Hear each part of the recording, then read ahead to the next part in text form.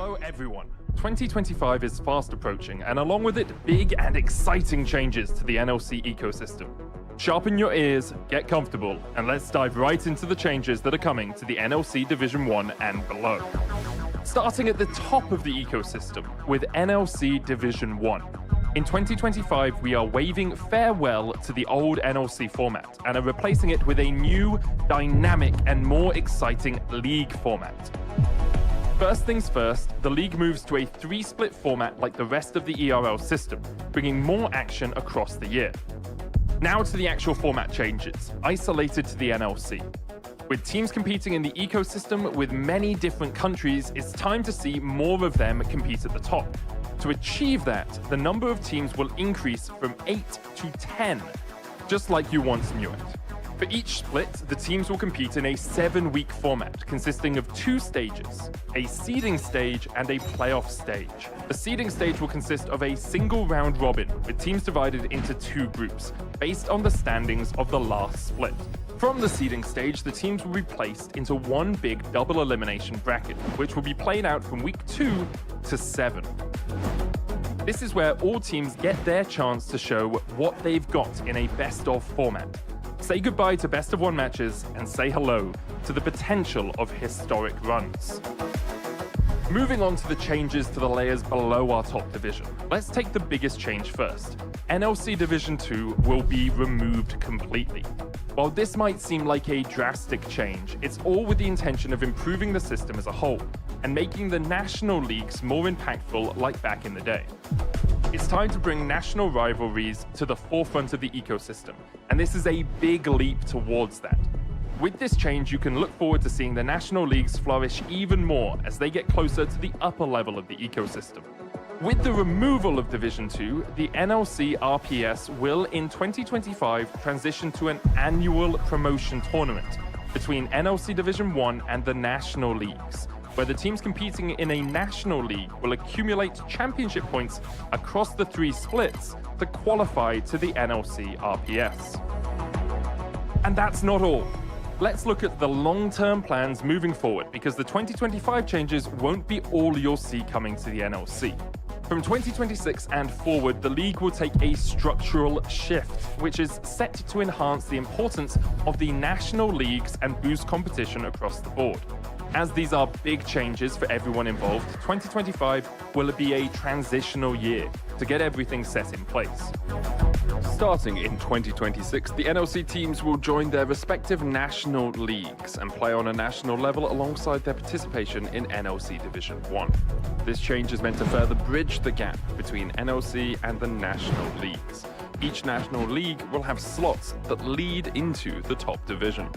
Teams can change on a yearly basis, with the NLC being played alongside the national leagues throughout the year. National league teams will accumulate championship points throughout the year, and at the end of the year, the teams with the most points from each national league will have a chance to promote to the NLC the following year.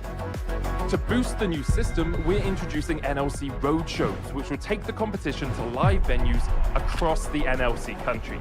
Expect awesome live events that bring the action closer to you than it's ever been before. That's it. The NLC plans are set in stone to bring you competitive action like never before. Keep an eye on the NLC social media channels for more updates on the new format. Are you ready?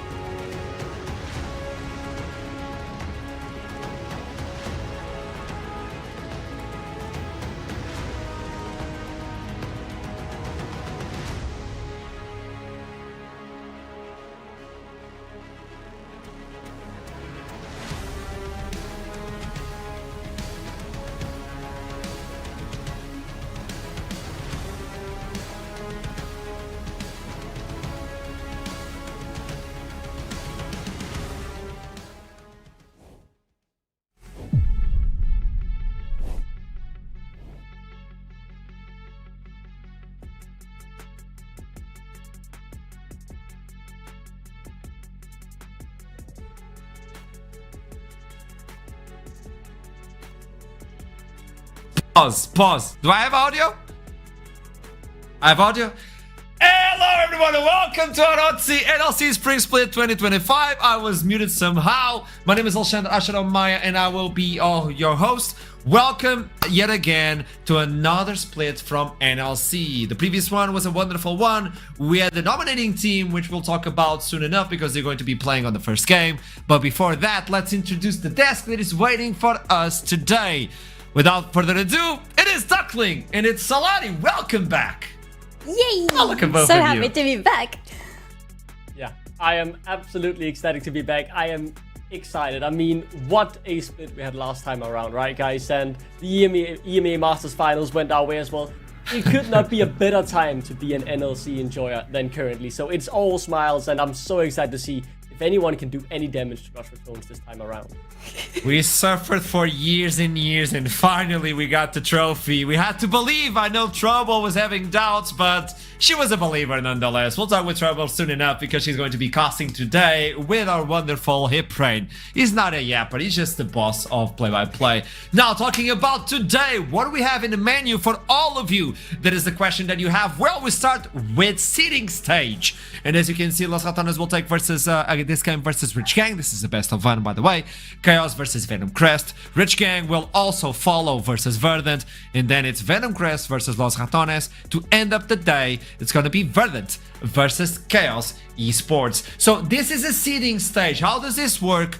All these teams will be fighting against each other. This is Group A, by the way. They have one day. If you get a win, you get a point. If you don't get a win, you're there, you're the spectator. On day 2, you try to do it yet again, and then all those teams move on to playoffs. And regarding your placement, you'll get attribute a seeding, and those who don't get any win whatsoever will be on the lower bracket, which means they only have one shot, one opportunity. But for that in mind, you have an opportunity to join us for the live event. Yes, it was beautiful to watch it on the winter in Nottingham, but this time, I'm gonna say it, it's gonna be in Denmark!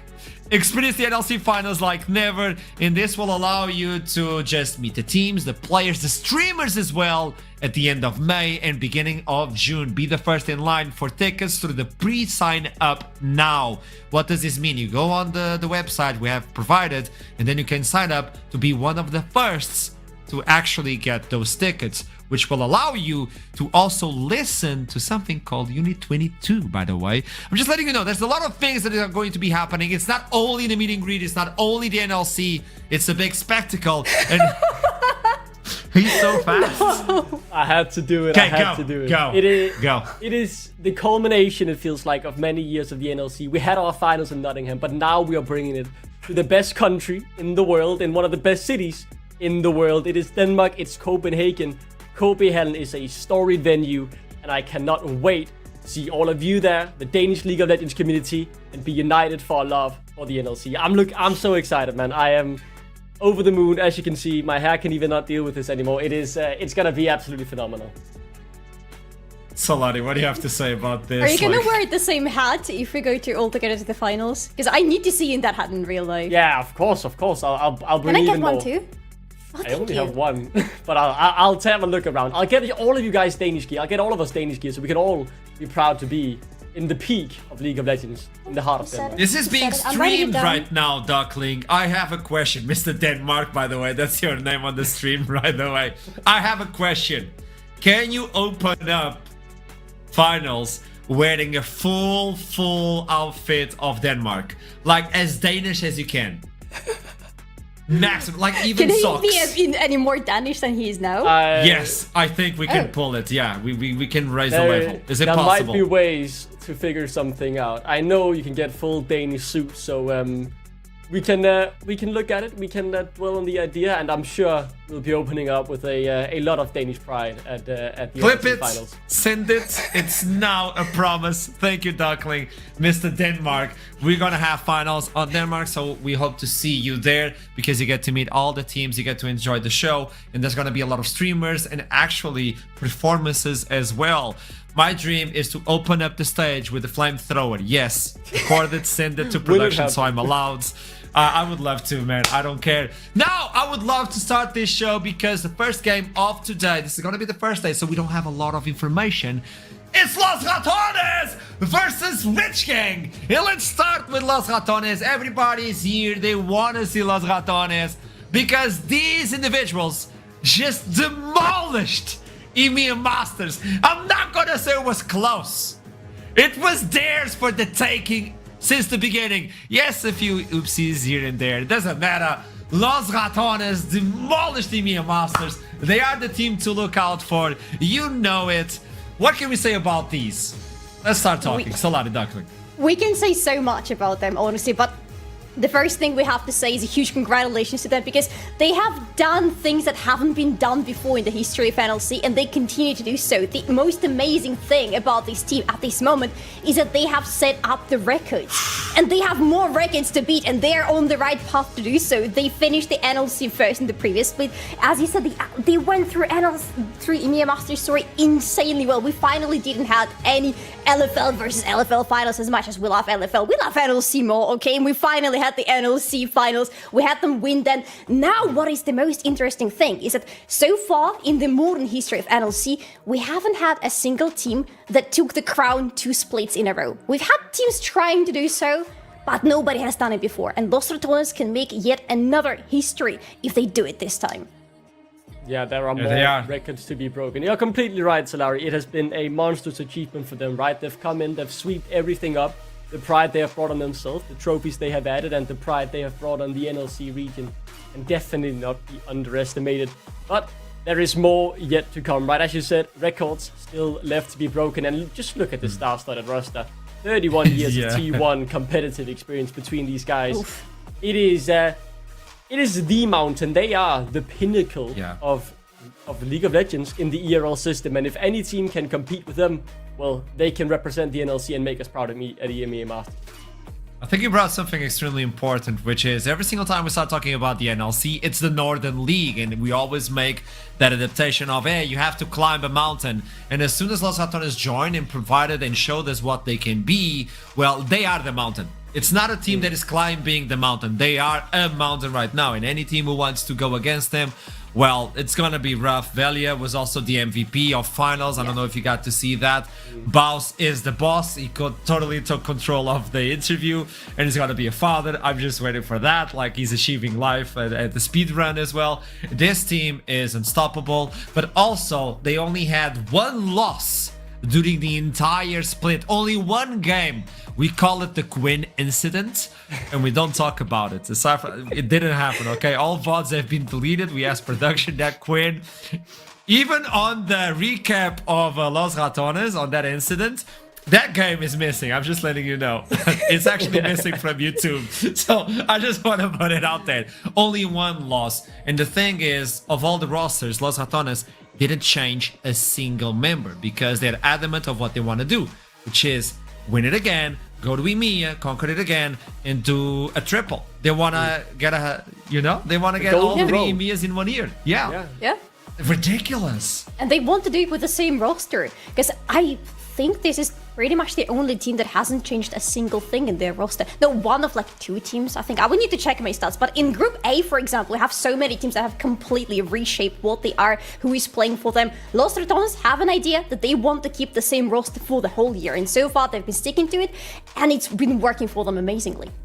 Yeah, so, you bring that up, tell me, Tuckling, because before I move on. Yeah, I just shortly wanted to add to that. There is, as you said, Solari, 1 more roster. Bulldog Gaming, we saw them at the LAN finals. Yeah. They haven't changed anything either, but Los Ratones and Bulldog are the only 2 remaining. And for Los Ratones as well, right? Started working since November together, so that means they've now worked almost half a year, and they are just, head and shoulders above anyone else recently.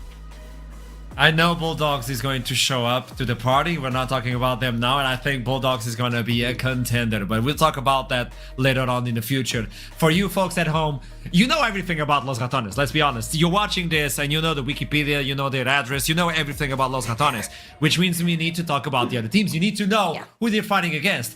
I'm not going to be gentle.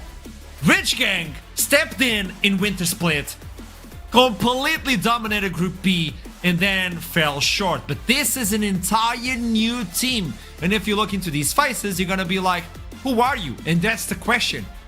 We know a little bit, but we don't have sufficient information to talk about Rich Gang. So we need to see their first game. I don't think this is gonna be easy. I don't think this is gonna be close at all. We need to be honest. So that's why we're keeping expectations low. So when they show up, we are surprised by this team, Rich Gang. Now, it's really important to say they want to invest in this talent, in their young talent. But Solari, you brought something up when we were talking about this team, which is the top planet, is really, really young. And sometimes that may be a concern, but Exofang is 17. And he completely destroys stages. So, just saying. Exofang is 17, but Conan, the top laner for Rich Gang, is only 16 years old. 16? And boy. He got the challenger last year, he was only 15, and his LP was absolutely insane. His rank was so high, and he's so young. And I feel like this is the pinnacle of what this team is going to be about, how we're going to be talking about them going into this split and hopefully into the next split as well. This is a developmental team. This is a team that has brought in very fresh talent, some like Conan having no professional experience, the others having a little bit, but mostly around Division 2.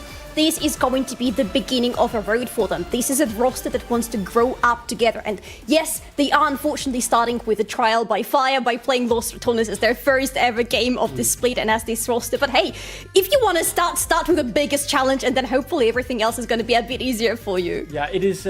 I completely agree, Solar. It is such a change of pace from what we saw from Rich Gang last split, right? As you can see from the results, 5th to 6th, that's not really anything out of this world. But as Asha, you said as well, they were dominant in the group stage, absolutely unbeatable in Group B.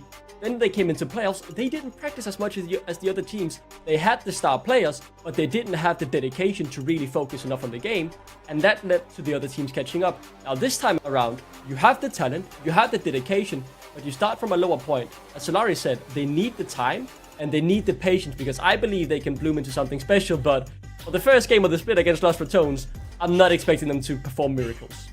Yeah, that's the thing. They don't have that experience. They don't have that much in-game play, like scrims. It's gotta be hard pulling a new talent team and say, "Hey, let's get scrims." Who are you scrimming against? Scrim bubble is extremely important. Solari, you want to say anything? Tell me. I just wanted to say that even though, yes, this is a new roster and this is really hard to start the split with Los Ratones for them, you gotta remember that Los Ratones just ended EMEA Masters. And since they won EMEA Masters, they had to play for such a long time that they had very limited time to do any scrims and any preparation for the split. So maybe that's something that Rich Gang have in their sleeves, hopefully just having a little bit more time to prep. Yeah. You know what scares me the most about Los Ratones? On the interview with Baus, before we move on, production, these musics are just, I'm just enjoying this. I'm like, this is headbanger after headbanger. I'm just enjoying this. Thank you so much. Now, Los Ratones, we finished. I asked Baus for a sentence he heard at the end of the game that he could bring into the conversation. It was instantly Crowny saying, "Hey, on that wave at 15 minutes, we could have slowed push a little bit better. We need to work on it." You're winning EMEA Masters, and then already thinking, "Oh, they have to improve and scream yet again." Yeah. I know Reckless was like, "Boss, we just need 2 days off. But after we're done, we go again." Tell me, Declan. It is very much that perfectionist mindset, right? That, yes, we just won the best tournament we can currently win in terms of the ecosystem we're playing in. But we did mess it up. The game wasn't perfect. They got a kill, guys. We could have played that fight better. We could have gotten the Drake 6 minutes in. Like, all of these small little decisions that ended up not mattering at all. They 3-0'd in the finals. But they were still, you know, it wasn't quite perfect. So they still have another gear to them. And yeah, I really like that mindset. It just shows how far this roster can really get. One thing we need to highlight as well is by the way, just getting information that Champion Select is a little bit delayed. Don't worry, as soon as we can, we jump into the game. We just want to make sure that all players Duckling, do your are thing, fitted please. correctly. Yeah, come on, Duckling. I'm sorry, I'm working on it. I'll start the game. One of the things is, it's the best of one. And curiously enough, I think Los Ratones roster or champion pool or ocean is so hard to beat because they can adapt to anything. Yes, it's true. You see a Shogath and you're like, yeah, this is top. Maybe it's mid. We don't know. Maybe that Volibear is jungle. Maybe it's top because you have Baus, you have Nemesis that can adapt really well. But Rich Gang is a question mark. So this might give them the lead, at least on the best of one, to pull something crazy. where Los Ratones are not expecting, go a little bit wild on any sort of tactic they can implement, and try to steal a game. Because if you get a win from Los Ratones on seeding stage, that means your team will skyrocket in terms of placements, Duckling. Yeah, I think it's a really good point, right? It is a best of one. There's not a best of 3 or best of 5. If you've in scrims been trying some weird tactic that's really been working and will throw teams off, this is the game to try it in. No one are expecting you to come in here as rookies and play a clean game of League of Legends against the EMA Masters Champions. You know, maybe just try your best, try something different and see if you can cheese your way. Yeah. Maybe an early game lead, maybe even you get a Baron, or in a dreamland scenario, you win the game.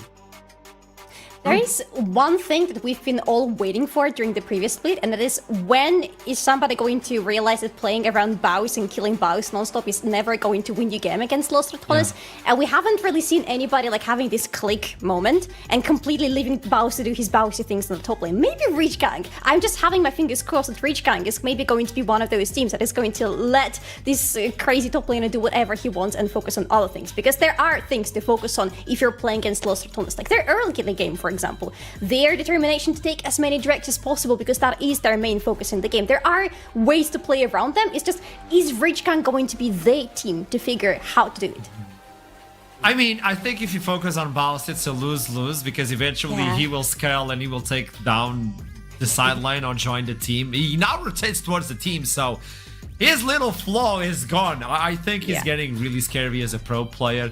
But one of the things I'm excited about this game is Conan, 17 years or 16 years right now, 16 years, really high in solo queue. This means he likes to challenge the enemy. And if he brings something like really high in challenges, bounces by himself, maybe that's the cue. Maybe that's the dream. Leaving the young kid who's challenger to just take down Baus as a solo queue game. I mean, Duckling is like, what, 15 years for like 10 years in a row? I don't know. Don't see the and he beard. never got challenger. Is that a beard? Looks like eyeshadow to me. Looks like I thought it was like Solari. low resolution or something that was Low giving resolution that. beard, yeah. You know, I'm still a few years behind on that compared to you, Asha, 144 but no. webcam that got you that. I don't know, tell me. I will say this though. If you're a 16-year-old wonder kid, right, coming in from the solo queue, very high LP, we're excited to see what you can do. Yeah. What are you hoping for to play against your first game? Some veteran who you know how will play, you know, they've been around forever. Or the weirdest guy in all of competitive League of Legends, one of the biggest things currently in League of Legends esports, who is just so weird in his gameplay. It's Baus. I mean, what a debut you will have here, right? Backs against the wall, you're 16 and now the first opponent you get to play against is Baus. And I mean, how are you going to deal with that? Probably played against him in solo queue a few times, but this is very different when a full team is playing to Baus Spring. But that's something you get to tell your kids about. Like, my first ever competitive game was against Baus. Can you top that? Yeah, and if he wins, you know, everybody's gonna be like at home, like, hey, take notes. This is how you play versus Baus. This is because nobody was able to get the reality, or at least the secret ingredient to play versus Baus. Even in EMEA, even when they lost versus KC Blue, it was like, okay, we now know what happened to Baus or what happened to the team. We adapt. Then we got to Supermassive, which was one of the most beautiful series, by the way. No, we're not buying time, by the way, people at home. We're not doing that. This is part of the pre-show, obviously. I'm just getting information that the game will start really soon, as soon as Duckling allows us. Yeah, Don't worry, really you know, my PC's lagging a bit. I forgot to update the client, so that's why we're a bit delayed here. I'm just getting in and there. I'm getting ready to press the buttons, right? That's what us casters do. Duckling start game. Production. Don't call me out like that. Production. Don't leak. No, yeah. Hopefully we get underway soon. I'm excited to see how the meta has developed, how the guys fit into the champions pool. I think for the jungle in particular, right? The Nefiri is enabled. Yes. I'm excited to see if that will go through. Win is absolutely disgusting at this point in time. Both in top and jungle, so as a high priority flex pick that we could probably see someone like Los Ratones maybe whip out. So a lot of options, some changes have happened, and I'm excited to see what that brings into the draft. And it's the best of one. Fearless don't really matter, so all the strong champions are on the card.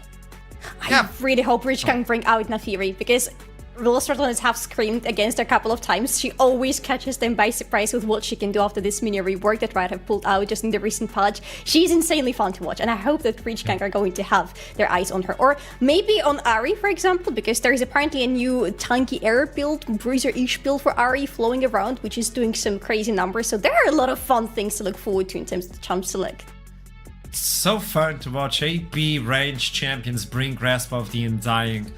Lovely. Also, I think Nafiri is a Baus champion. I'm just saying, Baus, come on. You know you're gonna pop off if you bring Baus that jungle? champion. No, I'm just saying Nafiri top. I think he could pull it off. It's Baus. He plays the supremacy. Like, he plays top, okay? Gwen, no jungle. Anything, right? Velia has been playing the Gwen, and he's extremely good with the Gwen, so keep that in mind. Now, I don't know if they are aware of what is about to happen, but I'm doing this in case they are not. Casters are already waiting. Oh, Casters, I'll see you soon because we're jumping into Champion Select. Apparently, let's go! First We game, are it's the in. best I started of the one. game, Bounce. guys. I remember to press play. Finally, thank you, Duckling, Duckling. start the game. I did it. It's all me. chat. Production It's all me. smurfing.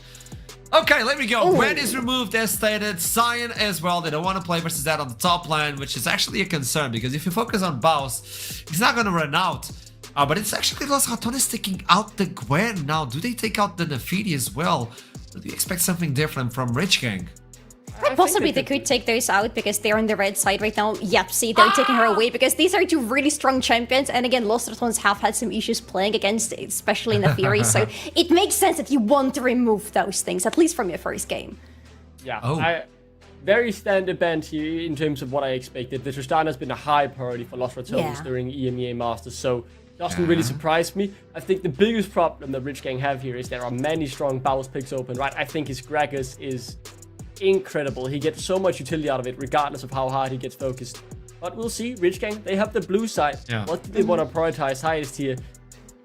Surely that's not the first pick, right? I mean, that's not what you're gonna lock in and slam down. It's maybe Let it just out of happen. respect for you, Ashram. Let it happen.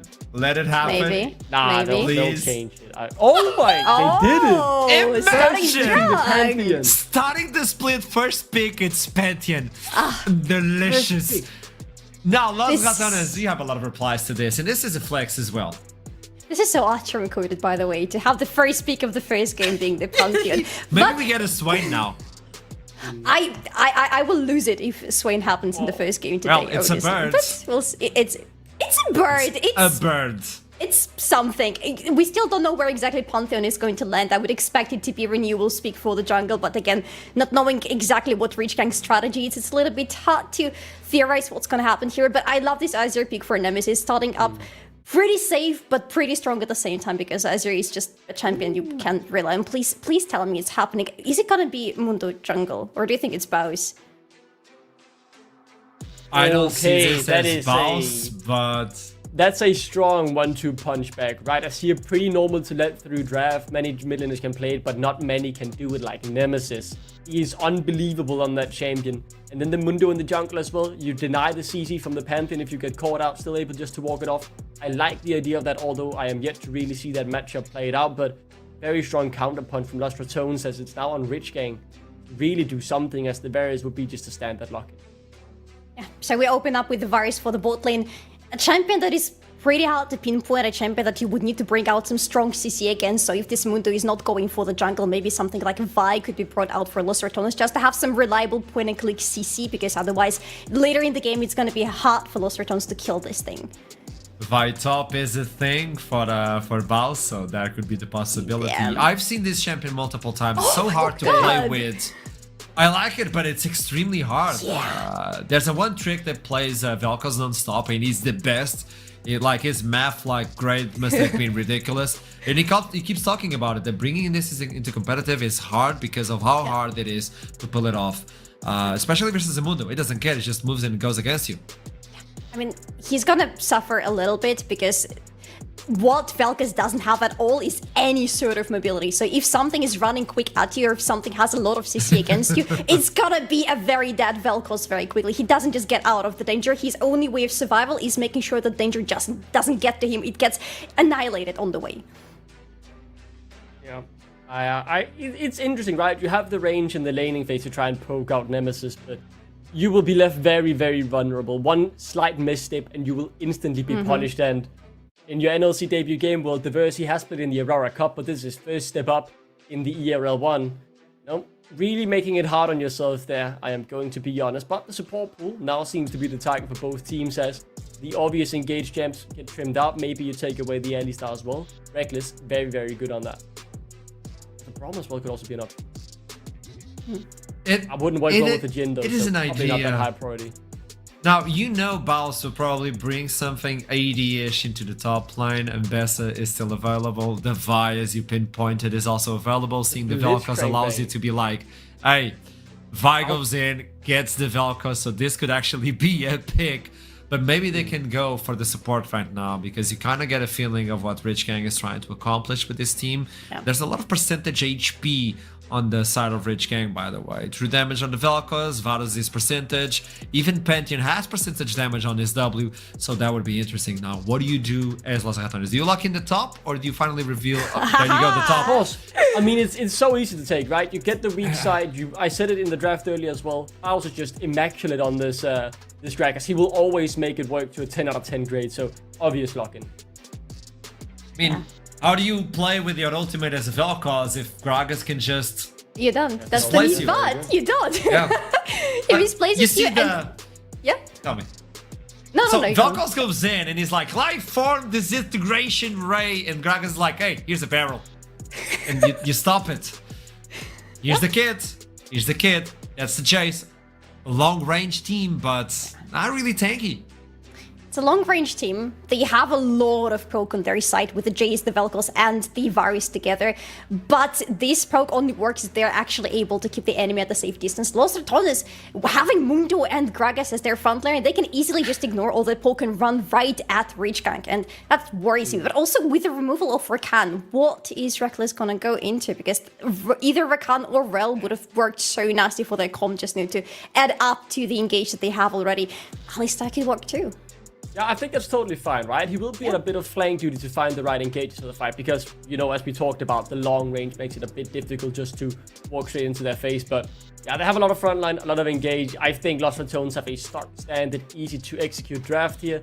Obviously, they are the heavy favorites, but I do favor that draft as well. Rich Gang, it's interesting, but it's really hard to execute. And when you're such a young roster, and this is your debut game for many of these players, all of them actually, in terms of NLC Div 1, backs against the wall, but maybe, just maybe they pull off the miracle. I don't think it's horrible, but Los Ratones, it's standard, it's safe, and it will definitely work. We talked about this, it's the best of one. You have to pull something interesting out of the bag in order to beat Los Ratones. It has been a quest for multiple teams. Nobody has achieved this, and this is why we are the Mia Masters winners. With that in mind, let's toss it to the game. I miss these voices. It is Hipbrain in Troubling. I have missed you too, Archer. Hello, everybody, and welcome to the caster desk. Hipbrain in Trouble here. Getting ready to jump into game number one. A lot to talk about. Los Ratones, we kind of favoured their comp coming into this game. Trouble, I think you can highlight these issues a little bit more. You were quite vocal about some of what was going on in this champ select.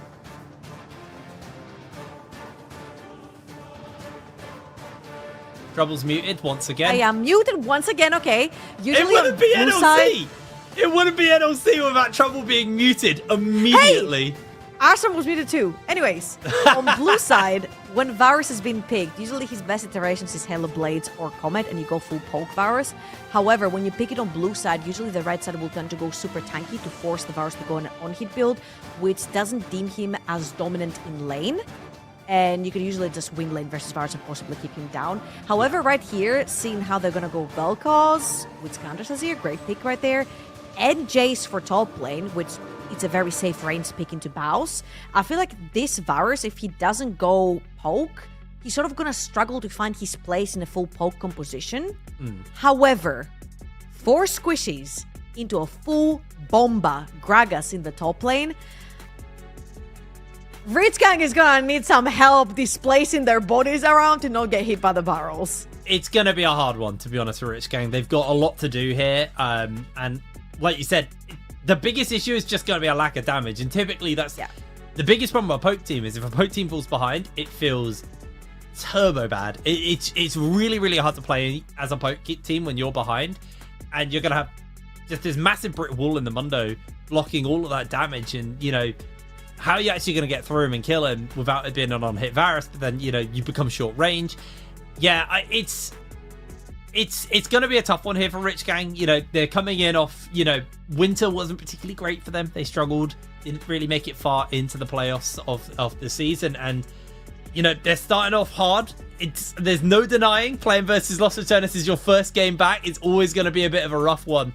But I don't feel like they particularly set themselves up for success off the back of the draft. But like you said, when you do look at the mid lane, you look at the Vel'Koz and the Azir matchup, that is potentially a window to kind of crack and punch a hole through Los Eternos, which then you can look to punish through.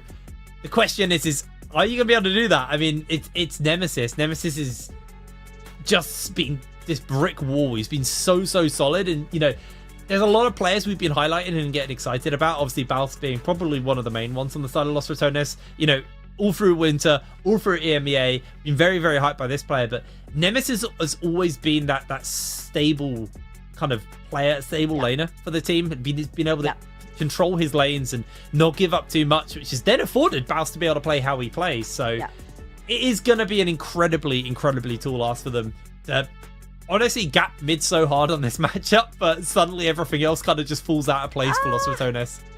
Okay, I feel like even if you gap mid with the Vel'Koz, which again, it's a great pick. It's got more range than the Azir, and traditionally it is picked to counter pick the Azir in terms of like the Azir cannot make plays on you, cannot push you out of lane. You've got a lot of push, a lot of wave clear, so that's great. However, my biggest question is Rich Gang started fantastically in the previous split. 4-0 in Group B, ended up being the placebo group because apparently the whole group just fell apart once playoffs started and it was only Group A moving forward. But now they're sporting a whole new roster full of rookies. And their first task is to bring down Los Eternos, which is one of like the most difficult tasks you can ask for. These guys lost one game the entire first split, and that was due to Cato's drafting. Okay, I'm not even gonna blame the players right there. Yeah, no, you're totally right off the back of that. I don't know. I guess like if you are Rich Gang, regardless of the outcome of this game, you've kind of got one of your hard games out of the way now, and you can focus on everyone else. But again, you know, new team, new roster, kind of get into grips with each other. You've definitely given yourself a hard draft to play out versus a very hard team to beat. So, if anything, for me, this game's going to be a real tale of mental fortitude for Rich Gang, because if you can fall back and bring this back, incredible mental fortitude. If you lose this game and then come back and, you know, win your next 3 games, also incredible mental fortitude. If somehow they pull the win out here, you know, if this team does get ahead, obviously that Mundo is always going to be an issue, but you can still look to blow up and kind of poke out everybody else. It's just getting around that brick wall of the Mundo. You can find windows and avenues into this game, but there's so much engaged on the side of Los Eternos. There's so much frontline. The Alistar is going to be a menace, and we saw Reckless perform on this champion consistently throughout last split. In fact, we saw a lot of our supports perform on the Alistar. It's been a very stable pick here in the NLC and just in League of Legends for this split, for this year anyway so far. So you've got a big front line to get through. You've got a very consistent back line as well. Azir, you know, sure gets outranged by the Vel'Koz, but in the chaos of a team fight, those Sand Soldiers just more than anything buy space. You don't want to be standing on top of them, especially when Azir hits kind of 2-3 items. So this game one, I don't think anybody is in denial that this is going to be a tall ask here for Rich Gang, especially off the back of the draft. But I don't want to completely count them out because I feel like that would just be almost too biased. But they have definitely given themselves a rough hill to climb coming into this game. And as exciting as the first game of our spring split is, we're going to give you many reasons to get excited because Los Eternos are back. They just won EMEA Masters. This is the first game back into the competitive season. We're going to have to throw it on a very quick break. We are dealing with a few technical difficulties, but once we're back, we're going to jump straight into the Rift. Don't you dare go anywhere.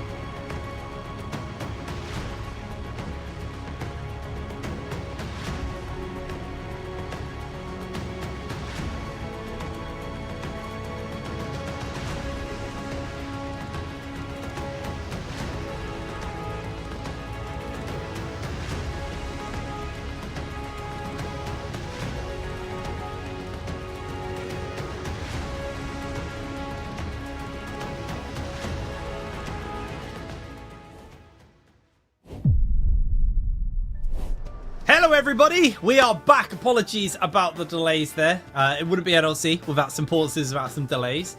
Also, the absolute nightmare fuel that is going on behind Trouble. What is going on in that cabinet? You're talking about my Labubu's nightmare fuel? Labubu? Yeah. That's nightmare fuel. That is some absolute nightmare fuel. All right. Well, next time we're on camera, we can talk about this. But right Yeah, now, we can. we're not on camera. Luckily, we are in game for our first game of the spring split. And our defending champions and EMEA champions, Los Returnes, on that red side. Well, yeah, actually already getting a little bit of scouting going out. Renewal just looking to see if he can deny something. Oh, hold on. Nemesis getting chunked out, though. Is going to back off. Did have to burn a flash. From the looks of things, no one on the side of Rich Carrying did have to burn a flash either. So getting that flash down, we already talked about it. The one lane that we're very confident in right now is this Diverse versus Nemesis lane. The Vel'Koz being able to win that matchup. Now having that flash advantage, it's going to do some wonders for them. I'll tell you what, that level 3 Pantheon is looking at that mid lane. However, I will say that Vel'Koz is being picked into the Azir to perma-push the wave and not allow Azir to get out of lane. You can pressure him under tower, you poke him under tower. You're actually like very oppressive as a champion into the Azir. So I don't know if Nemesis is going to give much area for Renewal to be able to gank mid, playing underneath the tower. However, what I wanted to bring up is that Veli is playing a very interesting champion. Natinat right now, who is the new Ruddy jungler, is 3rd overall in junglers and 4th overall in EU West in the ladder, playing Mundo jungle, having about a 72% win rate in about 170 games, which is absolutely freaking nuts. The top unit is pretty broken, the clear is fine, and you can also pretty much set up ganks by slowing and throwing your briefcase in this particular skin for the Mundo, but primarily you're just creating yet another wall in front of your backline. You do hit a point on the Mundo, or playing against the Mundo, where he genuinely feels unkillable unless you find him completely isolated and like 4 or 5 people jump on him. That kind of CC immunity from the passive, the health regen he'll get from the ultimate. It can be a miserable experience playing versus him. And like we said, Riskgang have a lot of poke. It's not that consistent damage to kind of whittle and chip away at that Mundo. So it's going to make life harder. And looking at Riven's summoner spell choices here, not summoner spell, root choices here. Going for the Meteor. No surprises, but is going to be going for that poke Varus. So your best shot at kind of being able to whittle down a Mundo has been heavily shut down off the back of that. But that's the future. Let's talk about the now. Right now we're seeing that exactly what we expected. Diverse is getting that shoving onto Nemesis and just completely controlling the lane right now. Nemesis consistently taking these cues actually from Diverse. He lands the knockup. Hold up. For damage. Passive. Does try and catch him, but Nemesis able to bait out and dash away at the perfect time. Although Renewal has found Boss here. Baus trying to make the escape. Opponent forces the flash. They jump in with the flashes as well. That was a pretty disorientated play. Baus able to draw 2 flashes out and make the escape. But Crowny finds first blood with the flash under the tower. Wow, okay. So usually when you're seeing Comet Virus is a very oppressive champion in lane. However, Jhin has some pretty good raw numbers in his kit in general. So his AD early on is pretty good. He gets the shove, he has his Q, he has his W. And let's watch this one more time. Crowny right here will actually get engaged by Nodu, but then Rhythm gets instantly jumped on by Reckless, falls too low. I think that was a very late flash coming through from Rhythm as Velia also has to flash, as I have just lost the keeper in for quite a while. No, I'm here. I was just letting you talk. Okay, Don't worry. He's there. All right, I'm here. thank you very much. And that was a very early teleport that was also forced by Nemesis, which then allowed Diverse to push that wave and get back on foot. Yeah, Diverse definitely has control right now. He's still got his own teleport to play with. As, he is missing a lot down to Nemesis. Nemesis suddenly just decided to start dodging, able to evade a lot of what Diverse was putting out. But again, that teleport advantage means this trade isn't the end of the world for him. As Baus getting shoved underneath his tower, but it's a Gragas, even if he is low, has a fair amount of sustain built into his kit. Yeah, Diverse not being able to quite hit those shots onto Nemesis. We did also see Velia burn that flash earlier on that invade. We did kind of interrupt our replay for it.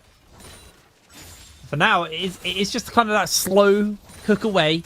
Have got the grub spawning up soon, though, so we'll probably see some action break out there. Question is are we going to see Nodu or Reckless roam up to try and contest these first round of grubs? All right, these rats really like dragons and playing around dragons, so I do not expect Los Ratones to actually swap to play for the top side of the map, especially since they have a pretty good reset. Nice little engage onto Rhythm there. Catching him out. Rhythm, like you said, no flash. Crowny, no flash either, though, so Nodu's able to keep him at arm's length. Just going to get a little bit of return damage onto Nodu. Honestly, beautiful play from Nodu, making sure that his ADC survives that. Yeah, and also Crowny uses cleanse right there a little bit aggressively, but didn't necessarily time it correctly with the stun coming through from Nodu, so he couldn't keep up. And as we mentioned, the rats like the dragons, and it is going to be Velia starting the dragon. However, it's going to be a handshake between Los Ratones and Richgang. Richgang's going to go towards the top of the map and get those void grabs. However, I will say that it's a good choice right here to handshake, also because you have things like the Jace and the Varus that can take down towers really, really quickly. So if you do manage to actually connect with the 6 void grabs, it's going to be a lot of damage towards the strat, just as Diverse has been a complete nuisance on that dragon. I mean, Reckless went very low. Diverse needs to be careful, though. It's going to just get flashed onto, forced back by the Emperor's Divide, and that is one dead squid. Crowny secures the kill. A little bit too far forward. I feel like some harass is good to come through the Velcos, but right now you just TP'd into lane and you lost your flash. Hold on, going a bit low. of trouble. Renewal's making his way over. Can Baus found the art play. Doesn't have his ultimate available. Renewal catches him, but no Baus with the belly bop to cancel the stun. Able to move away. Gragas is so infuriating at times. So infuriating. I think you mentioned it earlier. Oh, no. Oh, no. You just found him. You just found him. You just found him. He just knew. Heartbreak. Well, action potentially breaking out here on the bot side. Reckless does have that ultimate. In comes Velia. Not the ultimate, sorry, but he's going to go in for the flash. That's what I'm talking about. Ribbon goes down. They continue to fire onto Nodu underneath tower. Crowny is not going to land that deadly flourish. Good flash away, but in with the Grand Starfall comes Renewal. Makes that trade a 1-for-1. And I absolutely love the fact that Crowny has gone to Swifties. We kind of mentioned the fact that a couple of kills got away from them in the early game because they just couldn't reach. And now you've got so much movement speed onto this Jhin that's also got Fleet. So he's definitely going to be able to run you down together with Reckless. Obviously, Velia a little bit too overextended right there in this play. Will get punished by Renewal. This is getting a little bit scary territory for Richgang. We mentioned how, you mentioned as well, how a poke composition falling behind can be a very dreadful thing to play. And right now, Crowny is hitting 3-0, very close to his first item, 1,000 gold up onto a poke Varus. And right now, Los Ratones can pretty much just transition this Jhin around the map and just use him as their own artillery tower to pretty much take control of different parts of the map. Now they don't need to do necessarily much, as we do have a pause. We're back. Hello. We're back to the nightmare fuel. What are they? Wait. They're horrifying. I turned the wrong way. Yeah. How do you not know who? They're actually terrifying. How is this? Okay, how is this terrifying? What do you so mean? cute. How is that terrifying? That is so you just cute. Put a That is so demon cute. up to the camera and you go, "How is that scary?" That is cursed. All I'm saying, if I found that in an abandoned house, I would not be picking that thing up. Okay, but he's very cute. Okay, we're back in the game. I agree to disagree. I agree to disagree on that. Back into the game, though. Another kind of thing that I want to hit on is we talked about how the poke team struggles and it falls apart, but we also have to talk about Diverse as he's getting caught out. Crowny coming in. The laser beam won't be enough. Crowny secures another kill. And this Vel'Koz is not getting ahead. Now Baus has found Conan, catches him with the belly bot. Conan going a little bit low here, gets sped up. Baus is just waiting for the summoners to cycle back around. Can he get a belly bop in time? Good flash by Conan, able to break away. First of all, great roam by Crowny and Reckless. They knew that they would catch the bot lane because the wave wasn't pushing us hard enough from Rhythm and Nodu, so they did have time to go past that mid lane where Diverse had just blocked his flash, trying to harass around that dragon down the bot lane. And then Baus just doing Baus things. I feel like Gragas has been one of his scariest champions to play over the tops of the map. Renewal. He's in danger. He's going to catch the slow off, but they're going to flash onto him. Renewal tries to close that gap. That's going to be the spear to secure the kill, but in comes Velia, full HP. Ultimate ready to fire. They got the flash as well. Conan going low. There's the flash war from Velia. They're able to secure the kill. Ultimate ticking away, and that Mundo is going to be so hard to kill. Looks like they're just going to back off a 1-for-1 on the top side.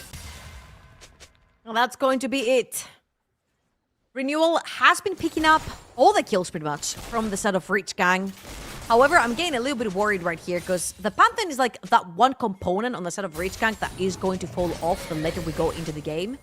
Yeah. Looking over to the other side, Velia has played some nutty Pantheon before and has gotten Lost Ratones out of very sticky situations, particularly at EMEA Masters with the Pantheon. So let's see if Renewal is actually going to be able to do the same. We have said over and over before, even though Velia did get EMEA Masters MVP and he did get Winter Split MVP here in the NLC, we have said that because he's the new guy among all the veterans, if you will, on the side of Los Ratones, that he might be the most under pressure when it comes to like new opponents. And right here, Renewal seems to be having the upper hand, of course, in this particular iteration where you're playing a more aggro tanking champion AD versus a tank. You're more likely to get ahead, and it's only 100 gold. However, Renewal has the chance right here with his first item completed as well to try and influence the side lanes a little bit more. The biggest problem I have with this Pantheon is he's doing a fantastic job now, but eventually this champion just nosedives in power. And that's the point where Velia is going to be a complete menace on this Mundo. So they have to gain something off these kills that they're getting. And so far, that is a plate top side, a plate mid lane. They haven't really been able to get too much off the back of it. And you're already worried about falling behind with a jungler who kind of just stops being a champion almost later down the line. It's going to be a major problem. And Diverse was our window into this game. We talked about how this matchup could be the matchup which you would look to punch through the Los Ratones defense, but unfortunately, he is 0-2. He is struggling right now. Grand Starfall coming in onto Baus. Baus just trying to go for the old escape, and He's just doing Baus things. they just give it up. He might even get a proxy off, although Rhythm's in the area. If I was Rhythm, I'd be very scary. He can't walk into him. There's no way you walk into him. Don't check the Gragas, man. Don't check the Gragas. But like, Baus is just buying so much time. Like, they're going to lose a tower. They're going to lose a dragon. Renewal is able to get 6 This is not grubs. good. That was such a waste of time, and Baus lives. Baus leaves, and I feel like for Rhythm, he's allowed to waste the time right there because he cannot walk bot lane. He can't walk mid because his mid lane is there. He can't walk bot because he knows he's under a lot of pressure to get dived right now, and he can't walk top because his top lane was just resetting. However, Baus... Laser beam on the one more Baus. He time. gets the interrupt. In comes Nemesis, though. Might be able to turn this one around. Flash comes out from Diverse. No Flash. No Flash comes out, and he's able to break away. But ultimately, this is what we talked about a lot last split with Baus. He's so hard to deal with, as Crowley instantly cleanses the chains. But the amount of time that Baus just bought so many plates, so much pressure over the Los Ratones, and the gold lead, almost 2k now for the bot side. Rhythm maybe finding himself getting dove under. Teleports are coming in, and Los Ratones is just going to walk away. Velia, no flash, but ultimate available. I don't think that Rich Gang are going to be able to kill him here. They are bringing Renewal in. Velia doesn't have that passive. He's going to have to pop the ultimate here, but now he comes to fight. Knockup comes in from Reckless, and that's going to be a shutdown given over to Crowley. He is 5-0. Rhythm will be taking shot after shot coming in, and that was absolutely flawless from Los Ratones. Don't lose a member. Reckless finds the next one, and Rhythm goes down. A double kill for Nemesis. A 4-0 fight to Los Ratones. Rich Gang are dispatched with kill. clinical precision, and Baus is trying to do his own Baus things. Just going on the top side. No flash for either. No, he does have ultimate, but he's going to use it to get away. Conan can't close the gap. That Gragas is out. No way. Insane. Baus is out. Los Ratones on a 4,000 gold lead at this point in the game. That Jhin is invincible. Nashor's Tooth also completed onto Nemesis Azir. He's gonna take that bot lane tower as well. Oh, that kind of hurts. And the cannon die there as well. Baus is still around. Just did the whole circle, I guess. One camp is gonna be taken away. However, with Los Ratones being so far ahead in the game, they can call the shots. They're jumping onto Crowny. Yeah, Crowny needs to make a run for it. Doesn't have cleanse, remember. Renewal's able to open up, get a big chunk out. Crowny continuing to run away. Renewal's able to chunk him, but it's not enough damage to one-shot, and that is just a massive cash out just sitting around. Like, Crowny's worth so much money through shutdowns right now. Wow. Couldn't actually get a summoner or anything out of Crowny right now. Reckless gonna be found in that bush on the side, and right here Los Ratones should be playing for the next dragons to come. It's going to be a Cloud Soul on the Rift. So Los Ratones, they already have 2 secured as Conan.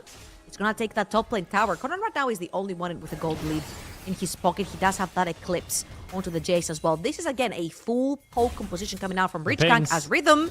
They have him on his sides. He's on the ramp, not the ramp. He has to flash away though. Velia continues to put the pressure in, and this will be a kill onto Nodu. Are they going to find the shot onto the Jhin? No, apparently not. Velia is going to secure the kill. They tried to get the kill over, but unfortunately not going to be enough. As Bowles is opening up onto Diverse. Diverse throws the laser beam down. No ultimate available to Bowles, but he goes down. Diverse is able to kill him. Now there's a fight continuing in the mid side.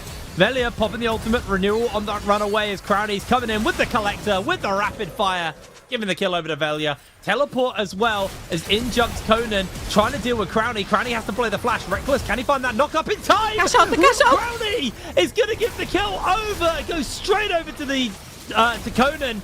Able to secure the chills. Chain's coming onto Nemesis. Nemesis just get the ult back with the Emperor's Divide. Able to get that one. Velia continues to fire on a Conan. They did get the shutdown, but they lost so much more for it. At this point, Los Ratones is just slapping them with their dollar.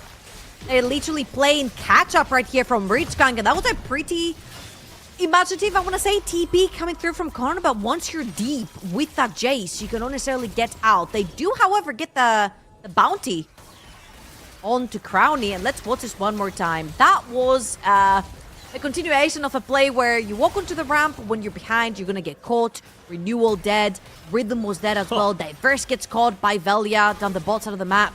And it's a little bit disastrous. By that time, Conan had TP'd in, trying to get that shot onto Crowny, which did net him 900 gold. And once Nemesis arrives with his own TP, he just pretty much cleans house. Oh, so we're back into action. Nemesis outside of that laser beam. They Oh, are he's able down. to get one. There's the knock up into the Deadly Flourish, though. Nodu under fire from Crowny, but Crowny's going low. That's not going to matter, though, because the damage is coming in. Renewal doesn't find the hit onto Crowny. Nemesis bags the double, and 4 members of Rich Gang go down once again. This is Dragon number 3. Rich Gang struggling now. Yeah, and I feel like this is not necessarily how a poke composition is supposed to be played. With a poke composition, you want to take control of lanes, push out your waves, take control of the neutral objective, and then when your opponents are trying to funnel through choke points to check out these reverse slots, you're literally there just poking them down to death. And right here, Rich Gang just went like head deep into the jungle of Velia right there. They do manage to kill him, right? They had Renewal and Nodu around, and everyone piled on top, throwing every ult in there. But once Los Ratones came about, Avengers assembled, and unfortunately, they had too much money in their pockets. Yes. They're just too far ahead at this point. It's feeling very, very hard. 7,000 gold over to the side of Los Ratones. Feet of strength in their pocket. They're one off Soul as well. Cloud Soul, you know, not always the most impactful, but Mundo with Cloud Soul, genuinely terrifying. Really, really scary to deal with. Byron honestly looks like a very doable thing for them, although Bounce is finding himself in a bit of danger. It's going to send Conan packing, able to dodge away on a whole heap of the CC. Somehow making a break for it. Bounce should be able to get underneath the tower. Renewal even ults in. Oh, it's not Baron, it's Herald. We're 18 minutes into the game. But Herald over to the side of Los Ratones. You gotta wait about 4 more minutes for Baron to make his appearance in the game, but this is going to be Rift Herald, and I feel like Los Ratones, if you look on the minimap, the second Bao spotted a second member down that bot lane, Los Ratones were already moving up to go for that Rift Herald. They're gonna take that outer tier 2 top lane tower, and they will catch themselves a squid in the process as well. Take him down. That makes it instantly a 4 versus 5, and Baus has spotted that 2 more members are down there for Rich Gang. This could be yet another bop on the tower. Vella's going to take that one mid. Really smart, actually, there from Velia. Is he going to be able to drive it somewhere else? He might be going bot lane. He's going bot lane. Can they get the damage off? He's trying to make the escape. Oh! No! He was so close! It doesn't matter. Baus has walked the wave in, and they can just collapse their whole team down if they want. Yeah, he used it as a taxi instead. Now the whole ball quadrant is taken away by Los Ratones, and this is going to be just as clinical as ever. They do have the items, death cap completed as well for Nemesis. Double items onto Jin, onto Crown's Jin as well. Baus gonna take the back right here, and one Rift Herald, one gank down bot lane for Baus. Costed one Rift Herald to reach gank, and their entire outer tower defense. That is brutal. That is absolutely brutal. Los Ratones, as efficient as ever with their gameplay. And I feel like these bases may be the final bases of the game here. Everyone's going to spend up that money, get back onto the map, and honestly, with Atakan up, you could force Atakan, you could wait for Baron in a couple of moments. You could even potentially siege, because again, you're against the poke teams. Poke team's behind. They're 10,000 gold behind. Now, poke is not there. Jace, idealistically, needs to have 3 items. Varus sitting on just a single item where the Jin is closing on a third. Like, you are so behind right now. Your poke is just not going to land. Velia is 2.5 items on this Mundo. He's got so much HP to cut through. I don't know if they're going to be able to do it. I feel though it's just a little bit difficult because there's a lot of wave clear due to the nature of like the Varus and the Vel'Koz. They've got like inherently a lot of good spells to clear out waves. So I feel like Los Ratones right here specifically because it's Varash's Atakan. I think it's Varash's Atakan at least. That's what I saw on the map. It might have been the flowers map one. bug. Okay, so it's Rune's Atakan then. Hey, it looked red on the minimap, so I was like, hey, that's perfect, because you can just take that and just throw yourself under the tower, take the tower up on the base, and then you can transition that to a Baron. However, still, that Atakan is really strong, puts you up ahead in XP as well. 2-level difference between the mid lane, 2 between the AD carries, 2, and Baus under attack. But once again, Yeah, they're going to immediately catch him with the belly box, then him packing renewals, trying to find the damage in. Baus is getting that Protobert out, but here comes Reckless. Knock up onto 3. Baus is in danger, but in comes Nemesis to try and save the day. They're going to slide in, secure the kill. Shuffle comes back in onto 2, but Crowny's making his way over. The Lifeform disintegration ray does nothing. The Zonias from Nemesis buys some time. He flashes over the wall into Diverse's pocket, but Nemesis finally falls. Diverse catches in on the shutdown. Velia dealing with the tower. Getting a kill onto Riven. Los Ratones look to turn it back around. Can they get a little bit more? Teleports coming through. There's the interrupt. There's the kill. Crowley, 8-1. Velia finds Diverse. Caught up by the knock-up.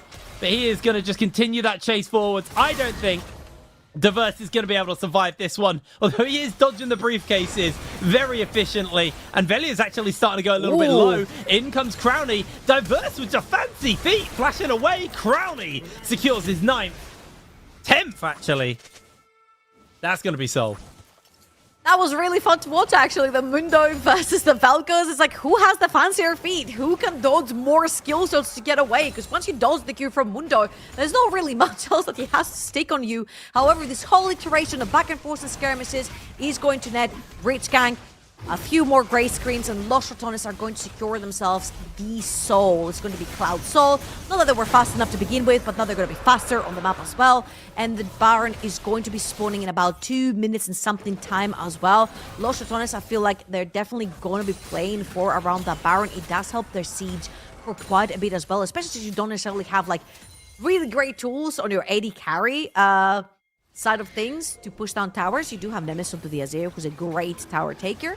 However, I feel like, again, due to the nature of the Vel'Koz and the Varus being able to push out waves, you definitely need that extra help from that Baron buff to take down the inhibitor towers. Yeah, absolutely. Having a look at the items, Infinity Edge now finished up onto Crowny. 2 items onto Nemesis. He's closing in on that Sonya's though, which was very impactful in the previous fight. Baron coming up soon, though. I think that's where our attention is going to get turned as soon as that one spawns up. Because like you said, the wave clear is there. Rich Gang are able to deal with it on the Crowny's damage onto Diverse. Absolutely abysmal. So much health is lost. Nodu going to tank those shots, and he should be able to heal back up before the next wave crashes, though. So, honestly, not much gain there for Los Ratones, although they are just going to collapse multiple members onto that top side. Baus just dealing with the bottom side, and the base will now finally be cracked open there from Los Ratones. 1 minute until Baron, is but losing so much HP. if they keep catching auto attacks like this from Crowny, I don't think there's much they can do. 2 towers are gonna go down. 3rd tower from the inhibitor defense is gonna go down, and only the inhibitor standing. Baus pressuring bot, Nemesis pressuring top. I think Reach can get a bit dizzy. They don't know where to defend. Well, they were looking for Crowny, but he's able to put the distance out there with those Swifties. Now they're looking for the lockdown onto Renewal. Renewal losing half his HP, jumps into Crowny, immediate cleanse comes out, and Velia secures the kill. Reckless in the meanwhile, just being a menace on the backline. 4 members caught in his CC. Life on disintegration ray, interrupted by Baus, and this should just be the ace. Rich Gang go down, a triple kill over to Crowny. An absolutely flawless fight, nobody falls. All of the inhibitors fall. Tower will be next up on the menu. Baus holds his life because he needs to jump onto the fountain, take a slurp, and that is it. 24 minutes on the clock. Los Ratones close it out cleanly. Wow. EMEA Masters champions, NLC Winter champions are not here to play. That was a very quick game. I feel like, again, when it comes to Los Ratones, every time we talk about them, we're like, they're just so good at playing around their own macro, using Baus, and that's exactly what they did here as well. However, I will say it over and over again, it's not just their ability to play around Baus when he chooses to int on a side lane, is their ability to straight up to strangle their opponents in lane. Like, Reckless and Crowny in this particular game were just invincible down bot lane. They were so clean down in that bot lane. Really just a superb performance from them. It's the only words I can really throw for that. Anyway, we're going to pass it over to the desk to break that game number 1 down. So Archer, over to you.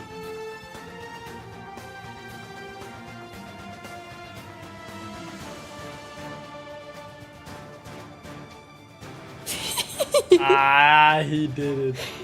He did it. Yeah. Do we need outro at this point? Just I'm gonna buy we a can new talk about the thing. game. This is not. It's the microphone. I'm gonna hit it. I'm gonna hit it. I think you need the microphone. You can summarize that game very easily. Los Ratones did not come to play, they came to dominate, and they did exactly that, right? I think Rich Gang, despite showing signs of life, and I like that they were a bit proactive, not just falling flat, it's Los Ratones, guys. I mean, yeah, you're just kind of cool. Yeah.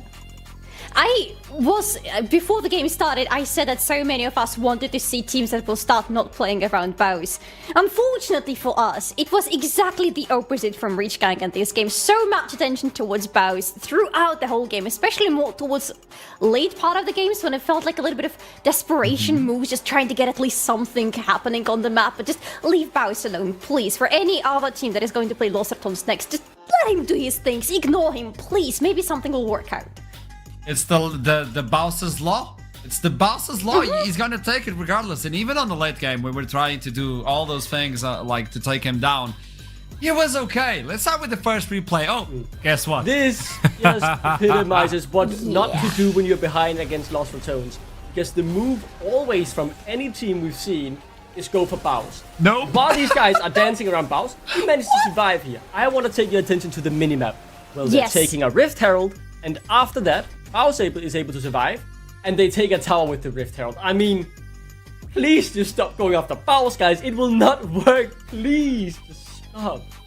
But before we continue, I have to say, Rich Gang were looking good at the beginning of the game. They had countless moments where they almost got the first blood. But that's the Vin Diesel quote of if it's a 1 meter or a 100 meter, doesn't matter. As long as you win, you win. And they got the first blood regardless. But there's some signs of life, at least in my opinion, for Rich Gang, which I think is going to be different versus a different team. I think this, for the different team, they would surely get the first blood. They would surely get some leads. They got the grubs as well. There's some sign of life. I want to celebrate that. For the other side, though, they're still clean. I think Crowny and Reckless performance on the bot lane was just disgustingly beautiful. Yeah, I want to actually disagree with you a little bit. It's not just that they're still clean, they have improved a lot. In previously already, we have celebrated a lot the synergy between Crowny and Reckless on the bot lane, both during the laning phase and later on in the team fights. It just continues to grow and being shaped into something more beautiful than before, because this team fight is an excellent example of that. Look at Reckless. Look at how he moves around the team fight, just knowing exactly how to reposition himself so that his team gets a better understanding of who to focus in this fight. Crowny, always in the perfect position for his Jhin ultimates. Every time you see one on the screen, you know nobody's getting to him and he's getting the shots. And in some other fights, Baus is not here at all. He's doing his Bausy things on the top lane. But in other fights that we are seeing later in the game, Baus finding those flanking positions towards the enemy's backlane, just completely disrupting them. This team has already been good, but they have improved so much. I'm getting scared exactly by that. I think they're getting better day by day, and that's kind of scary because, you think they reach a plateau, but they keep improving. And oh boy, yeah, they are really, really good, right? Brick by brick, they are laying the golden road. Potentially, they can walk here in the ERLs. They need 2 more NLC splits and 2 more EMA Masters, and they will have done what no other team have managed to do in League of Legends esports and win everything they could in a calendar year. They are great. I mean, they are all just so well aligned. They know exactly what to do. They're not really pushing it too far anymore, which at the beginning was a bit of a problem, right? They got a bit too caught in the hype. Baus was a bit too overeager on how many waves he could take. You don't see these mistakes anymore, and I thought by the highlight we just saw as well, the target selection was on point. They made sure not to go too far, but they were there to back each other up when someone went in. It was, just phenomenal, cleanly executed. You couldn't lay a finger on it and criticize anything. I'm gonna say it. Okay. We have a replay. I'm gonna say this afterwards because this is gonna be kind of big. Yes. This is a good team fight, but see, look at Vel'Koz. He does what he needs to do, but then it's the Baus. It's exactly the fight I was talking about. The Baus finding this angle because Vel'Koz is not allowed to ult at all. The difference between Vel'Koz and Jhin, they're similar in terms of when they ult, they want to be safe, but Vel'Koz was never allowed that safety. That's a ranged top lane versus Gragas, and Gragas gets more damage in hit. Is this legal? No.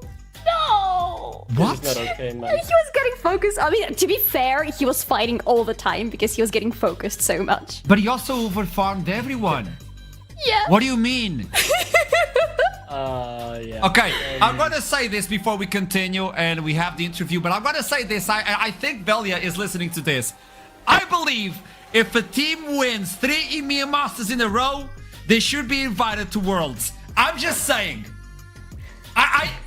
Hear me out. Yeah. Hear me out. This should be law. Let's bring in Velia so we can talk to him about it. MVP of finals. Welcome. Oh, you got the hoodie as well. You're looking clean. How are you doing? Welcome to the interview. We get to talk another one. Thank you for having me. This was a clean game, wasn't it? This was clean.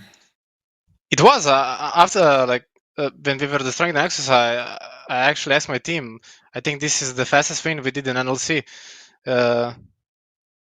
Maybe I'm wrong, but it felt really fast. It felt easy. We were on the same page, and really happy with the performance. Do you agree with us? We were talking about this, but it looks like even after EMEA, the team is getting better somehow. When you look into a team and you're like, oh, they're really good, but they still get better. Are you getting the same feeling as you're playing?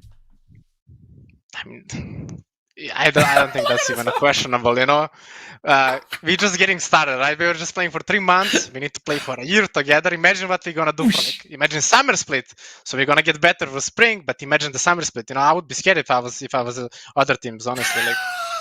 We're getting there, Valen, do you agree that if you win 3 EMEA Masters in a row, you gotta get a ticket invitation to Worlds? Like it has to be a law, right? Like it should be a law. Like, I think if it's us, yes. If it's us, yes. Looks good. Tell me something. New season, everything is new. Like it's a new game plus for you guys. What's the main objective for you as a player? What's the main objective? Can you repeat? Sorry. Like new season, new split. What is your main goal as a player right now? My personal goal, or yes, your personal goal as a player. To get better, to get better, to become a main shot caller, so everyone can listen to me and trust me, and maybe to get out of Flow Master, and Okay. I have one final one. I was watching a few clips today, and I got one from Baus where he was looking at KC and also G2 placements on solo queue. Everybody's in top 20. And it was like, you know what? Los Ratones have to do this as well. But then he watches Zone Elo. It was like, this might take a while. Do you think it should be an objective for the team to also be really high in solo queue? Because that's really hard, isn't it? Well, I think it would be really nice because, I was personally just high-elo for the past 4 years, and I was like either teamless or in not the best teams. And now when I'm just 500 LP on 3 accounts, I think I'm just performing the best, and I'm just peaking when it comes to like game knowledge and my skills. So I just don't know what it is. It feels like if you try hard too much in solo queue, you just can't keep up with the good performances in competitive. But I think it's really nice to give your all in scrims, in competitive, and in solo queue to play the highest League of Legends you can play. It's not the same when you play Challenger top 10 solo queue with other LEC players and like Love Master solo queue, But yeah, I believe at some point we're gonna do it. I think we can reach like top 50, all 5 of us easily. We just need to want it bad enough, I have one final question. This is a personal one for you, okay? As soon as I did the interview with Baus and he told me like, I want to be a father, I want to have 2 kids, I was like, man, that's wholesome. Velia, what's your main, like your final goal, your biggest dream in life? That's a good question. Come on. To reach LEC at this point is for sure to reach LEC, hopefully with lesser tones, and to win it, participate in worlds, and do good there. Maybe win the worlds. You never know. I like it. That was a big smile when you said that. Let's hope it actually comes true. Velia, thank you so much. Good to see you again, and best of luck for this new split. You're the big one. Thanks to you guys. Bye. Man, that was oh! Man, I don't know, these songs, man! Ow! Okay, with this in mind, I'm just getting the information just like this. Evan, any final words for this match? We had the worst scenario and the best scenario prepared for Reach Gang, and even though they lost this game by a lot, I think it's safe to say that they have reached the best case scenario. I'll say it's simple: domination. What is this? I mean, you're caught up in the tunes, man.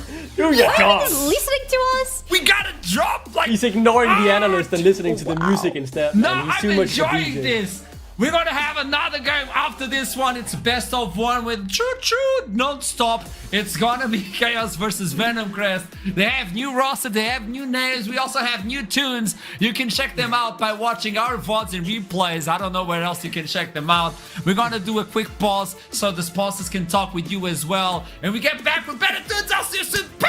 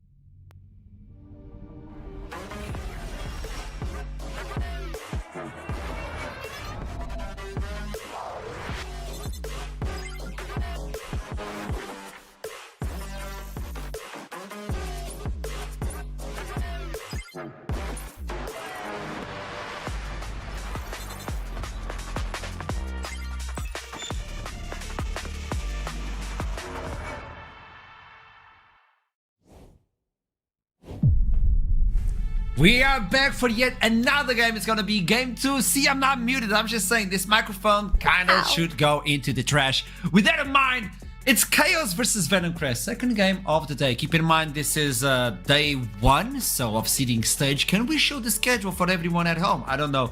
Maybe this is too short notice for production. If we can, eventually, we can show that schedule for you folks at home. There you go. Production is killing it. So this is going to be the second game, Chaos versus Venom Crest, and it's a rolling schedule. If you get like smaller games, we move on with it. Rich Gang is going to play right after this one, so you don't have a lot of time to breathe. You lose, pick the bag, and go for the next one. We never stop. Now, talking about both teams, we have Chaos and Venom Crest. What can we talk about Chaos? Because Chaos is a new team, new roster. They just redid everything. Yeah, Chaos, a newer organization into the NLC, right? They promoted into Winter Split, and they are still trying to find their footing here in the league. They had some slight ups, but most of the time it was a bit down in Winter Split. So they've rebuilt from the ground up. They've changed their approach, and while they're trying to find their footing, they're allowing for the rebirth of many former competitive players who will be back for the first time in years on their roster. I am very excited, as 4 out of 5 players are Danes. I have to mention that by law. I am very excited to see some of these guys back. The levels are interesting to see because they need to get back, right? There might be some rust. Some of these guys, in particular, Vayu, hasn't played competitively since 2020. That is quite a few years ago, if you remember. So I'm excited to see what kind of shape they're in, but I'm sure they'll heat up during this play. Listen, we can talk a lot about Chaos and their new roster because it's definitely really interesting. We have people who have been playing for like a decade, like Rhea and Zoran, for example. They started their careers in 2015. But what I find super, I think that's not the roster, by the way. That is just the roster for today. There has been some substitution for just now. Vayu, the former support player, is playing mid lane. He's supposed to be in the top lane, but not for this matchup. Zoran is out substituted, so Vayu will play mid lane. And Turtle, we all know, famously solo killed Perks in Winter Split, is playing in the top lane again. Oh my god. That... Tell me Solari. Yeah, I'm just thinking, because we have Chaos Esports, right, and they're playing versus Venom Crest, and if you look at the two rosters together, it starts to look like a crime scene, honestly, because if you look at those names, they're all interconnected. If you look at the regular rosters without Turtle, if you look at the regular rosters, 7 out of 10 people who are going to be playing in this match, they have played with each other before in some shape or form. We have Gooby, for example, who has played with Niter, he has played with Vendel, he has played with Vayu, he has played with Doxy. We have Rhea, who has played with Vayu, Gooby, Vendel. They are all interconnected, brother. They have all played together for so long in so many different places, including in the NLC, by the way. Yeah, are you okay, Solari? It is one big web, right, between these players who have all played together in and around each other in the NLC. Most recently, actually, someone like Nida and Gooby played on Chaos in a one-off tournament with 3 of their current members as well, right? These are players who know each other in and out. I'm sitting there in the chat as well, in the lobby, and they're asking each other, are you going to play this champ today? Because they don't need to study for each other. They know each other in and out. They are all very good friends, really, and that kind of paints the picture that it's a bit of friendly fire in this matchup, and I'm excited to see who comes out on top and gets those bragging right. This could actually be complicated because you know the other individual so well, because you already played with him, against him. You have so much information, personal information of the enemy, that leads you into play a different sort of gameplay that you should do on a normal game versus someone you don't know. Apparently, it was like a big web, Solari. I can see there's a visualization of the... Wait, what? I spent way more time on that than I'm ready to admit, okay? But I really wanted to connect all the dots, and that's why I'm saying it looks like a crime scene graphic. Look at that. 7 out of 10 people have played with each other, and that goes on and on. Yeah, it's Detective Solari on the job, right? All of these things have interacted with each other at different times. Some of them have played together on Verdant, some have played together on different teams, on different things, and one of the things that really interests me when you look at this Venom Crest roster is not the fact that it's 5 Danes, it's the fact that ADC, Goopy, has a role swap to the jungle, a very different role, that I'm excited to see what he does there. Yeah, of all graphics we had today, this was the best, by the way. Yeah. I was just letting you know. Tell me something. Continue. Thank Thank you. Gooby is such an interesting case here because we already have a little bit of changes in Chaos, but most of them are coming from the substitutes for today. Gooby has role swap for good. He has been playing AD carry for so long, and his champion pool for AD carry is a very, very big one. But now he's going to be playing a completely different role, and that's why my attention personally, and I think yours should be on Gooby as well, because how well is he going to feel into this role? The champion roster, the champion pool is not going to be a problem for him, most likely. He plays a lot of different things. How is he gonna feel with his rotations? How is he gonna feel on the map? That's gonna be a big question mark for Venom Crest and Gooby personally. Oh, then Nafidi keeps getting kicked out. Yeah. As well. Okay, GP. Jesus so these are being Christ, targeted right now. Gwen is really strong. We talked about it previously. That's gonna hit the ban as well. The final one before we start seeing those picks from Chaos and talking about that, you were talking about this team. High expectations. They had that idea on the previous split of, hey, let's just go in, try to kill as many as we can. They couldn't get it. And now with this team, they should do something different. But Venom Crash is one to look out as well. No, Duckling? Yeah, I think, in my opinion, they should be contesting for top 4, maybe even qualifying to land. These are 5 very strong players with 5 very high floors. I know their level is all good. It is simply the fact, can Gooby adapt to that jungle position as the AD carry? That's the big question mark. We'll be keeping our eyes on that. But as the draft progresses, the bans come through. I'm surprised the Teemo ban isn't against Venom Crest, as they played it in scrims most recently in the support position. But the Cho'Gath, safe first pick with a lot of versatility in terms of where you want to play it. This timeline is weird. I know, Salari. It's a different timeline. Yeah, I'm processing the Teemo information. I'm just so happy that it's banned, okay? But what will Venom Crest go for? Because have we talked about the fact that we have Kobe, the ex-LEC player, on Venom Crest playing in this very game? The timeline is absolutely insane, but he's going to be the one playing Ashe in this one, starting off with her. Braum is still available if you want to go for those, those good combos that you just know that work on the bot lane. I am so excited to see Kobe in this game. I'm actually losing my mind right now. Take it away from me, Duckling, because I'm gonna fangirl Kobe so much. I mean, a veteran of the scene, right? Kobe has sadly rarely won many trophies, but been to Worlds multiple times. He had his stint at TSM in NA. Didn't quite go to plan, but you know what you get with Kobe. You get a good, solid, reliable AD carry, and I think he really needs to be the rock on what I expect could be a bit chaotic Venom Crest roster. As the Viego, I saw that mentioned in the pre-game lobby as well, asking is it a Shakal's day to play that Viego. Shakal, certainly an interesting player to watch, who will now have a lot of agency in this game as well to fulfill the role of Viego and really put that pressure all on himself. Final pick before we head on into the second phase of bans for Vayu at this moment. Mid lane, what you surprise us with? We were not expecting you in that lane, and it's going to be a Corki. So they have the AP, they have the tankiness, they have the follow-up, we have the assassination, and also constant damage coming in from the Corki. On the other side, Ashe and Rumble instantly to the Poppy. Okay, not understandable. Okay, no, we have with the Rumble already locked. We can probably expect that this is going to be a Vandal pick, so this is can be Ashe and Poppy on the bot lane, with bot lane pretty much still being open for Chaos because we don't know where Corki will end up.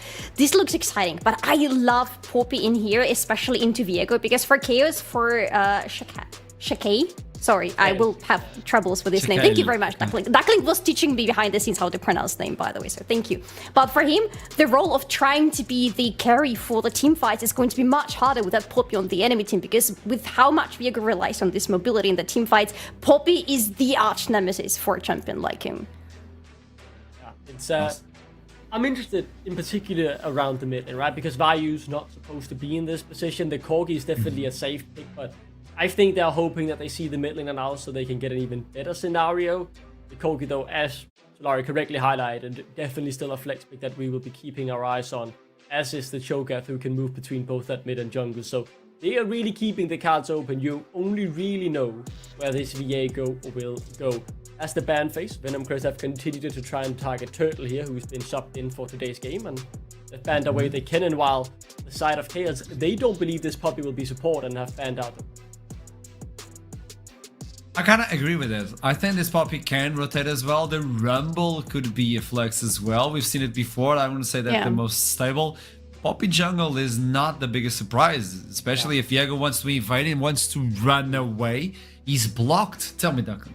Goopy has played it in scrims as well. I managed to catch their scrims on Saturday, and outside of the Teemo support really making me question my existence, I did see quite a few puppy games out of Goopy. So for someone who's just transitioned to the jungle position, I think it's good to get a competitive game on someone who you have scrimmed a lot with on this team. Tristana was banned on the first game of the day, but it's not banned right now. Blitzcrank was another one to follow through. They have to reveal finally something, where at least one of these champions is going to be played. If they go for that Tristana, at least you reveal what's in the mid lane, but that's a lot of AD. Only Rumble will suffice on the AP role.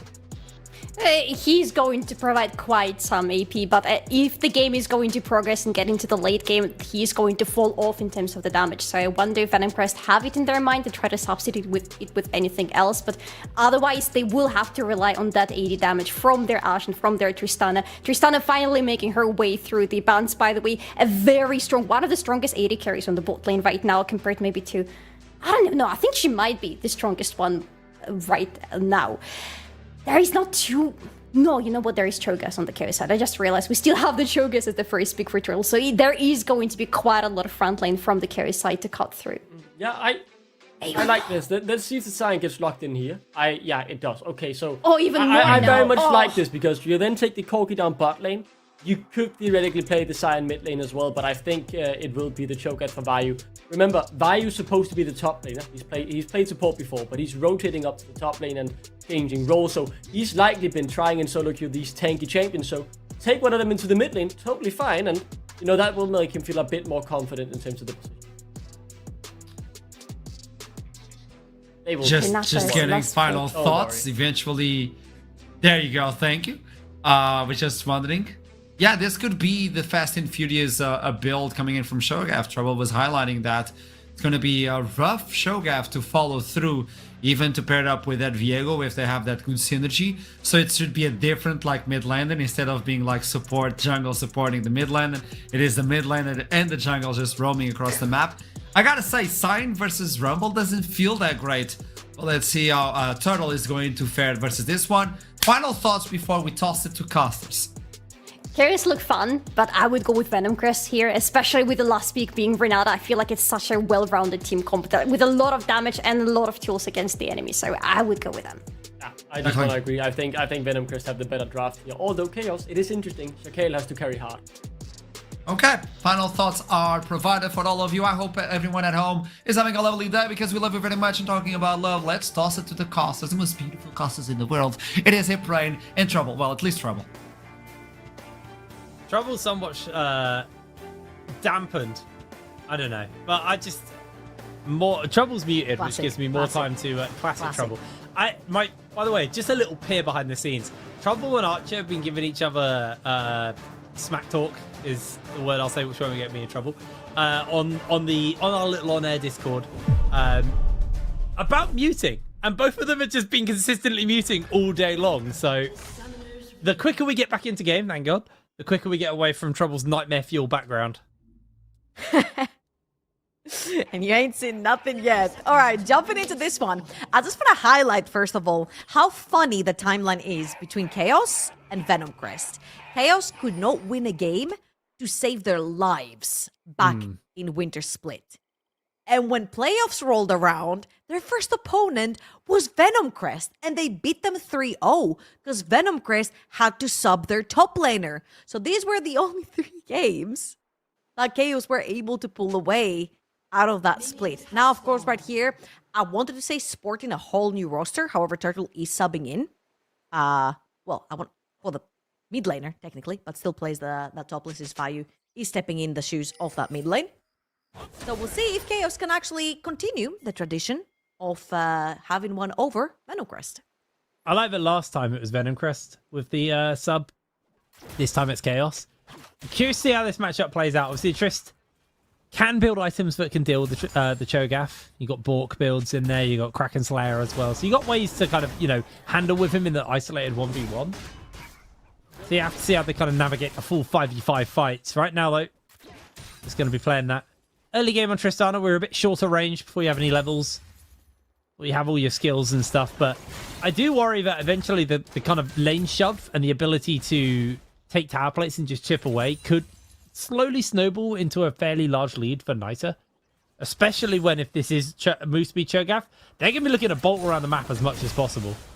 Yeah, absolutely. I actually really like the Fast and Furious version of Cho'Gath. Nemesis brought it out last split as well. He plays it in solo queue too.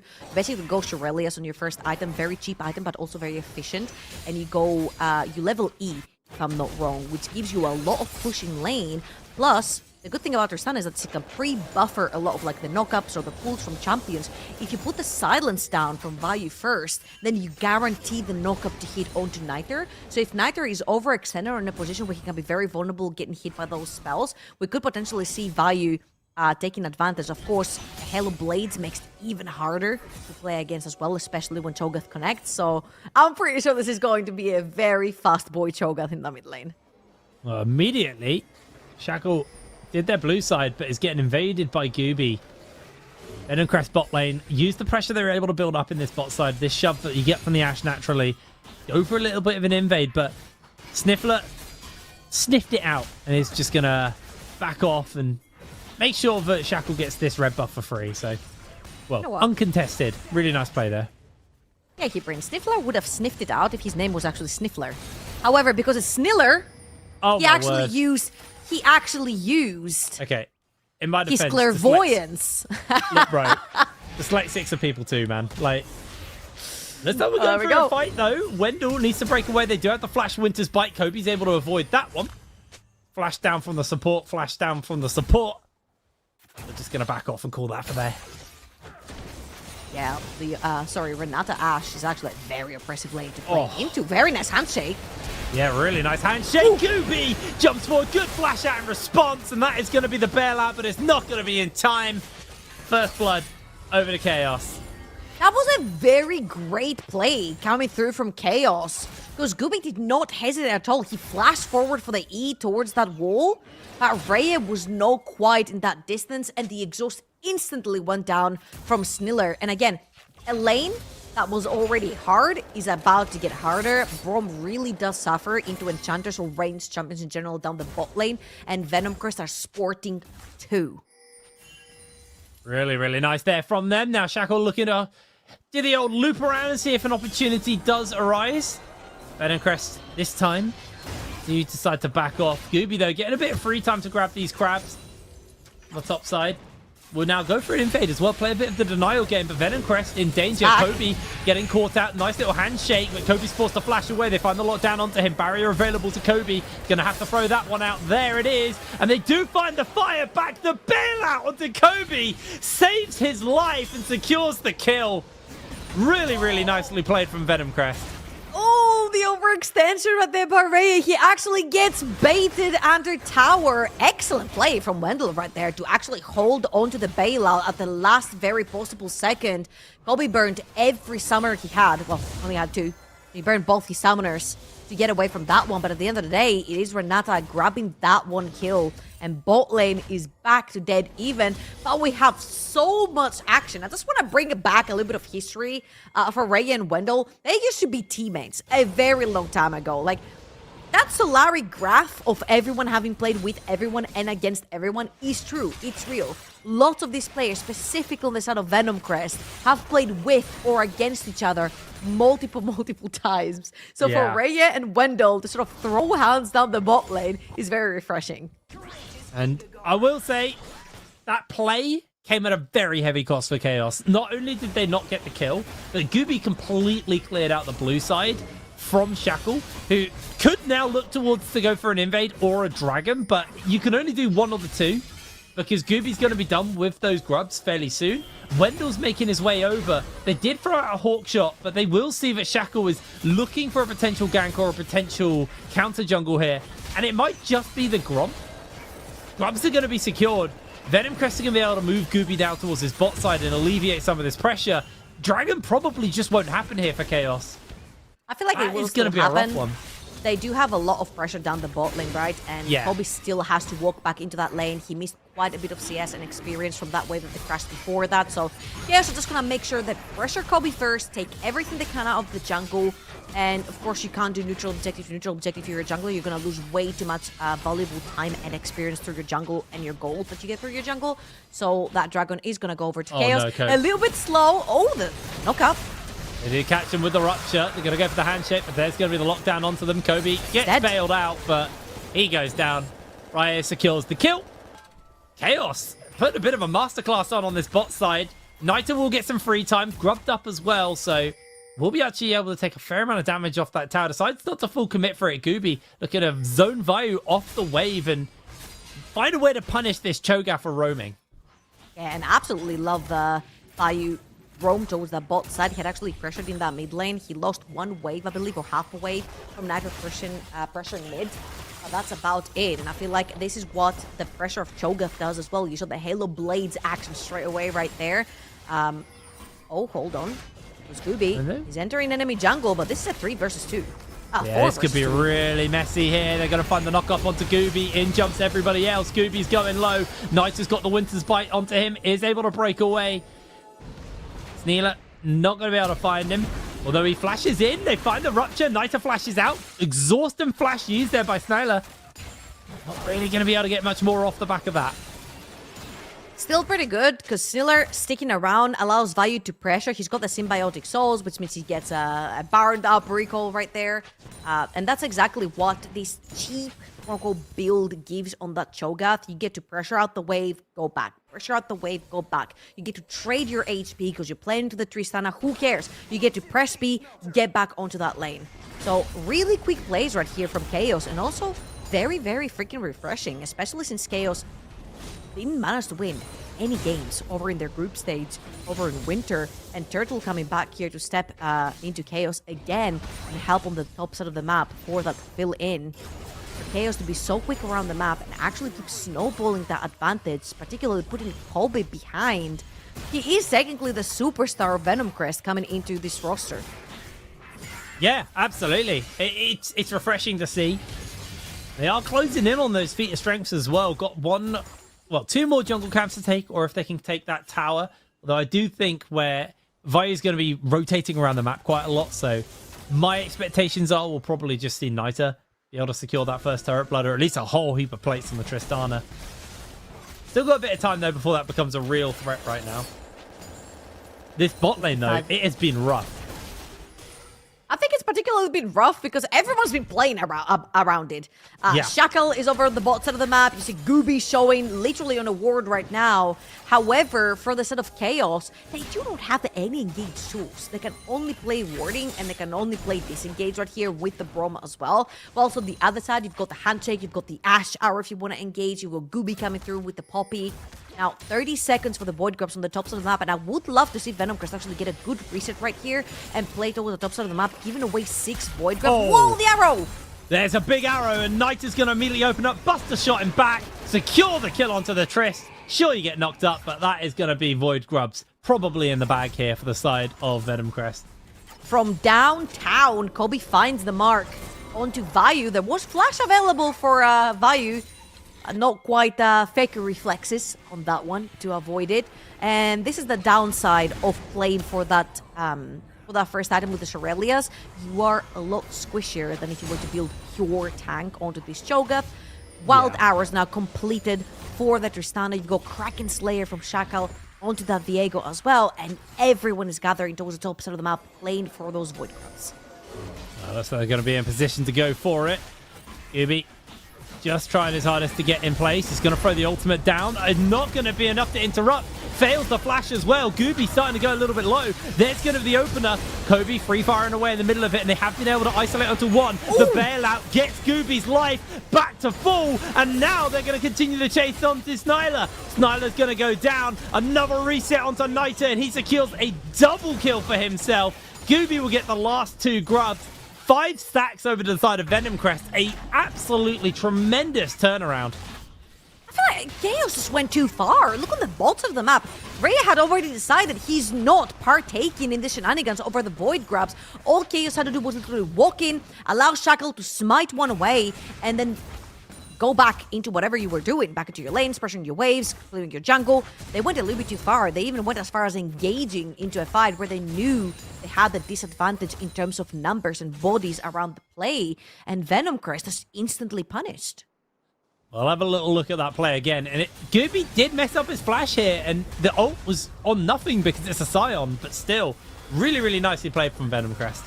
Yeah, that was an excellent play from Turtle right there to press R onto the ultimate from Gooby, but the bailout is going to be the bane of Shackle's existence, especially when you're playing reset champions. Having that one ability that will deny you the reset, which means you end up dying, which means the play doesn't follow up. Like, it looked initially good from Chaos, but they just got outnumbered. Yeah, it just stacked up too much too quick for them. Did gain a bunch of plates out of Raya, though, on the bottom side on that Corki. But the problem is now you're playing into 5 grabs on the side of Venom Crest. Like, if this Tristana is left alone, a tower will evaporate to them. Shackle was able to avoid getting caught out by the Hawk shot. Niter now, the on-tiles, wild arrows in his inventory. Starting to get quite strong. Is there going to be a contest here from the side of Chaos? Niter going to honey fruit up, make sure they have some health to work with. They've got the knock up from Gooby. It goes wide, and they are able to secure themselves the dragon. Gooby puts up a really good steadfast presence. Taxi's out using the crab, and Venom Crest get that uncontested. Really, really nice from them. They even rotate Doxy into mid lane to make sure there's nothing to be gained over there. He will lose maybe a plate on the top side, but Turtle may struggle to be able to translate this into 2 plates.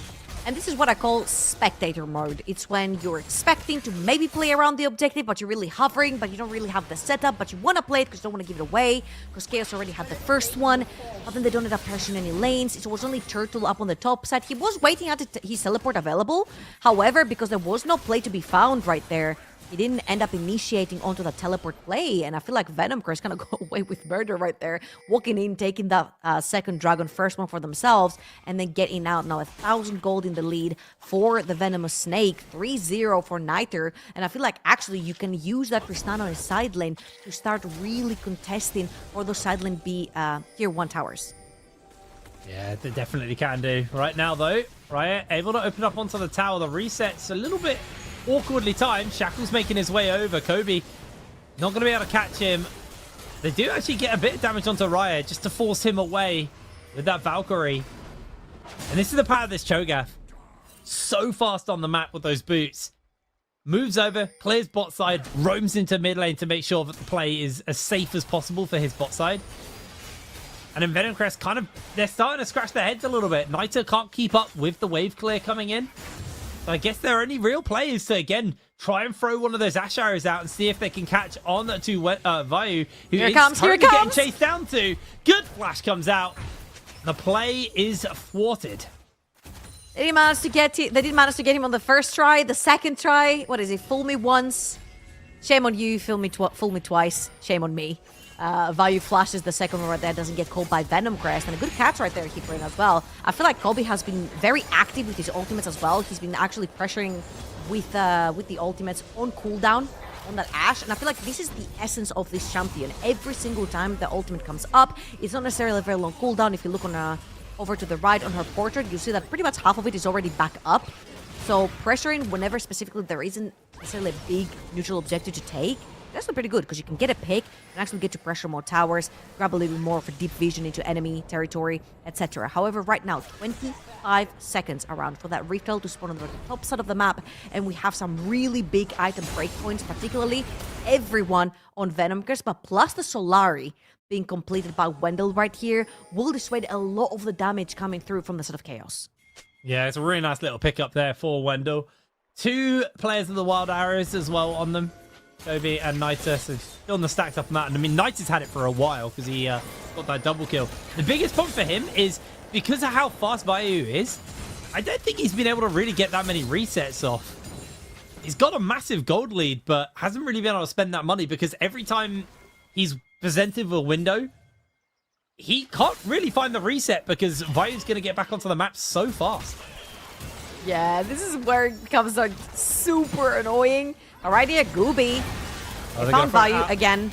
Ash Arrow doesn't quite make the connection. They do get the slow this time, and that should be enough for Knight to secure the kill. In the bag. There it is. And actually, maybe first tower over to the side of Venom Crest, but it will come at the cost of that Rift Herald. Yeah, they are actually pinging it on the both side of the map. And again, Venom Crest, they're allowing those neutral objectives to go way over to Chaos. However, they're taking a little bit more control of the map. If you look towards the bot side of the map, there are 2 wards that went into the bot lane, the bot side vision. Inside the jungle, the tower is very crucial as well, because if you look on the top side, top right of your screen, you'll see that dragon is spawning up really, really soon. That tower down the bot lane is very precious because it creates fog of war in favor of Venom Crest. You already have 2 wards inside Chaos's jungle as well. So now Venom Crest can play from ahead, being able to have that vision, walk into the river first, pressure the waves. You see that Wendell? Niter? That might just go out all the window there as Wendell just face checked, gets himself taken out. A fair amount of ults were committed, but that could just be the dragon given over off the back of Wendell getting caught. Yeah, I'm not sure what Wendell was doing at the top of the map. We talked about the Rift Herald, we talked about the dragon spawning in 20 seconds, and now Chaos might just take both. Yeah, they're going to look to absolutely chunk out that tower. Does go down the tower. Well, the tower stands, but the Herald goes down. Doxy's still got teleport. Niter was able to put a fair amount of damage into Shackle, and Doxy will answer out of a tower here. If Venom Crest can get this... Actually, whoever takes this dragon gets Feat of Strength. They're both on that last stack for it. This is their opportunity.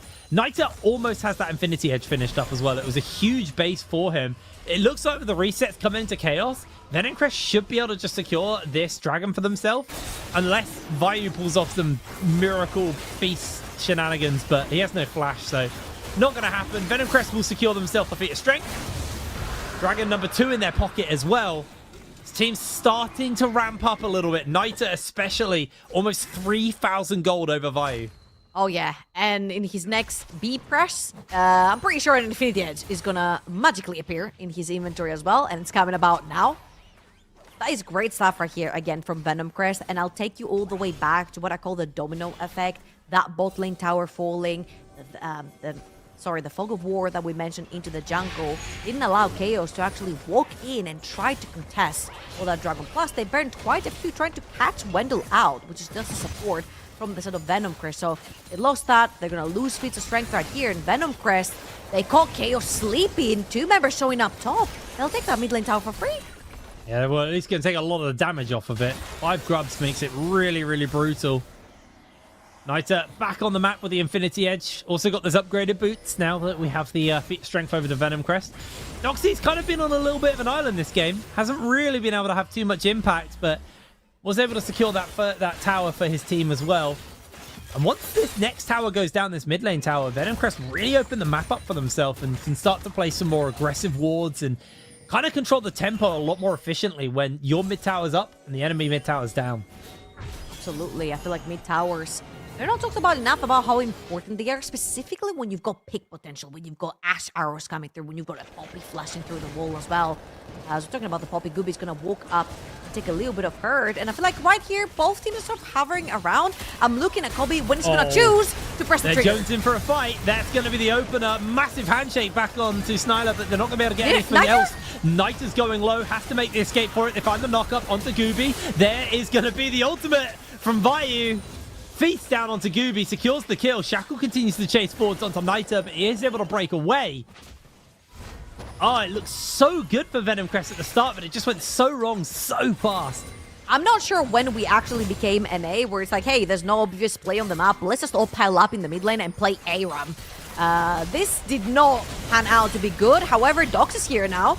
That's a bit of an awkward equalizer. Isn't really going to achieve much, but Niter does teleport back in. Can he find the damage he needs to? Raya making a break for it. Niter now has those Winter Spites onto him. Has to break away. He's interrupted. The flash forward comes in. The stun goes down. And that will be the end of Niter. Venom Crest consistently making mistake after mistake, and it is costing them heavily here. Snyla able to flash away from that final harpoon shot. Venom Crest should be able to fire out with this tower, but they paid such a dear price for it. Nice little handshake. Vayu cooked alive. Gooby interrupts the bot from Turtle. He should be able to interrupt him on the blast cone as well. They get the slows. He is going to find a knock up onto one, but Turtle will go down. Venom Crest able to find something in the return, but A lot of mistakes were made in that series of plays as Kobe does hit it. Good cleanse. Wow, it's an absolute fist fight of a game over in the mid lane. I talked a little bit about the NA RAM. That's exactly what's happening right here. Both Chaos and Venom are like, hey, Keeper just said that both our towers are pretty low. Hey, Trouble just said that, hey, they give you a lot of advantages in terms of like gain fog of war of your opponents. And they were like, bet. They just literally bundled up as 5 in the mid lane and it just went at it. It ended up being pretty even for both sides. However, I feel like Chaos, whenever they make a play, they tend to overextend the play to the point where you overextend your arm too much, somebody's gonna slap it down, and that's exactly what Venomcrest do. They have pretty good follow-up with the Ashe, with the handshake, with the Tristana, and all the jumps and the resets, to the point where if you overextend in your Chaos, Venomcrest is gonna straight up run you. Yeah, they've been consistently trying to do that. Looking for the cheeky handshake. Oh! Rocket from Raya, actually able to steal the chickens. The items are starting to stack up a little bit here, but Chaos, they don't care about the stack. They don't care about the fight. They're just looking to now turn their attention towards Surprise! Atakan. Has been spotted out, though. They're going to have to back off. Kobe just got his ultimate back, and there's actually a world where Venomcrest may be able to find them and go for the kills. Gooby's got the flank. The arrow comes in. It actually makes the connection. They find the knockup. Shackle has to flash away. Vayu goes down. Shackle will survive, but Atakan probably going to be the prize. And now, if you look very quickly on your mini-maps, Shackle is super low HP. That's 35 seconds from the Cho'Gath. No teleport to get back onto the map, which means that Venomcrest have the timer here to actually pressure out their lanes and set up for the next dragon in 10 seconds. That will be sole point if they manage to secure that one for themselves. But most importantly, I feel like Venomcrest have been playing a lot around the vision that they create through the pockets of vision that they take away from Chaos. And right here, using the advantage, member and body advantage that they have over Chaos, they're going to sneak away that third dragon for themselves, putting them on sole point. Yeah, it's going to be a nice little pickup here for Venomcrest. Just getting ever so stronger. Every little play that Chaos seem to make, Venomcrest seem to make 2 little ones in response. It's slowly amounting to Venomcrest having a bit of a lead. The gold lead itself, actually not that substantial, just 2,300 gold up. And honestly, all of that is actually currently on Naita. He's 2,600 gold up over Vayu. So, gold's close, but it feels like control and tempo definitely in favor of Venomcrest. Yeah, because there's like no... Oh, hold on. Well, Wendell does have the ultimate. Can line it up. Gooby going low. They got that bailout available, and they did get a nice chunk onto Gooby, but ultimately nothing more really going to break out from that one. Shackle does chase forward once again, but it's hard with the volley. Constantly and consistently slowing you down. Chaos getting chunked out a little bit here. Kobe has got flash, so he'll be fine. That's exactly what I was talking about. They do not have tools to actually engage. They committed to the Braum super early on before they see R5 from the side of Venomcrest. And not only do they choose a melee support, but a melee support without engage into a Renata Ashe. Now, Kobe does have E, he does have R as well, and they're pulling the TP from Doxy. This is going to be another fist fight. It's going to be a big one as well. They have that ultimate available, sending 2 packing. Wendell doesn't even need to use the hostile takeover, but the wraparound from Chaos is coming in. Vision control still there for Venomcrest. They are slowly losing that vision as that's going to be the equalizer. Cutting onto a couple of members. Knockup doesn't quite hit. They find the knockup. Gooby going a little bit low. Shackle waiting for an opportunity to jump back in. Gooby incredibly low there. Knockup into knockup comes in. Venomcrest find themselves on that trampoline. Raya jumps forwards. Another knockup comes in from Turtle, but there hasn't been enough to secure a kill. Naita is just getting beaten up by Baron. And that is going to be the handshake. Turtle goes down. Venomcrest secure themselves the 1. Chaos, can they muscle their way forwards again? Oh, Vayu is gonna TP back. Remember the symbiotic souls that he has. Got to TP. Raya got to pressure that mid lane, and HP bars are not the healthiest on the side of Venomcrest. This could be messy. Naita gets gets Vayu sent back. 3-man knockup did come in from Vayu, but ultimately they're not going to be able to transition it, although now they're going to flash forward, finding the lockdown, and Wendell secures the kill. Atakan will be resetting any second now, though. As Venomcrest, they're wasting a lot of time on this one. It honestly looks like Riot's just going to go mid and try and take that tier 2. Man, that is so messy. Again, you see Chaos. They want to fight, but they've got nothing to stick. The second you overextend, Venom Crest again will run you down. That is a ferocious Atakan on the side of Venom Crest. And with Baron up for grabs, this is the best Atakan flavor to have in terms of buffs, because you can actually throw your body in this fight and then get back up on the map after 10-15 seconds and go towards that Baron with that tempo play as well. And Venom Crest have all the tools. Kobe has that ultimate up. Doxy, same thing, so they can actually use that pressure through the lanes, get that vision down, textbook play right here from Venom Crest, and then turn around towards that Baron, bait Chaos to come into them. See how they use it. Right now, it's just to strip away some of the jungle camps. Scooby will be steal this blue for his team. No. Shackles stole. I think Turtle stole it with a Q. Doesn't matter. It's only a blue buff. This is where you want to be saving your smite. This is what you want to be securing. Venom Crest happily starting up on to this Baron, and they're able to absolutely whack through it with double ADCs. Snyler making his way forward. There's a good equalizer coming in from Doxy on the flank. Gooby gets the knockback, and Snyler still getting burnt down. Now Doxy's the one in danger. Is going to get the bailout thrown onto him, and it's enough to save his life here a little bit more, but he has that revive. Turtle now in his zombie form, trying to put a little bit of additional damage down. Shackle opens up onto Gooby. Vayu gets the silence down, but Gooby continues to press forwards onto Shackle. Now Vayu slowed down by Kobe as he's trying to put a little bit more damage in, but these fights feel very drawn out with not a lot really happening. One kill onto Turtle, a reset onto Doxy. Venom Crest are just back on the map, and they're going to continue to pressure forward. Souls up in 40 seconds. Looks like they want to spend their money, though. Yeah, luckily for Chaos, 18 seconds only dead for Turtle, and that's how the teleport back in if Venom Crest wanted to pull a funny play towards that Baron. However, that ferocious Atakan didn't really net them much on the map. They didn't take any structure, they didn't take any neutral objective. As you mentioned, the Dragon spawns in 20 seconds, so Chaos should be very, very happy with the outcome of this fight. Specifically, when it comes to the fights being very drawn out, this is what happens when none of the two teams have necessarily much CC to stick down, to re-chase, to follow up on fights. So I feel like what Chaos is really betting on is Shackle getting a pretty good reset onto the Gubio Wendell and then following up on that one. However, Chaos first once in that river, they want to take that soul away from Venom Crest. Venom Crest do have pretty good tools if they want to re-enter the river with Ash E and also Rumble R. Remember though, Niter did just blow his flash as he teleported in because Turtle channeled the Q up and had to avoid getting hit by that. So no flash onto Niter. He's just going to get pressure of the wave so far. Gooby sends two packing, isolates the team. Now Shackle's in danger. Equalizer laid down onto Chaos. Just going to chunk out Shackle and Riot. That should just be the dragon over to the side of Venom Crest. Ocean Soul in their pocket. They don't have the revives anymore from Atakan, but they can still look to pressure onto Baron.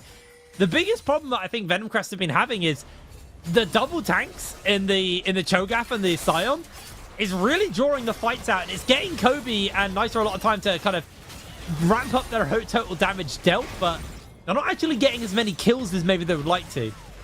Yeah, and the thing is, like, you're used to having, like, the Kraken Slayer type of builds on Ash, Blade of the Rigging. Oh, they found Kobe! He hasn't got flash. They are going to come in with the shields. They find the knock-up onto him. It's going to be a bit of an interrupt, though. The bailout is available. Hostile takeover thrown down. Kobe's going to get some extra damage off in the meanwhile. Turtle will lose his life to Niter. Vayu going very low there. Doxy no ultimate available as Gooby just going to make his way forward. They're able to find the one hit. As, oh my word! Down goes Niter. A mistake coming out from him, and everybody's going to get caught. The equalizer in response from Doxy is absolutely beautiful. Venom Crest find their turnaround. Doxy secures the double. What a save of a play. Whoa, Niter just absolutely sent it into 4 members of Chaos right there, and Shackle was so close to getting reset after reset. Doxy saves the play 4-0-7 on this Rumble right now, and Venom Crest are going to secure the Baron. But let's watch this one more time. Again, Turtle sees Kobe, he's overextended, super far away from his team, he sees the play, they try to follow up on that knock-up after knock-up, they do not necessarily have their damage there to stick, and when Chaos overextend, we talked about Venom Crest pretty much running them down. So right here, Turtle dies, and then Vayu goes super low, Niter sees the play, and jumps into 4 members, but Shackle makes a very crucial mistake. When you pick up an 80 carry soul, you're so damn squishy and ends up going instantly down to the equalizer.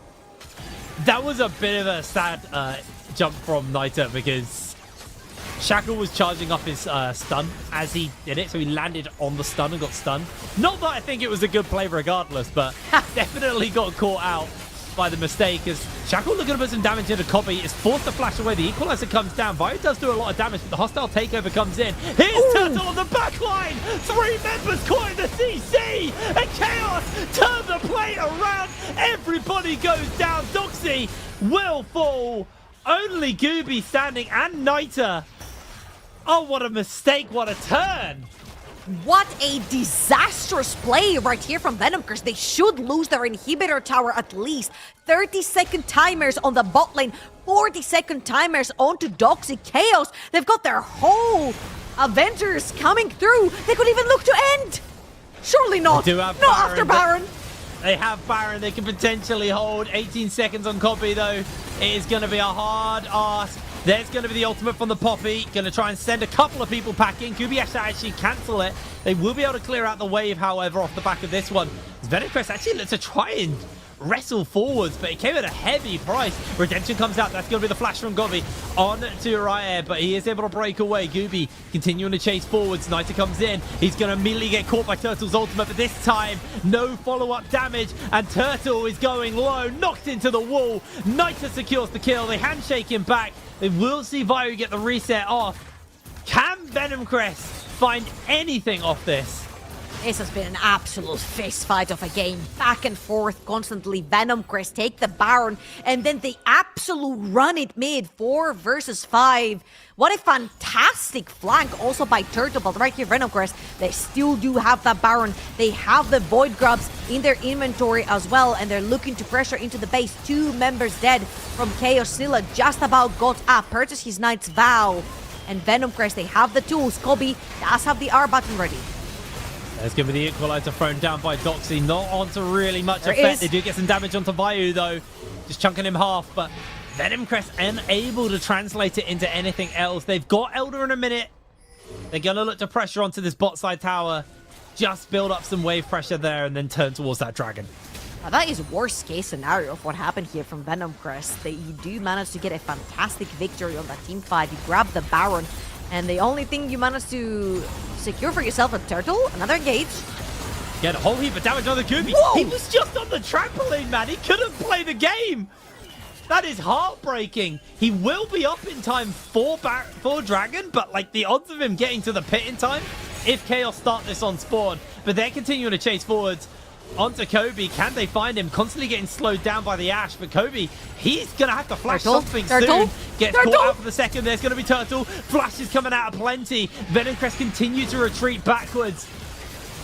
Oh my word. Venom this game has been so back and forth. What a fantastic game from Turtle so far. They asked him to sub in last minute. He was playing for Chaos in Winter Split, didn't necessarily do great. And now subbing in here in a game where Chaos are constantly on the back foot. He's found a fantastic flank in that mid lane that stopped the Baron Siege from Venom constantly finding picks to double flash from Rumble and Ash in that chase. That is flashing through the wall himself. What an incredible game Turtle has been having on this Sion, and right here again, Chaos. First ones in this river. Elder just about spawned, and Venom are going to have to find a way to get in mid lane. Pushing through that wave straight into that river is their best bet. The last game was a very measured game from the side of Los Ratones, but this game has just been a bar fight. Constant action breaking out. They're looking to send 1 member pack. Got themselves a man advantage. Vayu going quite low here. Hostile takeover still hasn't been used. There it is from Wendell. Vayu goes very low. Gooby gets caught by the Bearlac. Can they get him out in time? Yes! He's able to save his life. The smite stays alive. Turtle goes down. Elder gonna get fired onto. Riot and Snyler. Can they find the steal? The zombie's taken away. Look at the Gooby base! gets opened up onto. Wendell is going to get into danger here if they're going to continue to chase Honor to Gooby. Bailout will come through, and it's just going to waste the time of Chaos. The base has been opened up, and Venom have been able to find their opening, find their way into this game. 36 minutes on the clock. Venom have fangs. And Venom quite literally bite back. I just want to remind everyone that Chaos was the team that took them out of their playoffs run over in winter by just completely destroying them 3-0. And I just want to take my hat off to Turtle, first and foremost, for a fantastic Sion game. I feel like the angles he was finding throughout the entire game were incredible. However, was this game the cleanest from both teams? Absolutely not. Was it entertaining? Absolutely yes, because they were fist fighting consistently. However, the lack of CC, the lack of engage on both sides just really showed when they literally kept ping-ponging back and forth and couldn't necessarily capitalize on those fights. Chaos that game was their namesake. It was just pure chaos. It felt like anybody could have won at any moment. An incredibly, incredibly tight game from both those teams. But Venom Crest finally put some venom in their fangs and take that victory. We are going to pass it over to the desk, though, to break that game down. I mean, just because... Denmark beat almost Denmark. 5 Danes to 4, and I know what comes out on top in that equation. Not clean, but a win is a win. A win is a win, boys. A win is Sometimes a win. a win is not a win. It's I'm not, sorry. because there Sometimes was a it's lot of not. chaos, and I'm not even making the pun. I agree with Hipren on this. It was so chaotic. This game was so chaotic, back and forth. But this also means, like, okay, Venom Crest is looking like a good team if they can get their act together. But Chaos is relentless, and Turtle subbing in, just as Trouble highlighted, he was making a wonderful performance. So where should we start this? How do you believe the game went from beginning until everything started going bananas? Oh, where do you even start? Honestly, that's so hard to pinpoint at where to even start with breaking down this game, because it's so hard to look at it like in a retrospective. I think we can maybe start with Gooby, because he was a very big question mark for us before the game even started, with him role swapping from the AD carry to the jungle. It was the question of how is he going to fare in this completely new role with so much responsibility on his shoulders. And by the end of the game, he showed us some really interesting moves, but in the first half of the game, he was not having a fun time at all, being almost constantly on the vision, getting caught out, getting caught on the invades. It was not a good game for him as a first game as a jungler. Yeah, I agree. I think as well, drafting a composition where he's essentially the only frontline meant that once he got CC'd against so much CC on the other side, it was an inevitable death, right? The CC train was unstoppable, and I mean, he had to fight tooth and nail for any chance of survival. It was rough for him. The draft was difficult to execute for them, but they made it work, and I think, as Solari said, he definitely picked up the pace as the game progressed and started showing better and better sides of himself. I don't think this was an easy game to play as an Ashe, by the way, and Kobe did a wonderful job. The way he was sidestepping, and he was just controlling the fights. Even when he was caught by Sion, he was able to stay alive and just do the yard blocking, as Double Lift would say. I think that was a rough game to start off, and he did a wonderful job. I understand you're fangirl of Solari. I kind of agree. Kobe was doing Kobe. I enjoyed it. Yeah. He was doing good. That hour on the mid lane, somewhere in the mid game, was just perfect. The way he was, as you said, sidestepping, the way he was just finding his footing in the game, because it is a hard game to play in the team fights, to pilot those team fights as an AD carry. That's why we saw Nair dying from time to time, just because he jumps very unfortunately right into the enemies. Kobe did not make these mistakes. He knew much better where he's supposed to be at any given moment in the team fight, and that's probably something that just comes to you with experience. Yeah, I very much agree on that, Larry. It is very much the fact that this is a chaotic team, a bit crazy sometimes, but Kobe throughout this bit will be the rock who, you know, makes them a bit more solid, who has the right positioning, makes the right corner of saying we do not fight this. What we are watching here is a bit of that chaos unfold, right? A messy fight in the beginning, right? A recalling, TPing back in, a bit too deep in the beginning of the Tristana as well. But look at Kobe, able to get Chacal positioning, was carefully and perfectly executed from him, at the very least, throughout what was a very messy mid-game that at one point really swung into the favor of Venom Crest. And then at one moment, we have the replay for it as well, 30 minutes into the game, we thought Turtle had pulled the victory out of the bag. Because he was insane at that point, yes. Turtle, honestly, can I just say that this is a completely different Turtle from what we saw from him in the previous split, where he had, like, not the best games, let's put it this way, but I feel like him solo killing perks on the top lane just shifted something in his brain, because today's Turtle was a completely different guy. Yeah. True, I agree 100%. Like, you told us solo boloing perks might have changed. It was this canon event. I don't know if that's the idea. But at least he presented himself as a valuable player at the beginning of this one. I gotta say, Venom Crest was looking... I think this is the one where Kobe gets caught. Look at this. Sidestepping, this is not easy. And then you get caught and you believe it's like a chain of CC. But he somehow is capable of just kiting everything. Yeah, he kites it out. Good support from Venom, and again, the position is perfect. Yeah, it's pure kiting, honestly, which is not easy to do because you don't really have a lot of frontline or any frontline to rely on. Yeah, and can we not? That's a bit of a Denmark special, right? Sometimes you get caught in the hype and jump a bit too far forward. Luckily, you be a little bit too close to the sun. Yeah, he laid a nasty red carpet down. We didn't get to see the Cyanide I was thinking about, sadly, but the goal lead, you can see the swings, especially at that 30-minute mark. There's a big dip down. That was when Chaos almost won the game, but the tower defense was there, and Venom Crest, they outscaled it, felt like. They might have, needed a lot of time to cut through the HP bars of Chaos, but in the end, they were successful in doing so, and very sneakily ending the game around that Elder fight. Well, to continue with this show, let's jump into the interview of this first game. They are going to play yet another one today. So let's bring in Kaya. Kaya, welcome to this show. I mean, we need to talk a little bit about what happened, this composition, this team. But before we do that, what happened in the game, boss? Well, we thought that, game one was a bit one-sided, so we just decided to make, the first day of NLC more entertaining. I understand that thought. Okay. Now, when you look into this roster, it's looking mean. Obviously, people want things like Nord announcement and stuff like that, Los Ratones. But this is looking like a clean roster. I know the first presence of the team was not as clean as you wanted. But when you look into this roster, how can you explain this composition to the audience? Yeah. How would you present this Venom Crest?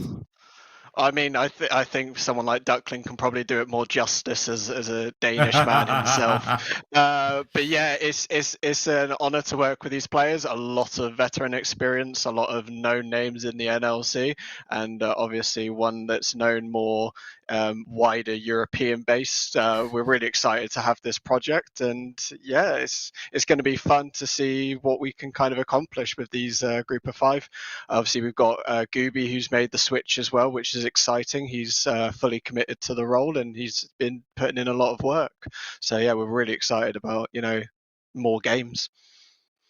I have to put in the question. I think this is a well-deserved one. When you're going versus teams that are behaving like Nord or Los Ratones, I want to know how is the experience so far within the team and how the scrims are going and how long have they been going? Because in order to fight versus those individuals, I think the machine needs to be oiled up and everybody should be on the same page. So how long have these 5 players been together towards this project?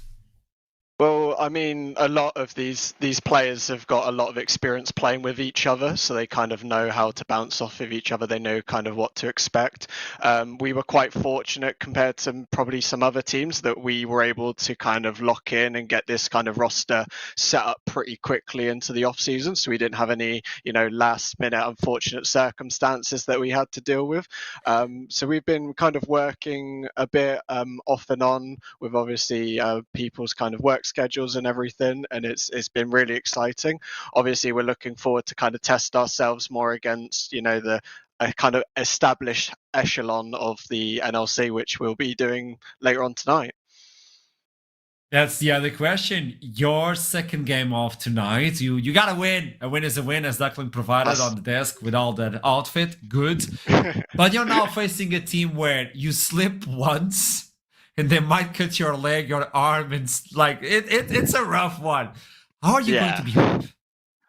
I think, I'm hoping that it will be a little bit more controlled. Maybe it's a bit of kind of rust on the keyboard, maybe a bit of rust on the mouse that we just needed to brush off or anything. Maybe we just needed to get those kind of first official jitters out of the way. Obviously playing a game against obviously not only NLC champions, but EMA Master champions is going to be a really nice way to kind of see where our level is at. But I think it's important to play teams like that because we're going to to only learn by, making these sort of mistakes. If we played all of the kind of lower end teams and kind of stomped them, we wouldn't be learning a lot. So we're really looking forward to, testing ourselves, but also getting some kind of learning out of it as well. I love a thing. When I was a player, I think this to me was the most important thing, which is the scrim bubble. You know that the scrim bubble you have access to, and nowadays it's really hard to get a good scrim bubble, depending on the name you have. So tell me something, Kaya. Do you think the scrims you've been doing, like the bubble of the teams you're fighting against, are relevant towards facing a team like Los Ratones, or you think you need to upgrade towards a team like that? Yeah, I mean, we're streaming our scrims as well. Wendell and the guys have been experimenting with streaming scrims and that, and kind of producing content that way as well. So shout out to those guys. We've had a couple of scrims and stuff. Obviously, you can never kind of really match up against certain play styles, and I think Los Ratones have a very unique play style in comparison to a lot of the kind of teams that we played against, which is obviously an exciting thing, but it's obviously a very brand new thing. So it's going to come up with its own challenges, but I've just got to kind of have faith in the team, faith in the staff that we've got, that we've done our background knowledge and kind of background checks on it, and we've got a game plan ready to give them their first loss of the split. Now we're talking. Kaya, thank you so much for this interview. Hope to see you again. Best of luck for this project. It's looking clean, it's looking good. Best of luck for the next game. No worries, thank you very much. I like this. I like this. You need to put in expectations, and we know who's the David. I mean, we all say Goliath, but Goliath lost, so I think David is the one to take down. So who's going to take down David? Doesn't matter now, because next game will be Verdant versus Rich Gang. The last team we haven't seen yet, versus a team that started off the stream versus Los Ratones, where they showed a glimpse of craziness or maybe genius. With that in mind, for both of you, Solari and Duckling, take a breathing, because we'll be right back after this short break. I'll see you soon.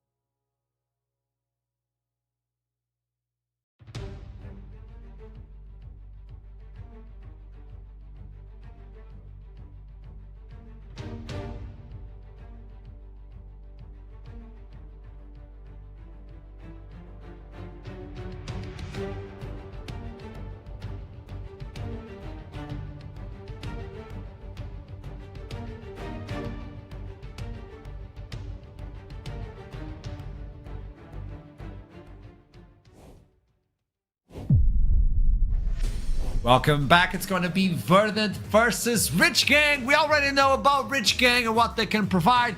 A little bit of craziness, a little bit of Vel'Koz as well in the mid lane. And obviously the best champion in the league so far. It is Pantheon. It was first picked in this season and nobody will take that away from me. I'm happy.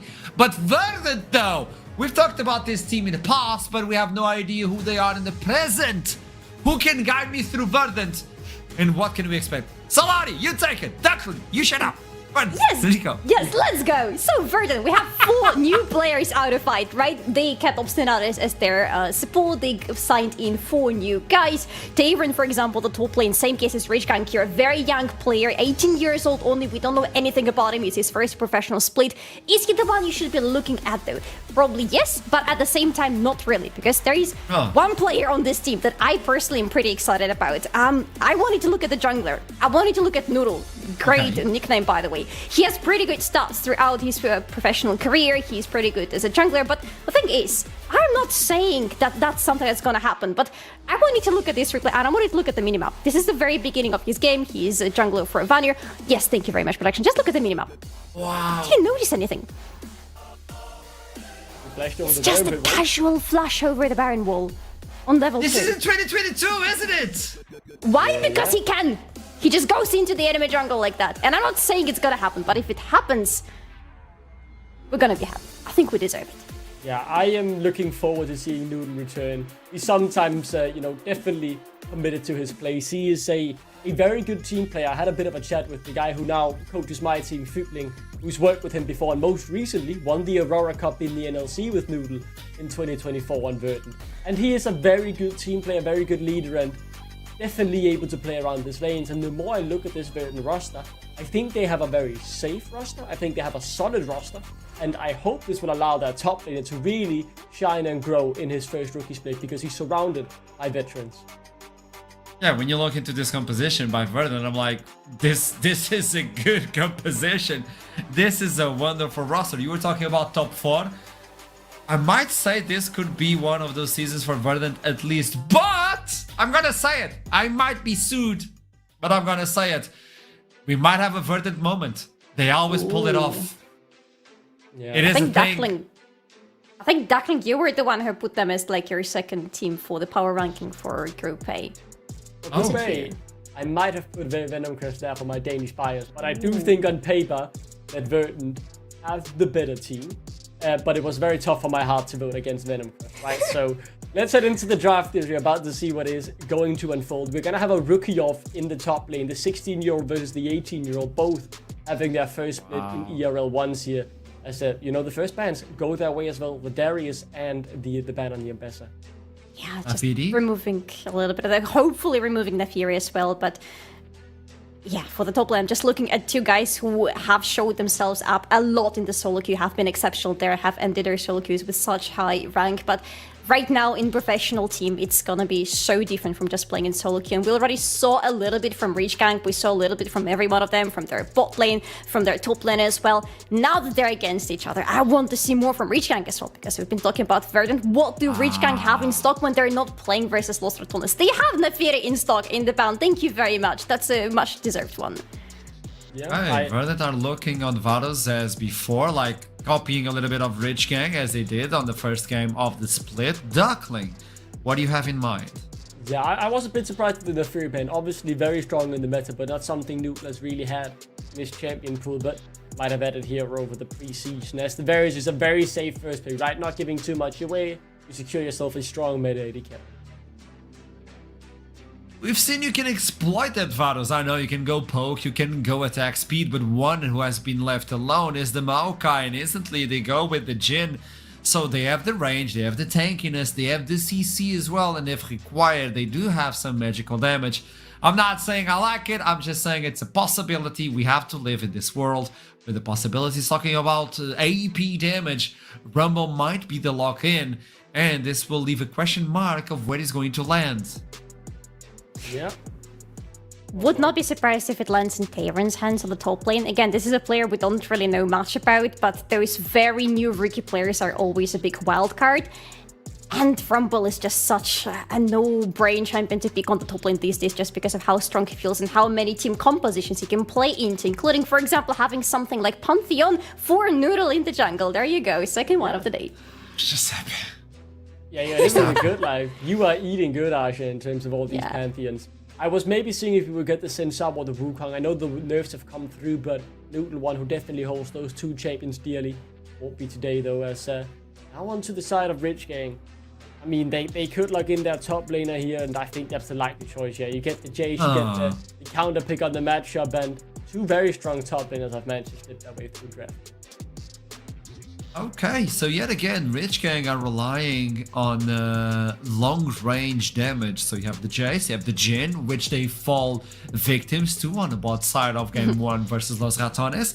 What are they pairing it? Because I got to see a Vel'Koz on Game 1 versus EMEA Masters winners Los Ratones. If you don't pull something crazy versus Verdant, I'm gonna be confused. I want to see your personality, Rich Gang. Because otherwise Verdant are going to pull out something crazy against that. I'm especially looking at Sengex, I'm looking at the mid lane for Verdant, what he's going to pull out. He has a very big champion pool, recently has been playing things like Annie on the mid lane, for example, so you can expect something unconventional from him there. And on top of that, he's a good player by himself. Like, if you look at his stats, he almost never loses a laning phase. So that is the one that Rich Gang should really be scared about, and you can see it coming from the bans, with two of them, both of them actually dedicated to them. So might just be removed? I mean, really focusing Sengex there, right? You're trying to hit his safe champions. You want him on something where you know he's not just gonna sit and scale up and be a consistent carry in those team fights. Whereas Verdant has set their sights on Nodu, who tried to have some influence on the Rel. Obviously, it's really hard to judge Rich Gang on that one performance. The Rel will be the ban, as now Nodu and the rest of Rich Gang will have to show something different here in Game 2. And I think this is where they really have to show their level, because no one expects anything against Alar, but against Verdant, you might be able to really make something happen.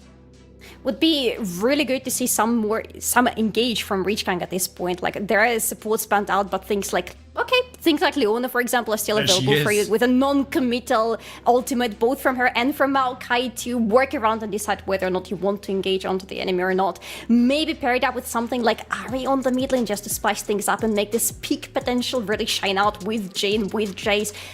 I could see that happening. Yep. Talking about engage, let's follow it up with the Nautilus, Pantheon, Varus, Rumble. Like, if Verdant wants to go, they go.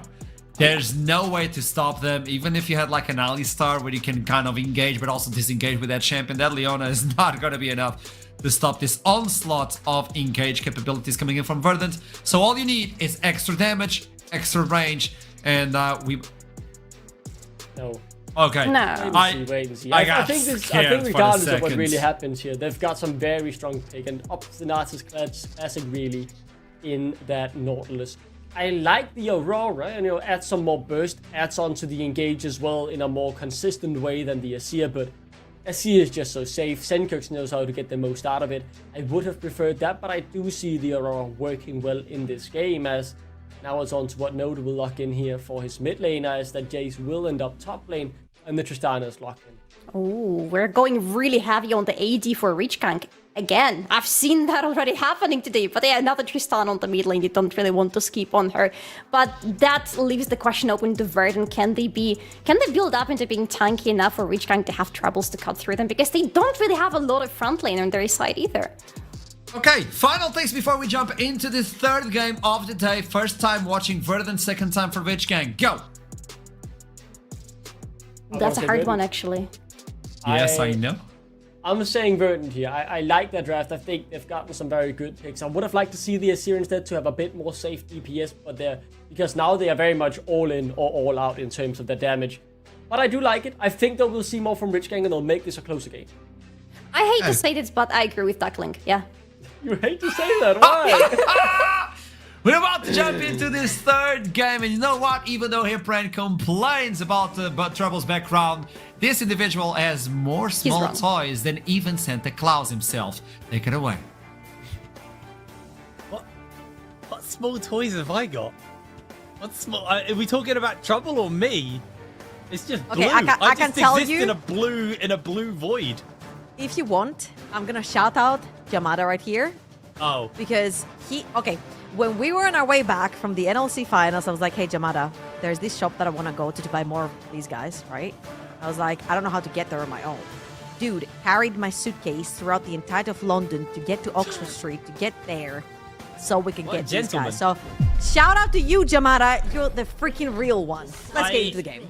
I got called out by Archer, by the way. I do actually have more small toys than you because I have a lot of D&D models, but I paint them. It's a hobby. You just have nightmare dolls in your background. That's it. That's a hobby too. I'm a collector. A collector of nightmare dolls. Are you a witch? That's right. Is that what this is? You'll never know. You'll never know. Well, we got our ways. You gotta be nice to me. That's what I'm gonna say. Okay. Otherwise, you'll curse my bloodline. Anyway. Otherwise, you'll On to become the one game. of those little guys. So, My glasses that's what they play. are. Just people who've insulted you just get turned That's into right. those little guys. Not people that have insulted me, people that picked graves in my jungle. We don't get. I haven't heard from Scoundrel in a while, and he's, ever since Archer's taken over as host, is that what happened with Scoundrel? You got Don't turned worry, into a don't little worry. doll. Ex-Scoundrel off. will pop up once every TFT set to tell me that he sucks in TFT and ask me what to play, and then he'll disappear again. That literally sounds like Kenan to a T. That's right. Alrighty, here we are, onto the Rift. We haven't really talked much about the comps. Luckily, the Death did, and I also hate to admit with Duckling, I do think I prefer Verdant's comp. I will say, though, he is right. Rich Gang definitely have not drafted themselves like a losing scenario this time around. I think they've given themselves a lot more tools.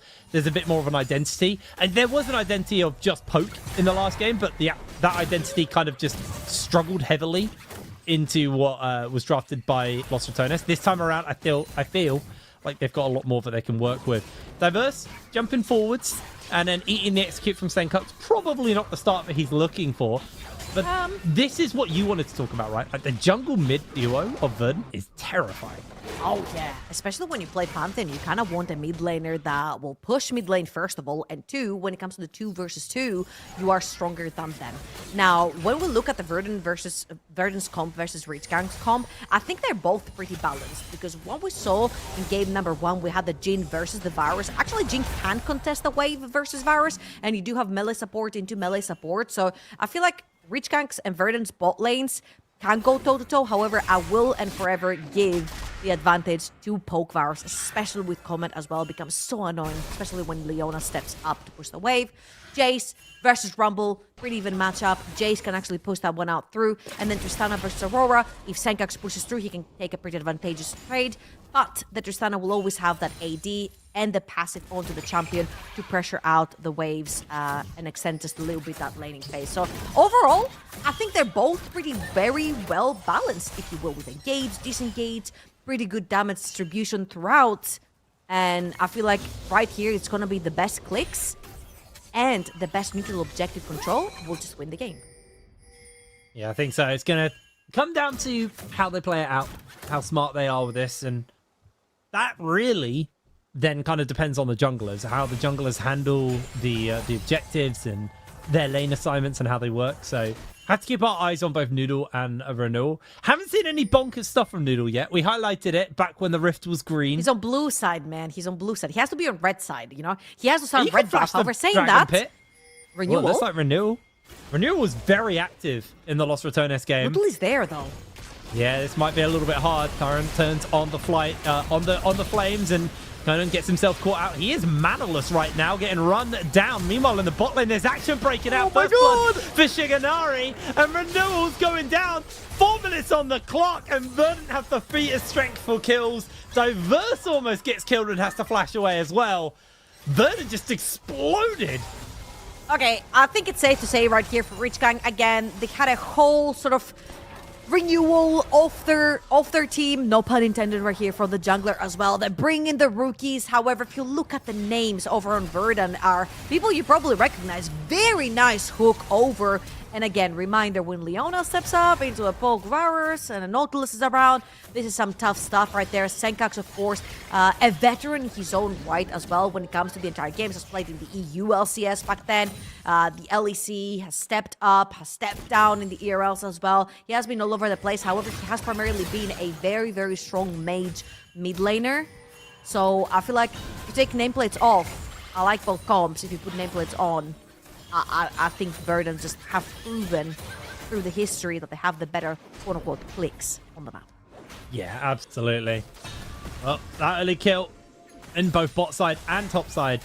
Gonna buy a lot of early pressure over. Dragon spawning up. It looks like a Hex Flash potentially coming in. Nodu not going to close that wall though and get onto Shiganari. As Rhythm's actually being able to hold the wave here, so that's going to suffer! I mean, it's a 1-for-1. Tayron crashes the wave, so Conan's the one who's going to lose out off the back of that one. Nice play. Yeah, but that was the brute force right there from Tayron as well. Establishing some dominance on the top side of the map. He's gonna result in the 1 versus that equalizer was not very good. It just sort of stops the pathing from Jace behind the tower, so Conan had to commit into the 1v1, which cost him his life. He did miss a couple of those creeps crashing underneath the tower. And right here, Nodu, that's not your tri-bush, buddy.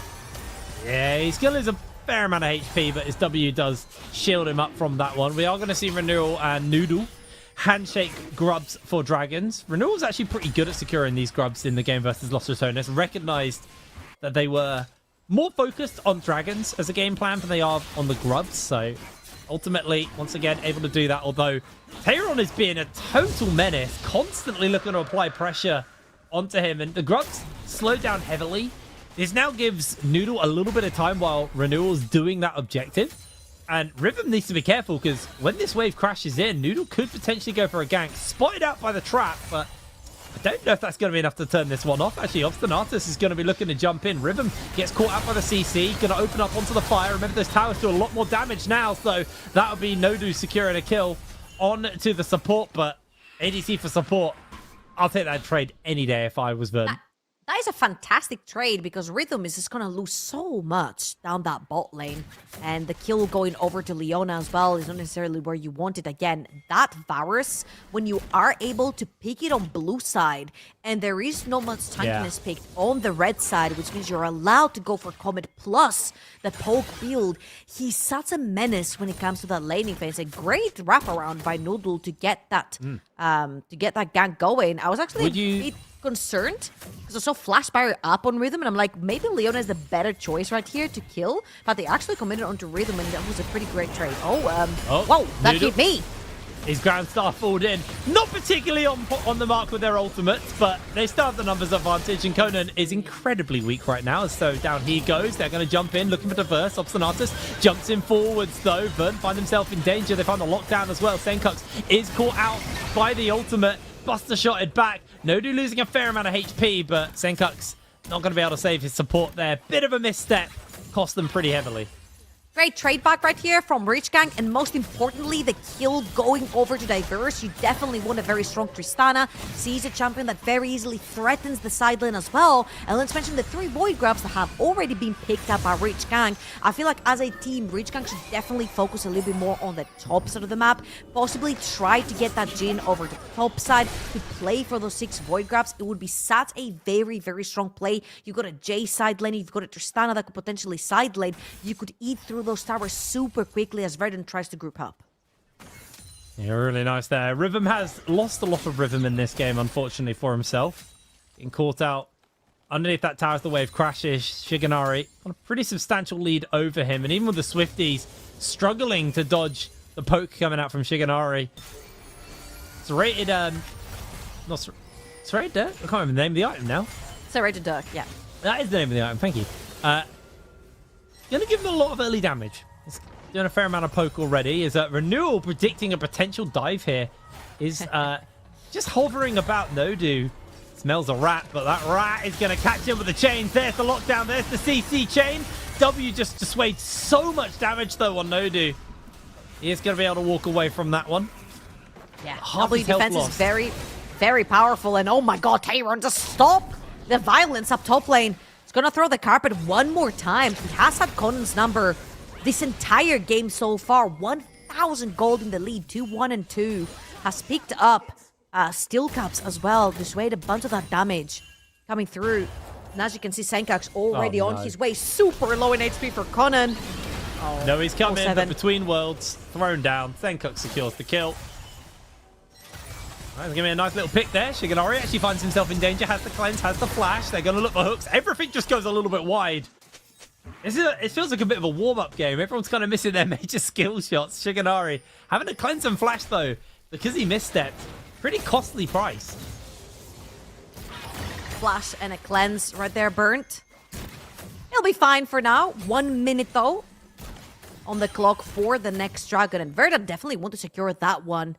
I feel like especially when you play into Maokai and Leona, losing your flash and your cleanse could very easily be a very steep price to pay. And Reach Gang, as you'll see, back the resets onto the map. 18 seconds after the next dragon, and Diverse might have taken a very deadly W forward. That was incredibly dangerous for him. Has to bust a shot Noodle out. They go for the spear, and Noodle finds the mark. Beautiful shot. Diverse hasn't been having a lot of fun on that 1v1 versus Senkax. Overextends right there. And as you can see, Reach Gang were actually starting to play for those 6 void grabs that we stated earlier on. But now Renewal is going to have to smite one and get out if he can at this point.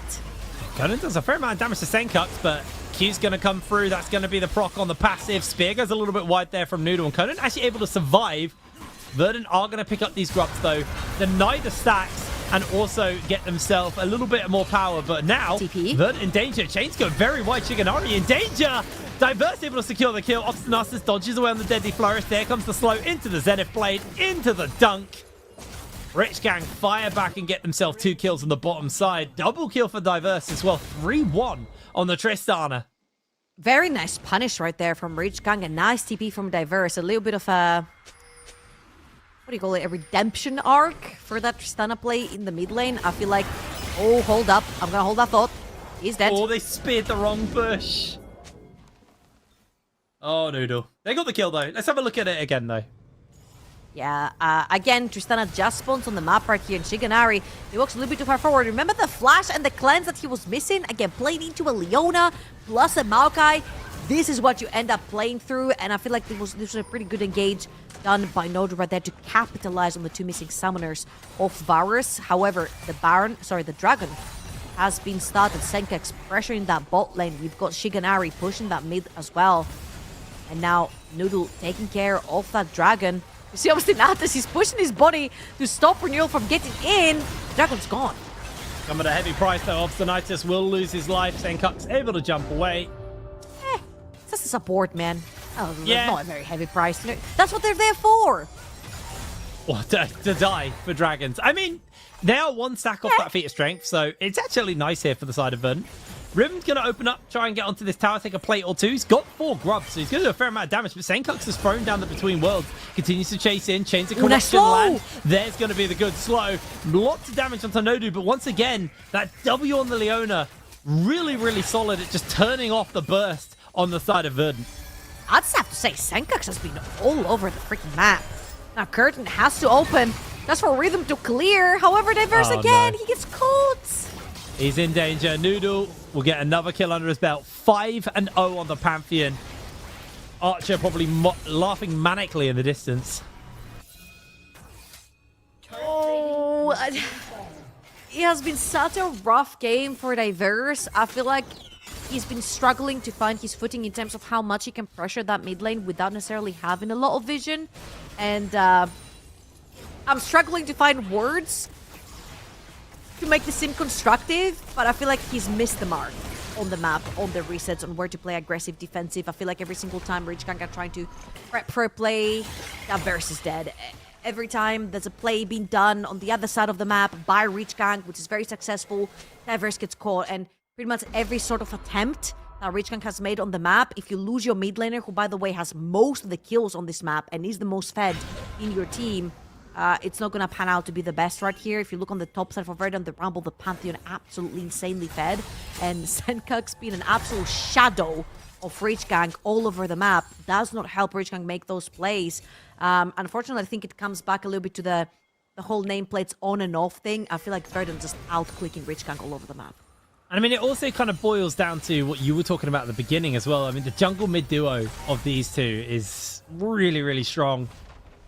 Pantheon and Aurora incredibly good at making picks, and the crazy thing is they've not been doing it together. They've just been menaces elsewhere. The jungle mid duo hasn't been a duo at all, but they have been doing so much for their team across the map.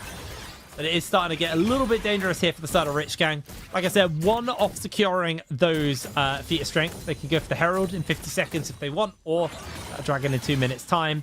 Also got the tower option as well, and these towers are being whittled down by the side of Verdant, constantly pressuring onto all of the lanes. And if you look at the map right now, every lane, their tower is at least under half health. They've been chunking away at them very efficiently. Yeah, and it's technically Rich Gang that should have invested a little bit more to get the void grubs, right? They only got 4. Diverse down forward again! Surely Diverse. Not where you want to be. Caught by the slow. Is going to get hit by Noodle, who just flushes after him. Down he goes. Diverse will fall. Senkux will take the tower as well off the back of that. Really, really nice stuff from the side of Verdant. Oh, Terran is looking right here. I don't think he has enough of the wave. He's going to shred the MR of Connor right here. He's thinking about it. Yeah, I'm just thinking about it. I'm not going to do it. I'm not going to do it, girl. I was just thinking about it. That's what Terran is thinking right here. If you know the meme, you know the meme. Phantom's coming in, though. I did it. He was thinking about it, and he followed through. He followed through. And mid lane's falling as well. It's a disaster. One more auto. There it is.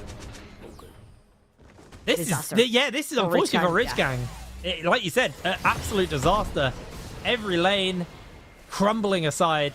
Verdant just looking so good with this new roster. Noodle on the Pantheon playing an incredible game, and it's a return. It's a return from a player we haven't seen for a hot minute here in the NLC.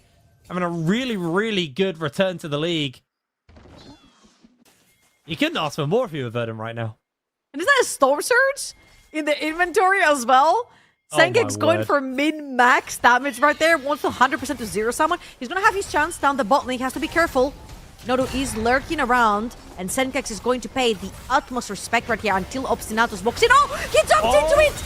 Caught by the solar flare. Obstinatus will block the roots though as Senkux throws the ultimate down, just pins back. It's going to get caught on the return. But here comes Tayron. Another teleport. All 5 members versus 3. Can they make it work? It looks like Verdant have been able to do that opportunity. Signori has himself the Chains of Corruption, does land it. Senkux secures the kill. And Verdant turn a play, an outnumbered play around so effortlessly. Can't even say words apparently. Really, really clean. Very easy to follow up with Noodle on the Pantheon, right? You hope the semi-global is there.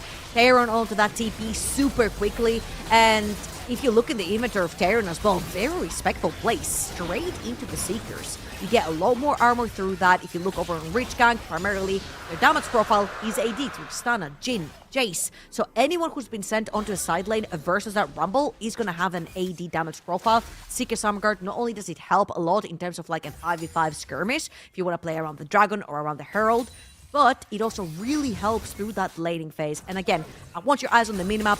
Look on the top of the map. Obstinatus and Senkux holding hands back to back again.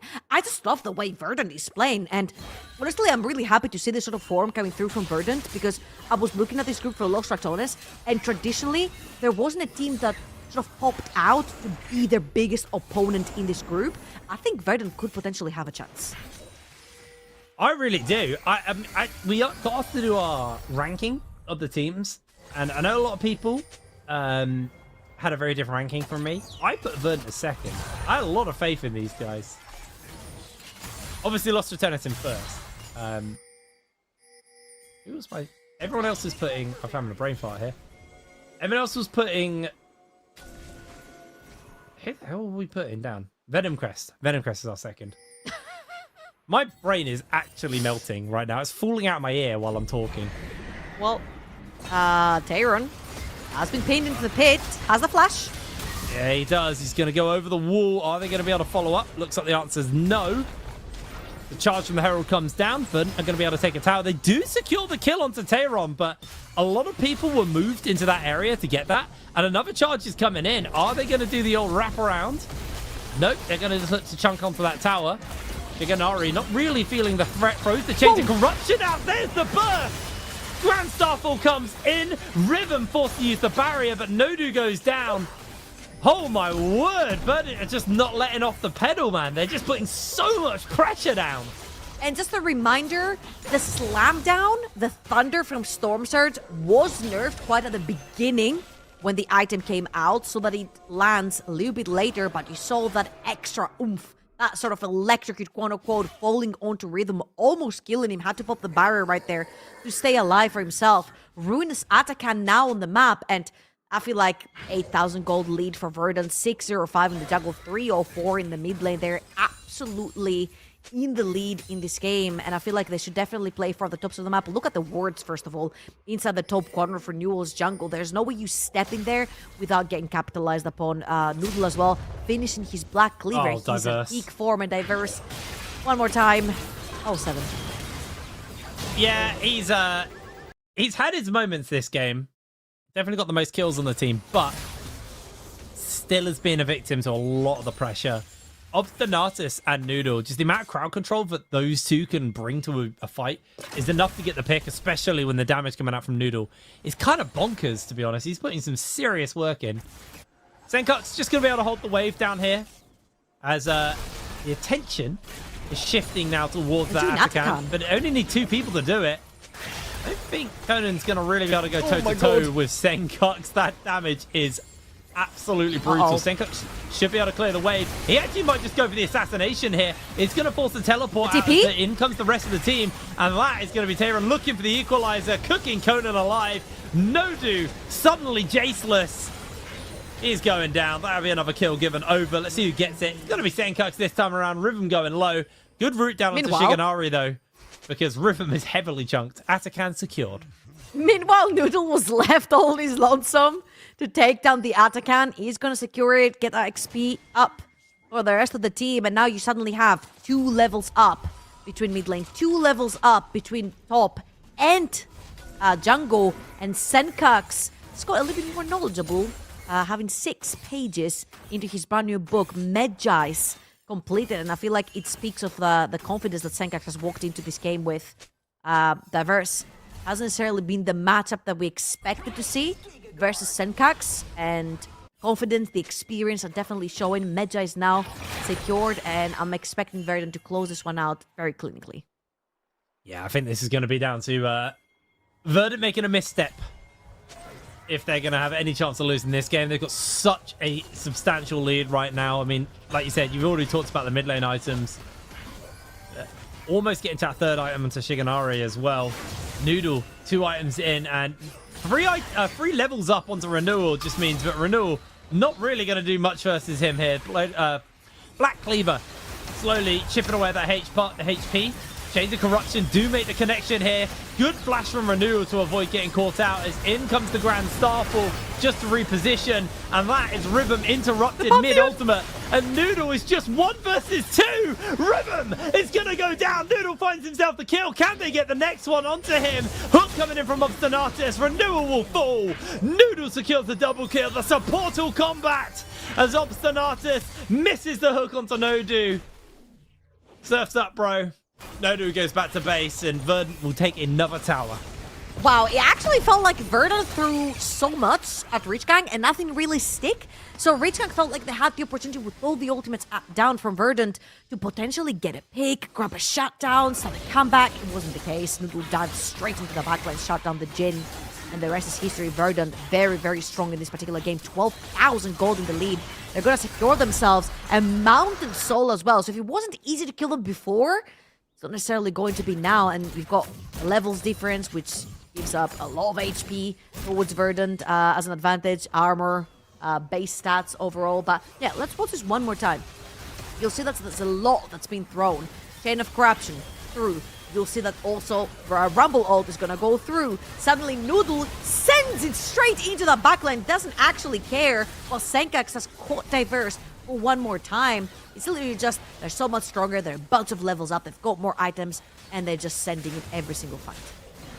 Noodle is just so crisp on this Pantheon. Playing really, really efficiently. Doing so much work. Now got the 3rd item. The Death Dance finished up for him. Conan, being shadowed by Renewal, we'll be looking for this tower. The problem is you're looking for the tower and you probably will get it because no one's going to come defend it.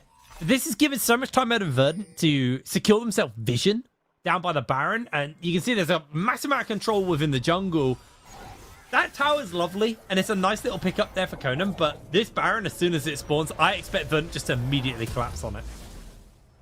Yeah, I mean, I don't necessarily see how Rich Gang can actually can walk inside their own jungle.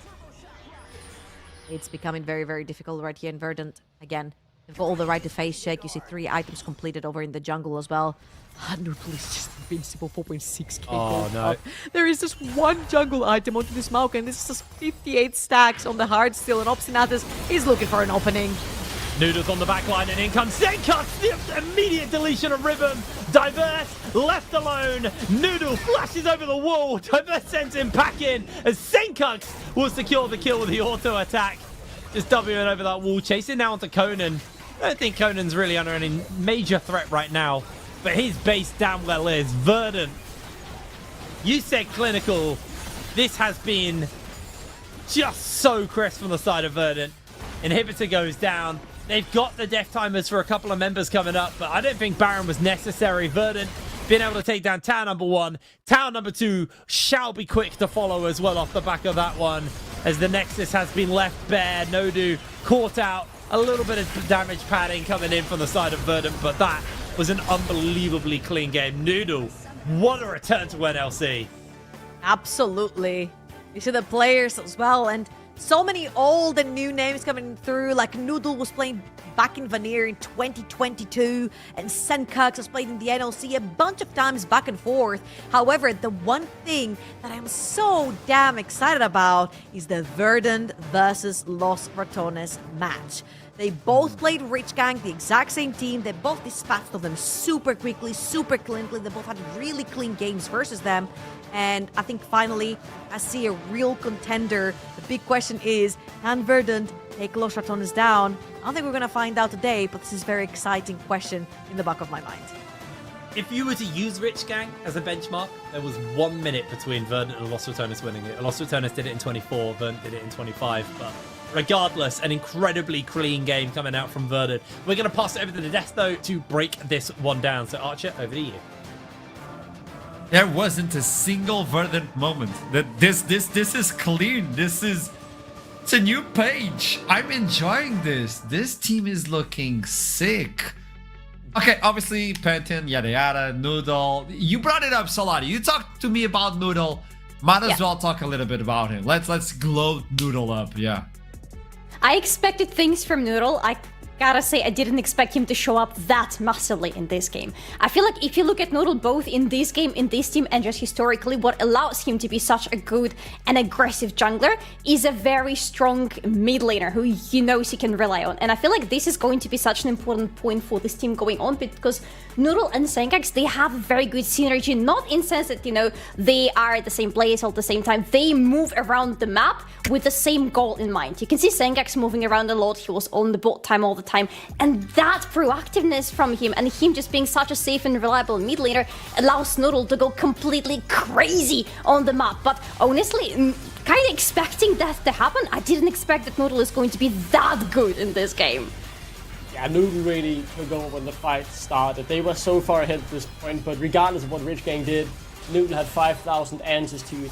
He did have a bit of an easy game with his team, also just winning every single lane. We'll get more into that later, but once this Pantheon snowballed, he knew how to keep that snowball rolling, should I say, and he did that phenomenally. He didn't die a single time on the Pantheon, got like 11, 12 kills, and in the final fight, which we'll also see later, he takes basically no damage. But let's take it back to the beginning, because this all went wrong very quickly here. In the lanes, while Noodle was just taking care of his jungle, the whole map capitulated, as pretty much every single lane from the side of Verdant found a solo kill.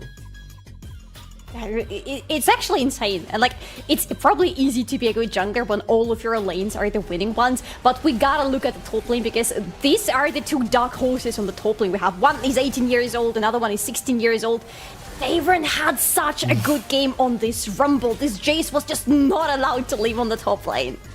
Yeah, and it is interesting. Tell me, Declan. That highlight really showcased it perfectly, right? The top lane is turning around the play that Rich Gang is trying to make. In the bot lane, they find a 2v2 solo kill, and I had a look in the menu as well. In the mid lane, Senkux was this close to solo killing too. So within just that 1 minute, that one action of plays, the whole momentum of the game was already decided to be heavily in Verdant's favor. And they managed to take just these few kills and snowball it beautifully to, you know, a 25-minute clean victory. Yeah, everyone was aware, everyone was on the same page as well, and when you look into a team that brings in a new roster, whether or not they played well together in the past, you need to understand how they're clicking. How's the synergy? And I do believe this team has a really good synergy, where we wrap up with another one, apparently, just to wrap up this one. I think this is kind of the final, because Pentin walks in like, I'm 1v3, doesn't matter. I have full items. I don't care. He's 3 levels ahead of the enemy jungler. He's 2 items ahead of the enemy jungler. This is the point of time in the game where Verdant are simply allowed to do whatever they want. And that's exactly what they do. They just jump into the enemy backline and end the game. Oh my god. Oh my. The damage as well from the side of Rich King. The They're damage. tickling the HP bars of Verdant. The gold lead kept growing. It was insurmountable very quickly. Will be my takeaway here. I think Verdant, they really stamped themselves authoritarily into this split as a team to watch out for. And this was their first game. I'm looking forward to see more. Well, we have another one coming up, and I know everybody's starting to tune in to watch that one. But before we do it, I want to talk with someone we didn't get to talk a lot about on these replays. Shiganari is waiting for us, and we toss it to the interview. Welcome to the show. Hi. Congratulations. That was so clean. Did you feel the same? Like, that was such a clean game from you guys. Yeah. I mean, it was kind of chill to play this game. Not gonna lie. Okay, I'm going to make you a question. Imagine I'm a new viewer tuning into the NLC and I see you. I'm like, okay, who are you? Tell me, who are you, Shiganari? That's a good question. That's actually a hard question to ask. I mean, just a random idea that been wandering through VRLs, and end up in NLC. So, yeah. And With some NLC experience. is kind of a tough one, isn't it? When you look into all these nameplates, but it looks like your team is oiled up. Like the synergy is there. How long has this team been scrimming? Can you tell me? Well, you wanna guess? First, you wanna guess? Oof, I have 2 answers for that one. Either like a month or 2 days. Neither of them. 4 games. Not even 5. So, Shiganari. can it be counted as a 1 day? Okay, boss, this is looking rough. I'm going to make you this question. I made this question in the past to other teams, and I'm going to do it to you. Obviously, this is a rough one. Imagine you and I, like, we're going out, and I see a friend of yours, which is your team, Verdant, and I need you to introduce me, that team, as a person. What would you say that person looks like? Verdant. What sort of person is Verdant nowadays?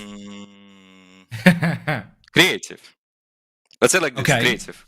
Because, let's say in the draft meeting and stuff, so much players actually like have ideas, right, about certain champs. So it's like all over the place a bit. So it's like creative, Oh, okay. But what is your main goal this split? Because you have a lot of experience. Your name goes around the RLs, just as you I said. mean- What's the main goal? Finals in Copenhagen Arena sounds a bit juicy, in front of the Yeah. live crowd, LAN event. What could be better for a pro player than to attend the LAN, So Hey, good start. That would look clean. Anything you would like to do during seeding stage? Because next Wednesday you're going to be playing versus LR, if I'm not mistaken. Yeah. You're going to be playing versus them. What should we expect? blood buff, probably.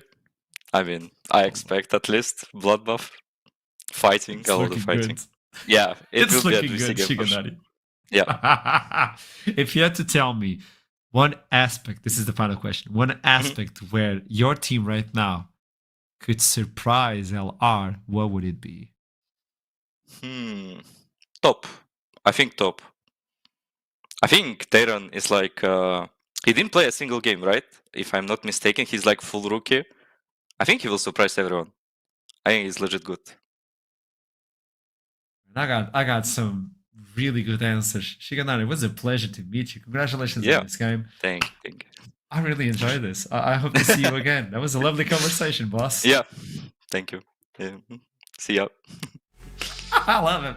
I love him, man. I love him. These are the He promised personalities us a I want to bloodbath. meet. That is Yes! When he said bloodbath, I'm like, oh, Solid is like, Yes. that was a great start for them. I want to say near perfect, right? That is a way to announce yourself into the game. And as he says they've only scrimmed 4 games.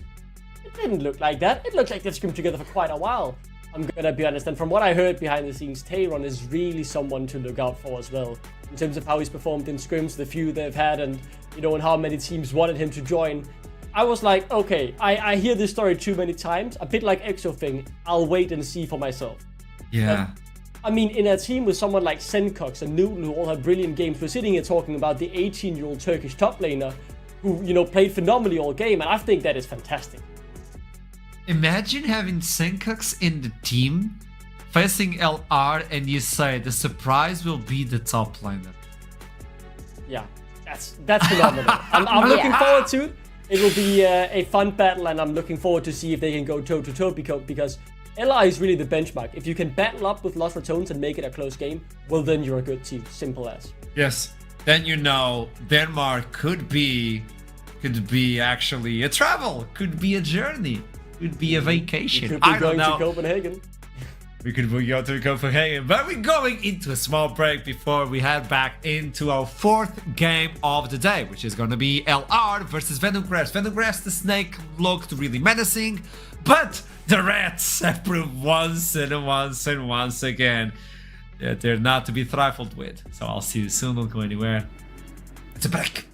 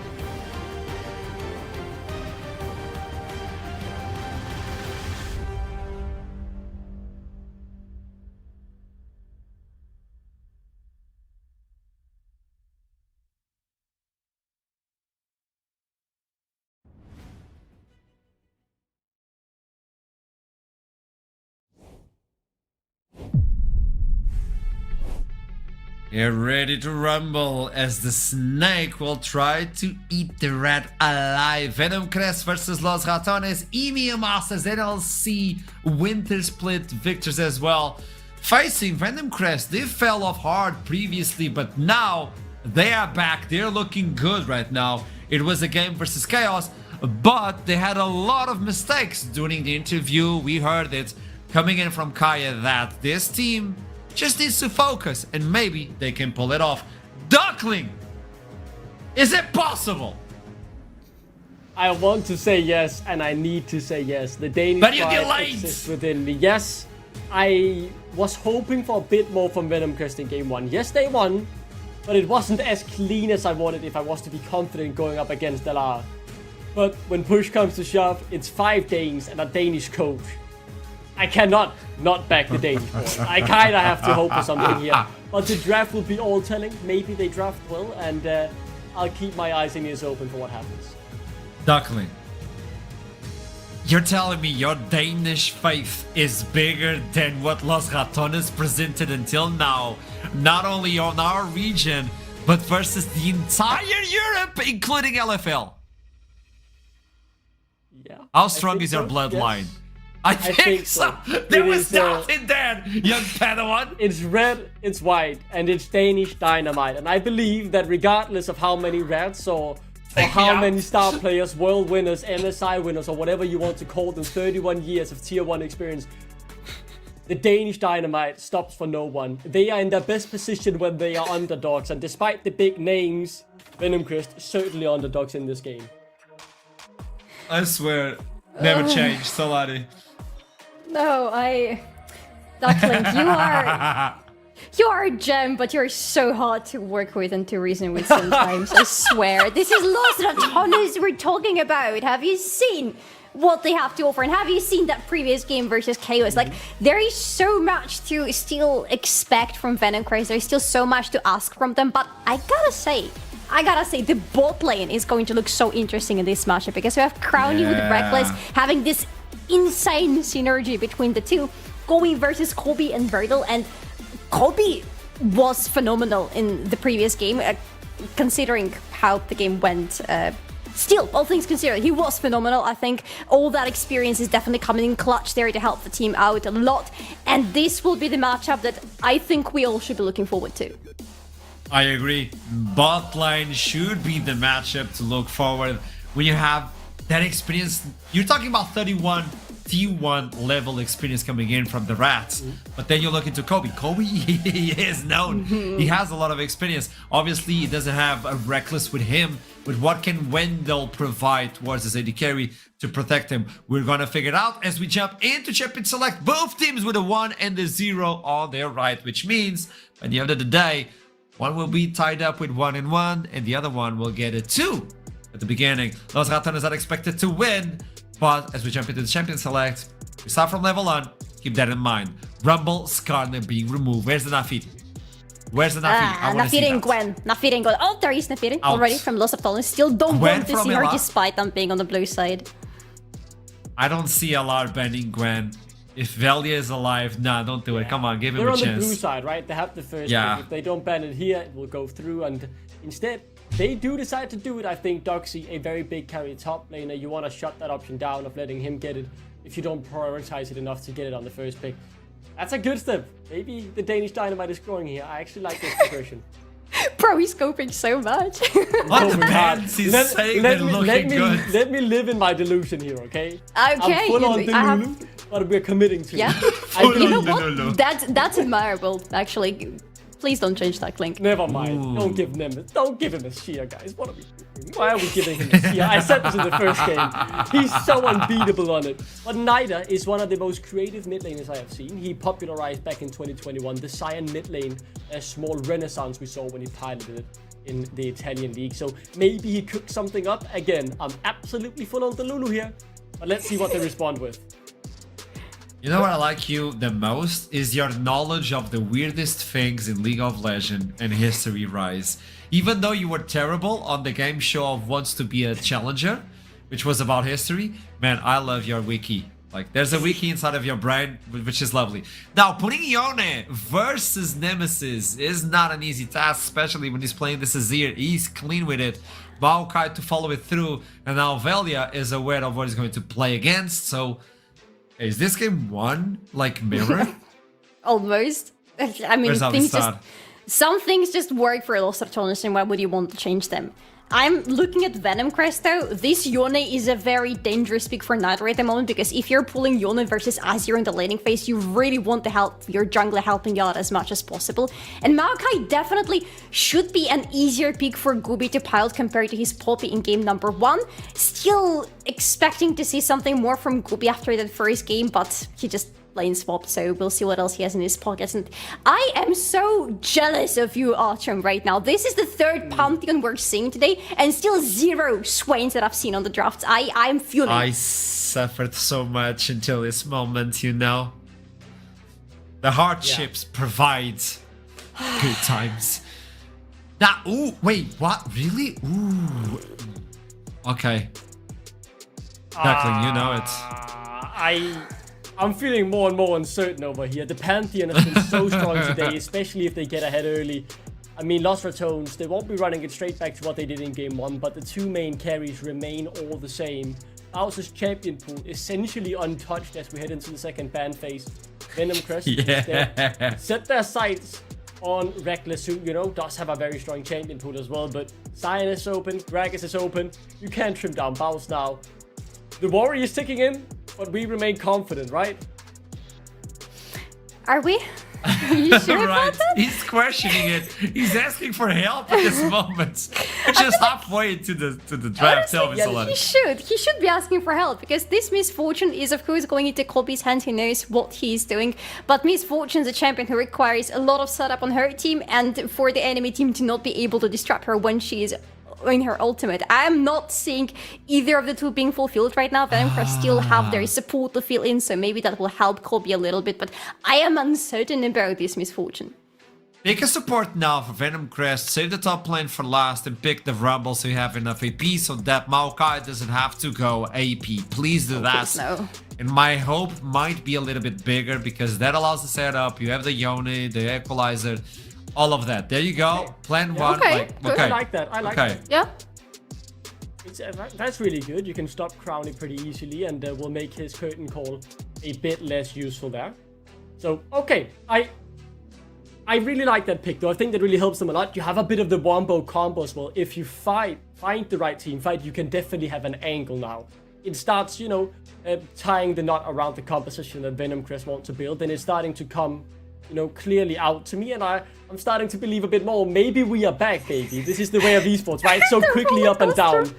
Very reactionary here. But sadly, Gragas was left open. I said it in game 1. I will say the same. He's impeccable on it. Sion, nothing needs to be said there. It's Bowser's Sion. Yeah. But that allows at least the Misfortune to be left untouched during the channeling, because one of the concerns for Vel'Koz was the Gragas. Now Misfortune can channel it. Okay, it's locked in. Solari, final thoughts.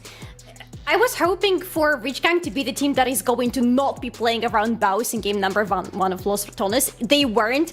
Venom Crest is my second pick, so hopefully they will have something else prepared in their sleeves. Looks good. Do you have it in you, Duckling, right now? You think it's the Venom Crest, the Danish powerhouse, or whatever you're talking about? Yeah, okay. I like the nah, and I will say this, right? I might have been a bit less confident.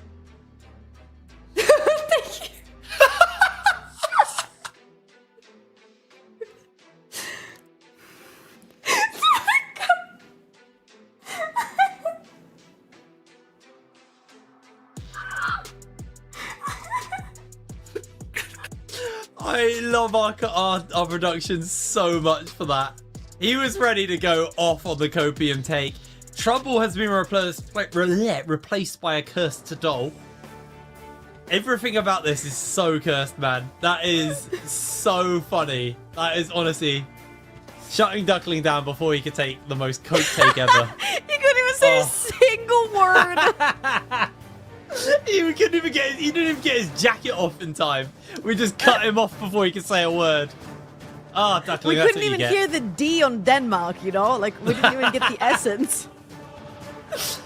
I'll give you the short form version of what Duckling was gonna say. Yada yada yada, Denmark, yada yada yada, copium. And we are into game. Lost Returners versus Venom Crest. Now, let's come in with the real takes. There's a lot of faith we obviously have in Lost Returners, but I like this draft from Venom Crest. I'm going to be real with you. It's not a bad draft at all. Nameplates off. I'm quite excited. All right. Things that scare me when you play versus Lost Artonis versus things that actually look pretty good. Number 1, Baus on Cyan. You kind of gave the guy who made his name on this champ, his champ. Number 1. Number 2, Nemesis on Azir. Very damn scary. I think he's so confident on the champ. And I'll talk a little bit about Imi Amasis about the ego of Nemesis in a very good way. As in, he's like, yeah, and Melo will agree, maybe LEC as well. He's very, very strong in terms of laning phase. However, that bot lane for Venom Crest is so damn strong. Misfortune can AD check the Jhin, and you also have Leona into Rakan, which is a straight-up counter pick. If you pin the Rakan, you get to trade really hard with the Misfortune. So the top side belongs to Lost Ratonis for sure for me, but the bot side has a lot of room to play around for Gooby. Yes, absolutely. Up to see how the junglers kind of play this one out. Again, we've had a lot of Pantheon today. Pantheon in every game so far, Trouble. It's been a major pick for the junglers today. And honestly, even in the loss, it looked pretty good. Like, Pantheon's been incredibly solid today.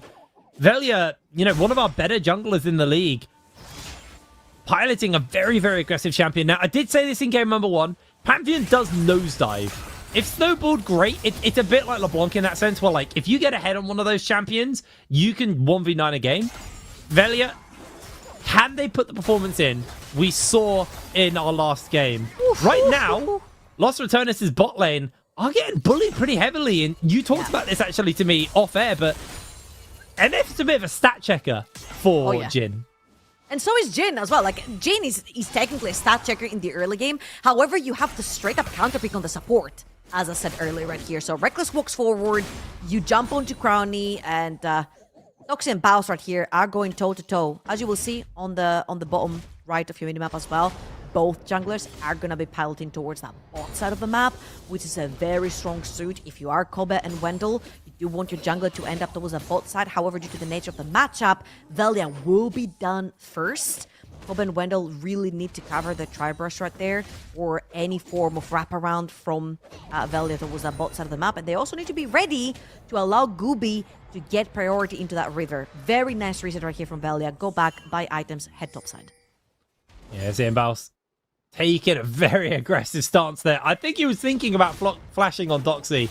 Just keeps landing those E's onto him, gets the slows, pops the W, forces Doxy to flash. And like you said, Velia is now heading topside. Flashless is going to be very exposed. Nemesis able to shuffle away from Wendell's Zenith Blade. I think we're about to see some action here on the top side, although Baus may lose his life before that even happens. Doxy gets the kill onto him, but Baus is going to look to try and run him down. Not going to find the window, as Doxy will stop the zombie form down. Meanwhile, in the bot side, Reckless able to jump on to Kobe, as now we're going to see Gooby jumping in onto Reckless. Reckless able to escape that play, though. A lot of disjointed plays across the board. Top side, there's still some action breaking out, though, as Wendell does Zenith Blade back in. They do get a bit of damage onto Doxy, but he's able to escape with his life. I feel like Gooby was a little bit overzealous right there. There's no way, even if you dive a Rakan with Flash, he has Flash, he has E, he has W. He's just a sleepery champ. You actually have to basically layer the CC so flawlessly between the Leona and the Flash.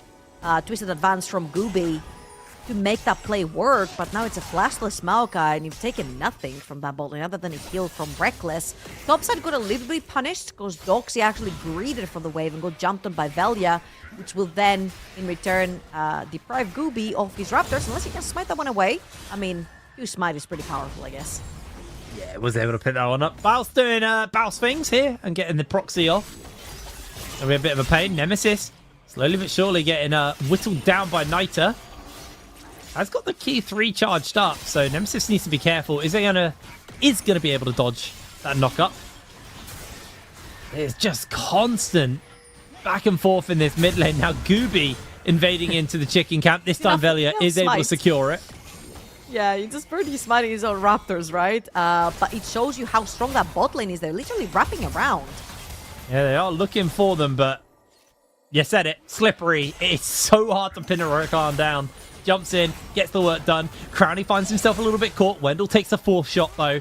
Venom Crest not under any real threat. You get the heal off from the Gleaming Quill. Is now Hobby needs to be careful. He's going to dodge away. The knockup lands in. Crownie's got 4th shot available. I don't think it's enough to finish the kill. As Wendell has to flash away to safety. Velia now here. I feel like Wendell has been pressing... oh, he's going to find Here it! he comes! He's going to find it! Oh! He gets the kill! Bounce! Beautiful knock-up onto 1. Velia secures the next one. Los Ratones find their kills. Level 6, reset into send it down bot lane. Catches both Kobe and Wendell under their tower with super low HP. And that's what I was alluding to. I'd like to see Wendell not press E every time it comes off of cooldown. Not every trade is a good trade. Especially when you're super low on mana, and I feel like right there, Crownie and Reckless super hard capitalized onto that one. Baus, there's no way he's dying anytime soon right here. He's level 6, he's level 4, level 5. There's just a BF sword onto Kobe, and he's going to lose way too much underneath his tower, so he's going to be the nuisance that he is. Meanwhile, Los Ratones have swapped towards the bot side of the map. Well, Nita tried for the all-in there on Nemesis. Nemesis able to just send him packing. Wendell still continuing to be an irritant to Baus. Baus already picked himself up 2 plates on the bottom side. As Los Ratones aren't looking to give this dragon for free. They're not going to hard commit for it, but they were looking to just be a bit of a nuisance. Plates now secured. Doxy able to dodge away on the deadly flourish as Crownie continues to apply pressure. And Baus just going to happily hold this wave underneath the tower. Going to get that knock up, clear the wave. Easy as you like. Gets the reset off as Nemesis. Able to escape Nita's all-in once again. Yeah, and that's some beautiful macro play, right? That's what makes Los Ratones who they are right now, because they are playing so flawlessly around the map, the way they managed to pressure through Baus, the ultimate down bot lane into Crownie and Reckless, instantly resetting, going straight towards the top side of the map, securing the Void Grabs, playing aggressive into enemy jungle. Raptor's taken away by Velia again. He's going to secure that level 6. He might look for a dive towards the top side of the map. He's going to try to take that red buff. However, Gooby and Wendell are going to be there just in time. But just the sheer pressure of just entering the jungle, taking control, setting down the vision, resetting, forces teams to sort of chase them around the map. And that's a 2,000 gold lead that has already been created for the side of Los Ratones. We are seeing as well the swaps coming in. Baus able to escort the wave underneath the tower. Probably could have taken an extra plate, but he wants to get that reset in and head back towards his matchup. What's this though? Venom Crest bot lane has a swap into the top side. What does Los Ratones do? They wait in that tribe bush, they reset, and they're gonna play towards the bottom of the map. Or no, they faked it and they're gonna kill. Cobby goes down, Grand Star forwards on point, and now Wendell finds himself in the curtain call. Dodging away quite efficiently here. 4th shot makes the hit. Ooh. And there's the spear from Velia to dunk the kill down. Los Ratones take exactly what they wanted. Oh, that was so well played. They were resetting in the tribe rush, but when they saw Kobe and Wendell overextend, they decided to stay to punish for the double kill instead. 2 kills onto Velia right now. 2-0, 600 gold up. And we did see in the previous game what happens when a Pantheon gets ahead, especially in the early game. Let's watch this one more time. They were actually resetting. You see Baus was heading towards the top side of the map as well, but they did see kills in their sides. They had Velia diving in from the sky with that Pantheon ult as well and capitalizing on the Wendell here as well. Very well played. A little bit of a sacrifice onto tempo, if you will, but 2 kills in that in the bank. I'm pretty sure it's going to be worth it. Oh, they're sitting very happy off the back of that one. And again, it feels like Venom Crest are behind the lane swap every time that Los Ratones move their bot side somewhere else. Kobe and Wendell are just not there to answer, so Doxy getting pushed behind. Is Baus dead? He does that. He does that. It's part of his MO, really, isn't it? That is true. Listen, I was just thinking, like, in terms of an anime, if Baus was a side character, he would be such an interesting side character, for sure.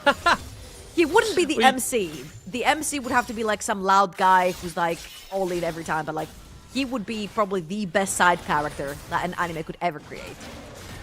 He's the main character. What are you talking about? We're actually having a replay on the bottom side of our screen of Baus getting caught out. As he's able to grab himself another plate in the meanwhile. And this fight just went on for ages. We're currently watching Baus fighting in 2 different screens right now. He is actually in real danger. No flash available to him. Doxy has that flash that he can just chase after. Oh! Baus just flashes over the wall. Doxy's got R. I think he got away with it. There's no way he pulls that escape off again. What a fantastic escape. Menace. However, talking about escape, Gooby is looking. He's thinking about the R. Crowny has that cleanse, has that flash. It's going to get caught out. Xenoblade comes in. There's the bullet time. It's going to get cancelled out. 3 ultimates for a flash and cleanse. Wow, that was like literally the tip of Leona. Could have hit right there, just about off. And it's not going to result into anything. However, the very crucial part is that 1:20, again, when you're playing Jin into Leona, Yone, and Maokai, not having flash cleanse could really, really cost you. Let's see if Venom are actually going to capitalize. The resets are going to start coming through. 1 minute on the map, and I'm seeing Wendell head towards the top side of the map. They could potentially look to play for the Void Grabs to not give 6 away to Los Ratones. We do know Baus on the side lane and what he can do. But giving 6 away, your towers are going to start really getting hit. Yeah, it looks like everybody's coming in though. Crowny and Reckless have gone for the resets and are looking to move over. I think Venom Crest is just going to have to give this up. The question is are they going to get that second dragon under their belt? This grub camp is going down so fast with the Azir in the area. They probably have time to move over in time. You can see that Crowny and Reckless have just redirected their appearance and moved over towards that mid side so they can pressure here on the bottom and try for this dragon number 2. This will be the feat of strength upgrade for the side of Los Ratones if they can grab this dragon, and it looks like they're going to contest it. Yeah, absolutely. You need to play towards that bot side of the map. You've got Bloodthirster onto Kobe, onto this Misfortune. Summoners up and available. Unfortunately, you do not have item for Nitro, which is the most important thing right here. Blade of the Ruin King really makes Yone what he is as a champion and makes him super strong, and the spike is great. At that one item, he can start trading, he can start diving backline. However, it's not going to be the case. On the other side, Los Ratones do have their first items complete, at least for everyone joining. Baus is going to push down that wave and head towards that bottom of the map. That's a 4 versus 5 in favor of Los Ratones, and Doxy has got a long way to go until he reaches the bot side. Oh, that's dear. it. Kubi's caught. Call comes out, and that's going to be the shot to secure the kill. Reckless interrupting onto Kobe. There's the shuffle back. Caught out by Nita. They trade out, but Baus finds the knock up. Wendell's low. Kobe's low. Crowny secures the kill. Good little interrupt on Reckless trying to jump in as the Grand Starfall makes its way over. Can they find their mark? Nita trying to get a bit of additional damage out. It's not going to be enough to secure a kill, but Los Ratones will get the dragon off the back of that one. The tempo is very much theirs. Yeah, and I just want to give context right here. That was a Yone with no items, and it looked super scary. Imagine if that was a Blade of the Ruin King. Nitro could potentially change how this fight went. I was just going to head over the top of the map. Doxy has taken all but one turret plating off of that top lane tower, and I feel like Venom Crest, again, this is where teams become from good, great, when you suddenly get out of that spectator mode and you do have your play done. However, we talked with the players before as well, and we don't necessarily know how much practice they've had together as a team, particularly from Venom Crest. All 4 tire platings are gonna go over to Doxy onto that Gnar. Behind in gold still for Doxy. But again, for Venom Crest, I feel like it was a little bit of a thorn right there. Just now completed Blade of the Ruin King or Nitro, but you have given Feats of Strength away and that second dragon. Los Ratones did give up a lot of tempo on the map. You can see they're currently kind of scrambling around the map trying to figure out their lane assignments after sorting that one out, but they haven't given up first tower blood yet, although it looks like Nemesis may be able to cash that in on the bottom side as Knight has been interrupted on his way in to the lane. So they are going to back off though. Too many people starting to collapse towards that bot lane and towards Nemesis. So Baus under fire. Doxy will be able to finish up this tower nice and easily. Just going to quickly get a chunk onto the wave, force it back, and Doxy can't take the tower yet. Yeah, a little bit later here from Venom Crest, trying to take some control of the jungle. Would have loved to see this when the dragon was actually up. They're looking for a Hex Flash onto the Jhin. Oh, That's a Crowny, flash. he's got that cleanse. He's had to use it already inside the bullet time. Finds himself in danger, but Wendell chunked out. There's the deadly flourish. Curtain has been called, and Wendell has been sniped. Beautiful shot coming in from Crowny. In comes Reckless with the two-man knock-up. Los Ratones are just so hard to catch out. Crowny burns his cleanse, but most importantly, gets out of dodge alive.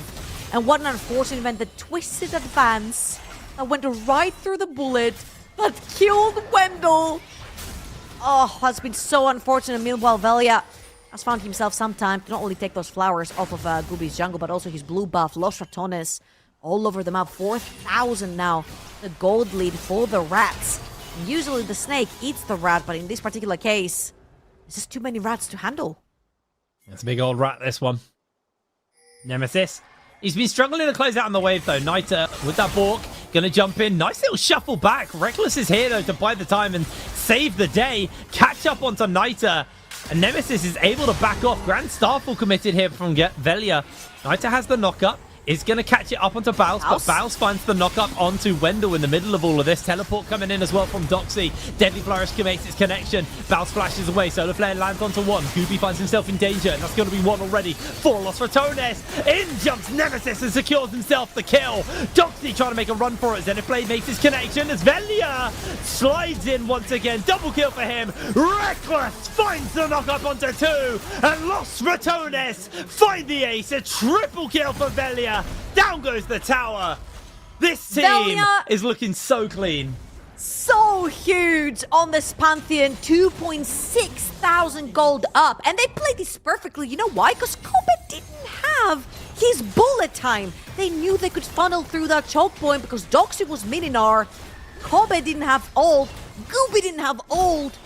Venom, of course, were missing key components to fight in this Tribrush, and that's what's one more time. Niter, first of all, commits his ultimate way too early on to Nemesis, and this is how the Azir versus Yone matchup works. You're gonna ult one, the other one's gonna ult out, he's gonna ult your way. Reckless, so slippery together with Nemesis onto this Azir.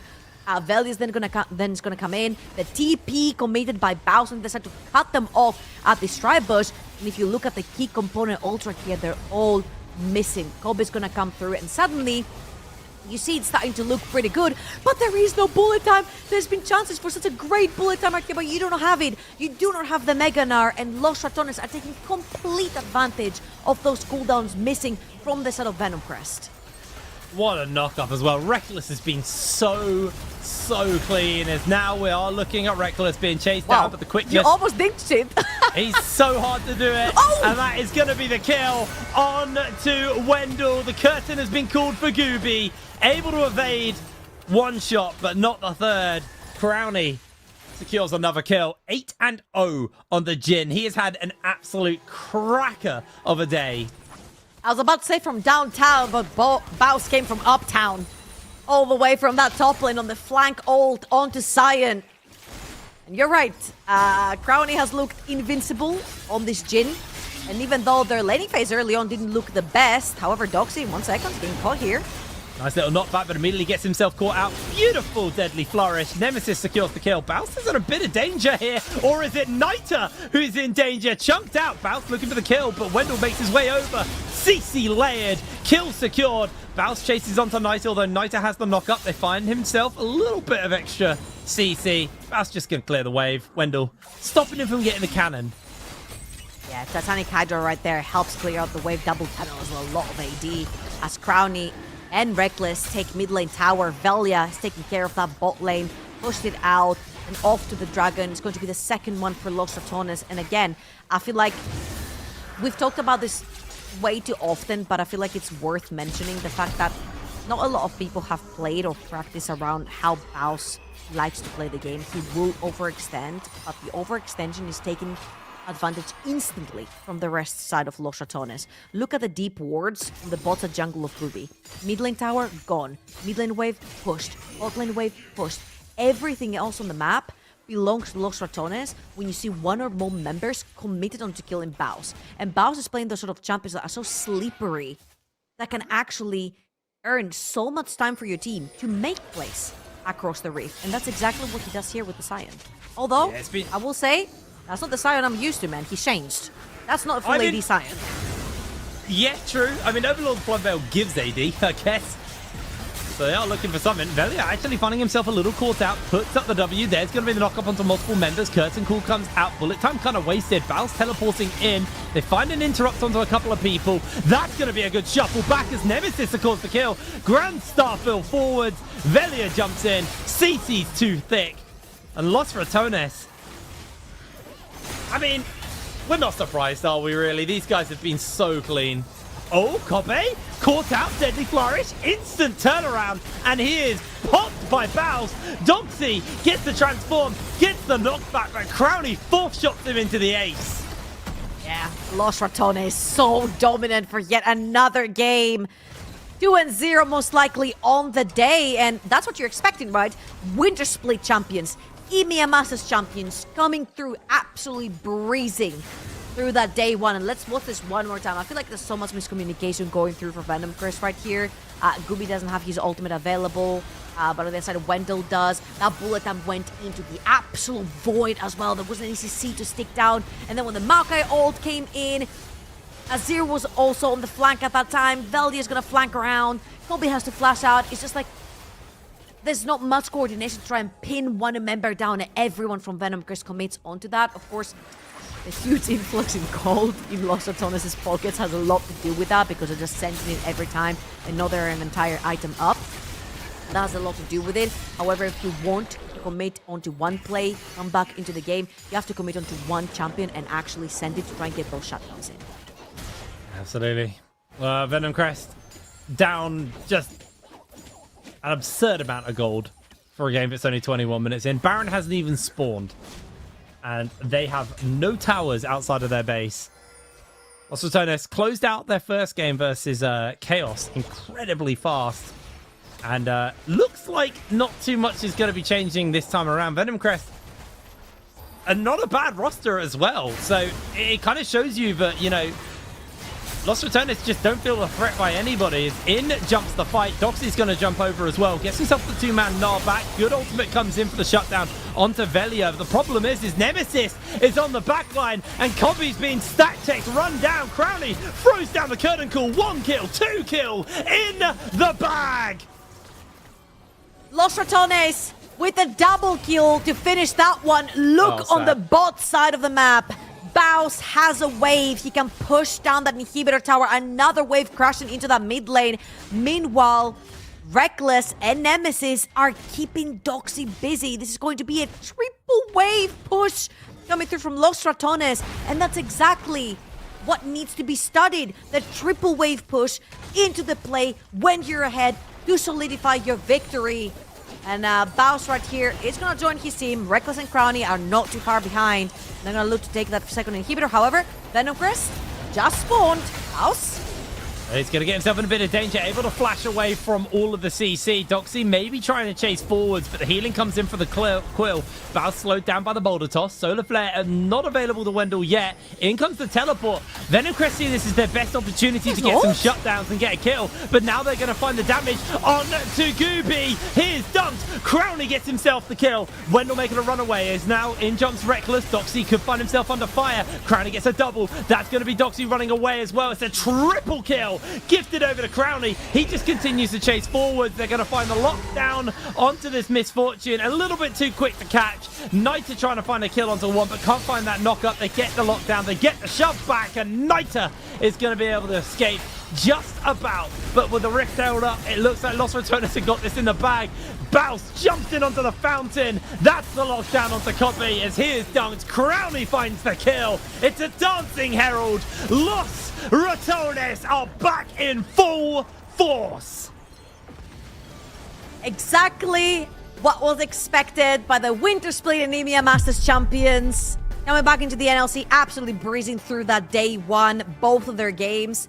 I just want to give a huge shout out to the unsung hero, Reckless. Died 0 times, and I think he had very close to 100% kill participation. And it's so easy you lose the small details, especially when you're playing support and your AD carry like Crown has been popping off the entire day. So easy to overlook someone like Reckless, but his performance in this particular game, chef's kiss.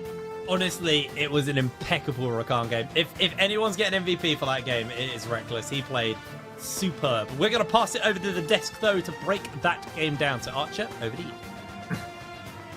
Hey, Duckling, how you doing? I'm having a very good day as an average viewer who's definitely not wearing a Denmark jersey right now. I thought it was a quick little game. I'm XDDing in chat. I love the rats. I'm happily quacking around there. Absolute disaster. This I had nightmares. This wasn't a nightmare. I was awoken from the nightmare, then put right back in, and then I was like, this was torture. I'm sorry. This was painful. I mean, this was waterboarding or some crazy stuff. This was unbelievable. Let's start through the highlights, right? Because Baus was peak Baus this game, and that's what happens when you get him Sion, right? He was unbelievable, getting solo killed, and then Solari, you can talk about what he did in the bot lane. Listen, when we were discussing it behind the scenes, what Archer said is really nice, is that every mistake that you make against Los Ratones is very expensive, and it gets more expensive the further you go into the game. But the most expensive mistake for Venom Crest here was giving this Baus, this Sion Baus. He's just rolling in there, and it's like, you are supposed to be safe at this point as Venom Crest to recall back to your base. You're not safe at any point on the map if there is Baus, especially if he's on Sion. Yeah. It's scary because you're under your turret. It's so early in the game. Everybody's like level 4, level 5 Baus. You think you're safe? You think I care about ADA? And I'll chase you to the fountain and I'll die killing you. This guy is scary. I think when we got Baus joining in pro play, it was like having this idea of how to play top lane, yada yada, with, oh, it's a good death. And now he realizes what good deaths are. I'm getting scared because his macro is upgrading. This guy has no ceiling. I'm scared of Baus, to be honest. And also team fights. I think we need to highlight those, Duckling. Yeah. Just before. Baus's macros are the only thing on top of this game. He had been solo killed once in lane. Doxy, though, thought he had found his moment, and Baus just shows his macros is still there. It's still very good. This is a fun one. Look out for the blast cone, and then, I mean, it's just peak League of Legends. There is no other way to describe it. He might be Swedish, but even I have to praise this. It's just so fun. And that's the fun part over. Now we can get into the painful part for me, the team fighting, because, yeah, Lost Ratones, they are incredible, man. They are phenomenal team fighting.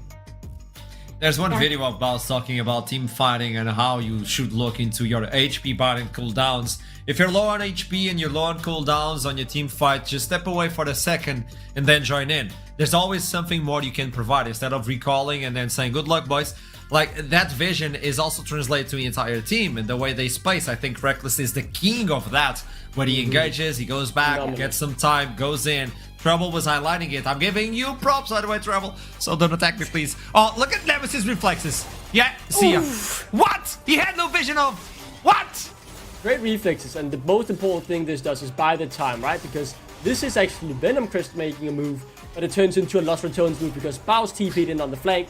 Venom Crest weren't expecting it, and now they are on the back foot. I think this fight was close. I want to keep my eyes on Doxy here. I thought he was very close to potentially turning the fight, but, you know, the target selection of Lost Ratones was phenomenal. Nemesis, brilliant as well, and yeah, it was too little too late. And it goes back to spacing, right? Because you can see how much peeling Reckless, Baus, and Vilya are doing in this team fight for Crowley and for Nemesis, but mostly for Crowley, always making sure there is enough space between the enemy team and that there is enough space for the carries to do what they have to do, which is what you can see on your screens right now, deal all that damage. Wow. I always said this, and I think Jhin is not an easy champion to play with because you have to have a lot of tactic and knowledge and map awareness. And somehow Crowley pulled it up 2 times in a row with the cleanest possible gameplay. It is absurd what Los Ratones are doing. And it's even scarier when you look from Winter Split to Spring Split Day 1. I think they look even harder to beat. So good luck to all teams who have to face Los Ratones, the XTD squad. But meanwhile, talking about that, we have one of them waiting for the interview. It's the return of Crowley, if I believe it's correct. There you go. Welcome back, Crowley. Long time no see. Man, your team Come on, man. You guys can't get better than this. This is looking menacing. This is looking menacing for the NLC. Tell me something. EMEA Masters. You got it in the bag. What's the first feeling? I didn't get to talk to you. So how are you feeling with that? Yeah, it was definitely not an easy tournament. I think we ramped up. I think the Supermassive series taught us a lot, and after that it felt easier. But I think we all learned a lot, and yeah, it's been great. Tell me something, Crony. I've been noticing time and time again, it looks like the synergy between you and Reckless is just on peak level. It's like on the milliseconds of going in, when to go back. How is the communication when you have those team fights? Do you even talk? Or it's just like, you know each other so well right now, you just click? I mean, we definitely talk, but since we've played at a pretty high level, and he also played, he was like the best AD carry in Europe for so long. Obviously, he knows what I need, like in lane and in fights. So, I mean, yeah, he makes my job easy, pretty much. Yeah, it definitely feels like it. Tell me something. We're talking about team fights and the way you punish the enemy. Every single time you guys take a team fight, it's not only because it's a team fight. Everybody's aware of when to join in and what to take afterwards. People like to win team fights and then recall and buy items. No, there's always an objective. So what's the vision when you take a team fight? How do you decide this is a good one? We shouldn't fight this one. Like that map awareness of when to punish. I think Nemesis and Reckless do a very good job at tracking enemy sums. So we are aware like who has flash and who doesn't. So we can see when people are overstepping. And like on the bot fight, we had a good Baus TP as well. Or we knew they don't have flash when Baus ulted them bot lane. Like we knew Leona has no flash. Like on the first dive where we killed Mef and Leona. So I think we're just very aware of what like summoners there is and what the potential plays on the map. Yeah. So obviously the team is looking clean, probably the toughest so far, and I think a huge improvement has been, and I know there's a big meme and all that, but the way Baus is now playing with the team, like every single time he's TPing, he's not saying he has TP on cooldown and farming the mid wave. How is it playing with this improved Baus? I mean, I think him and Velia's growth in just a few months has been amazing. Like to go from pretty much not playing competitive at all to winning EU Masters, and it's not an easy change to go from like playing mostly solo queue to playing competitive because the game is very different. So I think they're both doing amazing because of everyone helping them and because they're so willing to learn. So yeah. Congratulations on this one. I don't see a team taking a game right now, aside from the Quinn incident. We don't talk about that. That has been deleted for the VODs. But congratulations, Crowny. Thank you. Hope to see you again and good luck for the next day. That was clean. Thank you. I like it. They know. They are aware of what they need to do. It's scary. It is scary. It is. I think Los Ratones are like here and everybody's just climbing to get to where they are. But as soon as you get to that level, they're already above. They're not stopping. Yeah, that's the thing about them, though. They have been good from the very beginning, but they have been improving so much. Like those little things that you saw them having in the previous split, they're completely gone in this one. They're so much clearer, and that is scary because how much further can they go? Yeah, it is unbelievable, right? Because normally you'd have like a stationary point of this is where we need to reach, but all the teams trying to catch up to Lost Ratones. Lost Ratones might be here right now, but next week they'll be here and here and here. Like they will keep improving. They're not standing still and accepting, you know, we are good, but we could be better. They're like, no, we might be the best team in the league by a mile right now, but let's make it 2 miles, 3 miles. And all the other teams, they have to make up that ground somehow, and it's really hard to see anyone do it. I mean, we have some candidates who I think are qualified to give it a shot. Yeah. They are the undisputed raid boss in the league, and so far no one has been able to even take any hit points away from them. As we're getting ganked by Warwick, Dockland, can you imagine if they were Danish? That would be cool. They were Danish? Dude, I would have bought all that merch. I would have bought all that merch. I would have painted the walls, Lost Ratones. Like, I would have done everything already, but sadly, they have 2 sweets. And... Wow! I'm sorry, I love Lost Ratones. I'll make that very clear. I'm a big XDDer myself. The pride they have bought on the region is, you know, out of this world. But if they had a Dane or 2, my hype would have been 10 times more. It is what it is, but it's also time for the last game of the day of Group A on day 1. Keep in mind, this is seeding stage, so it's a best of 1 to get the seeding towards playoffs. Yeah, that's the way we roll, by the way. To talk about that, let's roll into a small break before we head on to Verdant versus Chaos. Don't go anywhere, I'll see you soon.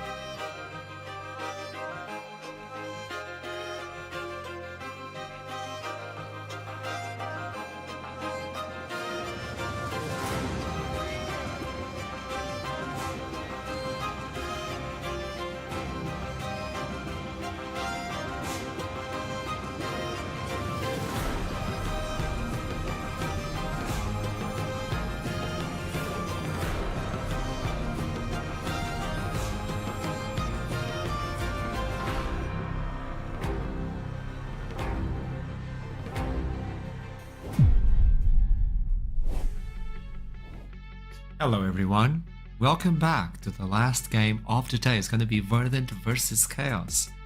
May I present you Hype and Bloodbath has been the word of the day.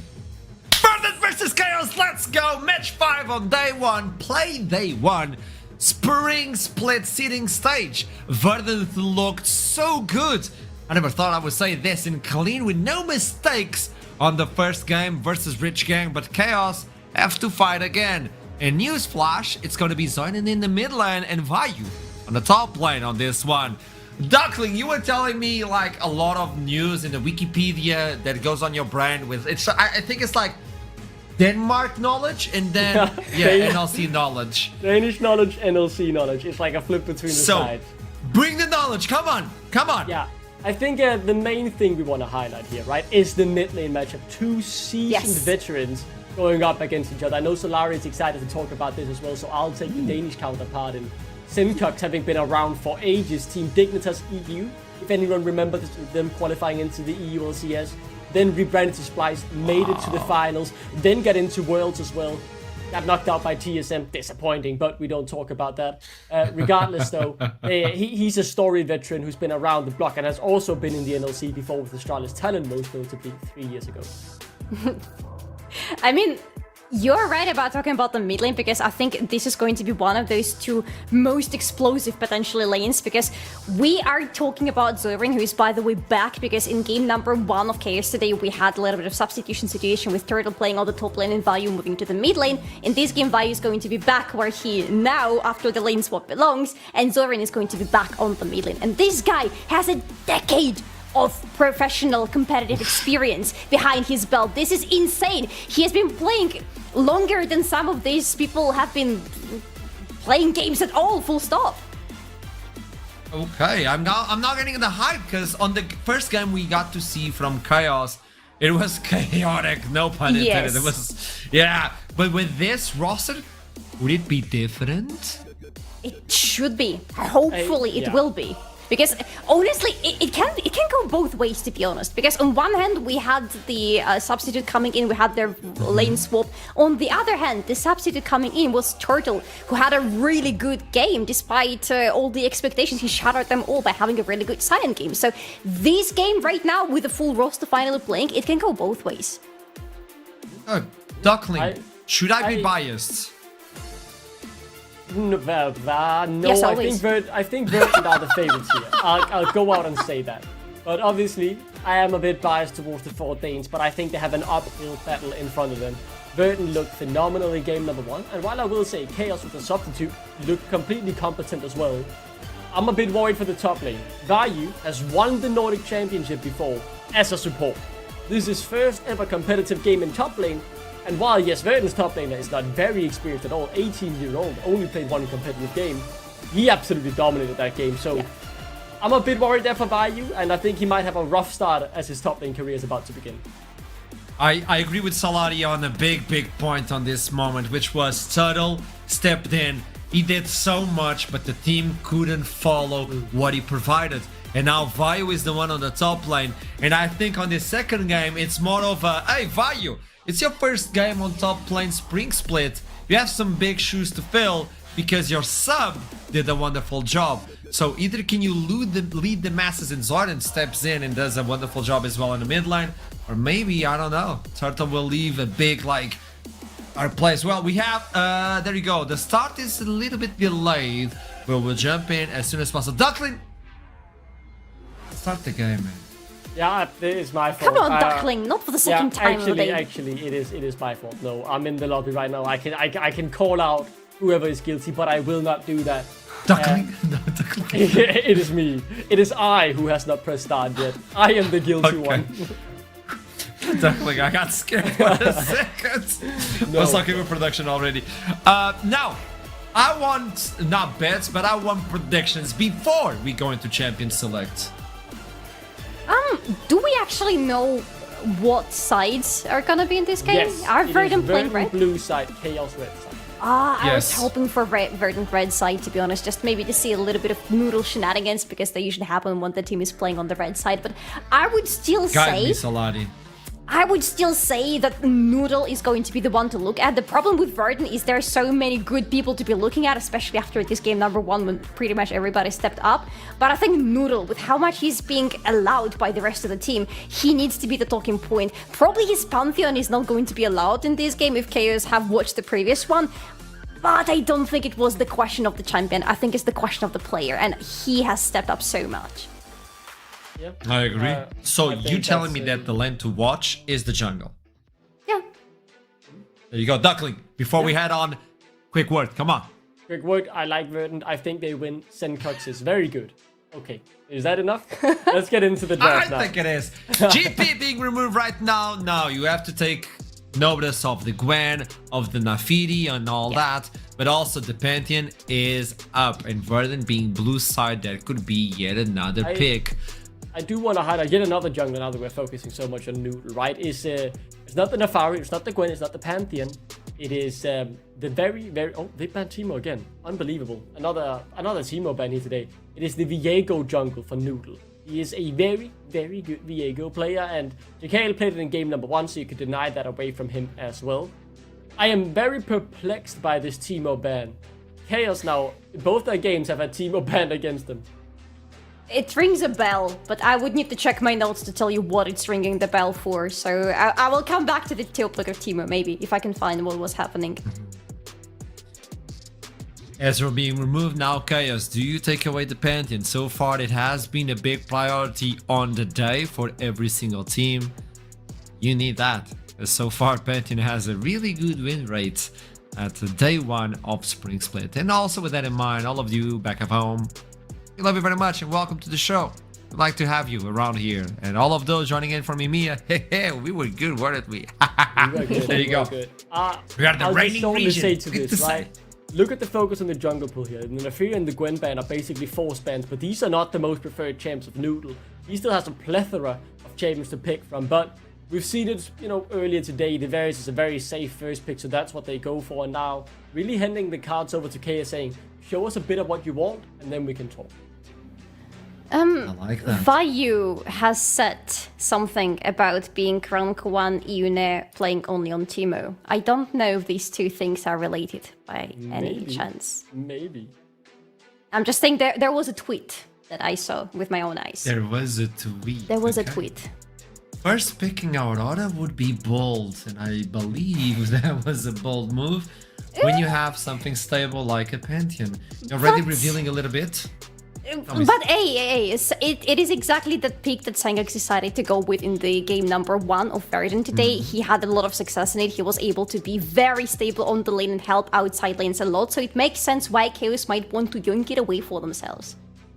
Yeah. Yes. I mean, Chaos playing it a bit safe, right? Locking in the AD carry. Yes, the mid laner is now known, but I think in the jungle is really where they're waiting.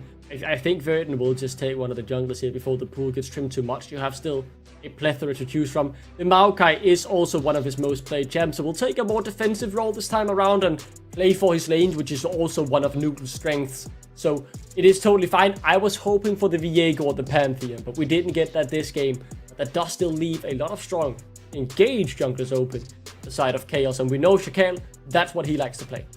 We don't always get what we want, Backlink, especially you with your Danish teams. But hey, we have a really strong team fighting composition from Verdant already. We have a lot of setup for them. This Rumble works in perfectly with the Maokai, with the Varus, a lot of poke, a lot of potential for the team fight. I love this fight, finally! God damn it, finally we're seeing Vi being picked into Varus. Finally, the point and click reliable CC into an immobile and very deadly AD carry. Thank you. Well, I'm just gonna say it. This could be a flex, and I don't care what anybody else says because Wow. Baus exists, and that's a Baus law. This could be a flex. It's not. I'm kidding. Yone being removed right now in the second phase. They want to remove those options from the mid line to fight off versus what has been picked already for Zoiden.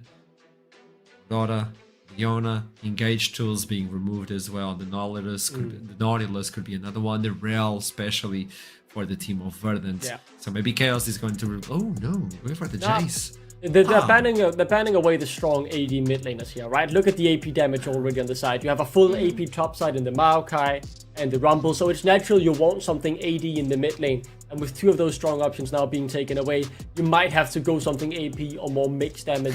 And it could hurt the damage profile of the lineup a bit here. You can go Tristana. Psychic has played Tristana on the mid lane, so Yeah, has Tristana Zoran is actually. She's very very good strong call, in the actually. current meta. Yeah, unless Chaos want to take it for themselves now and then send Aurora to the top lane, I can see this happening for Verdant.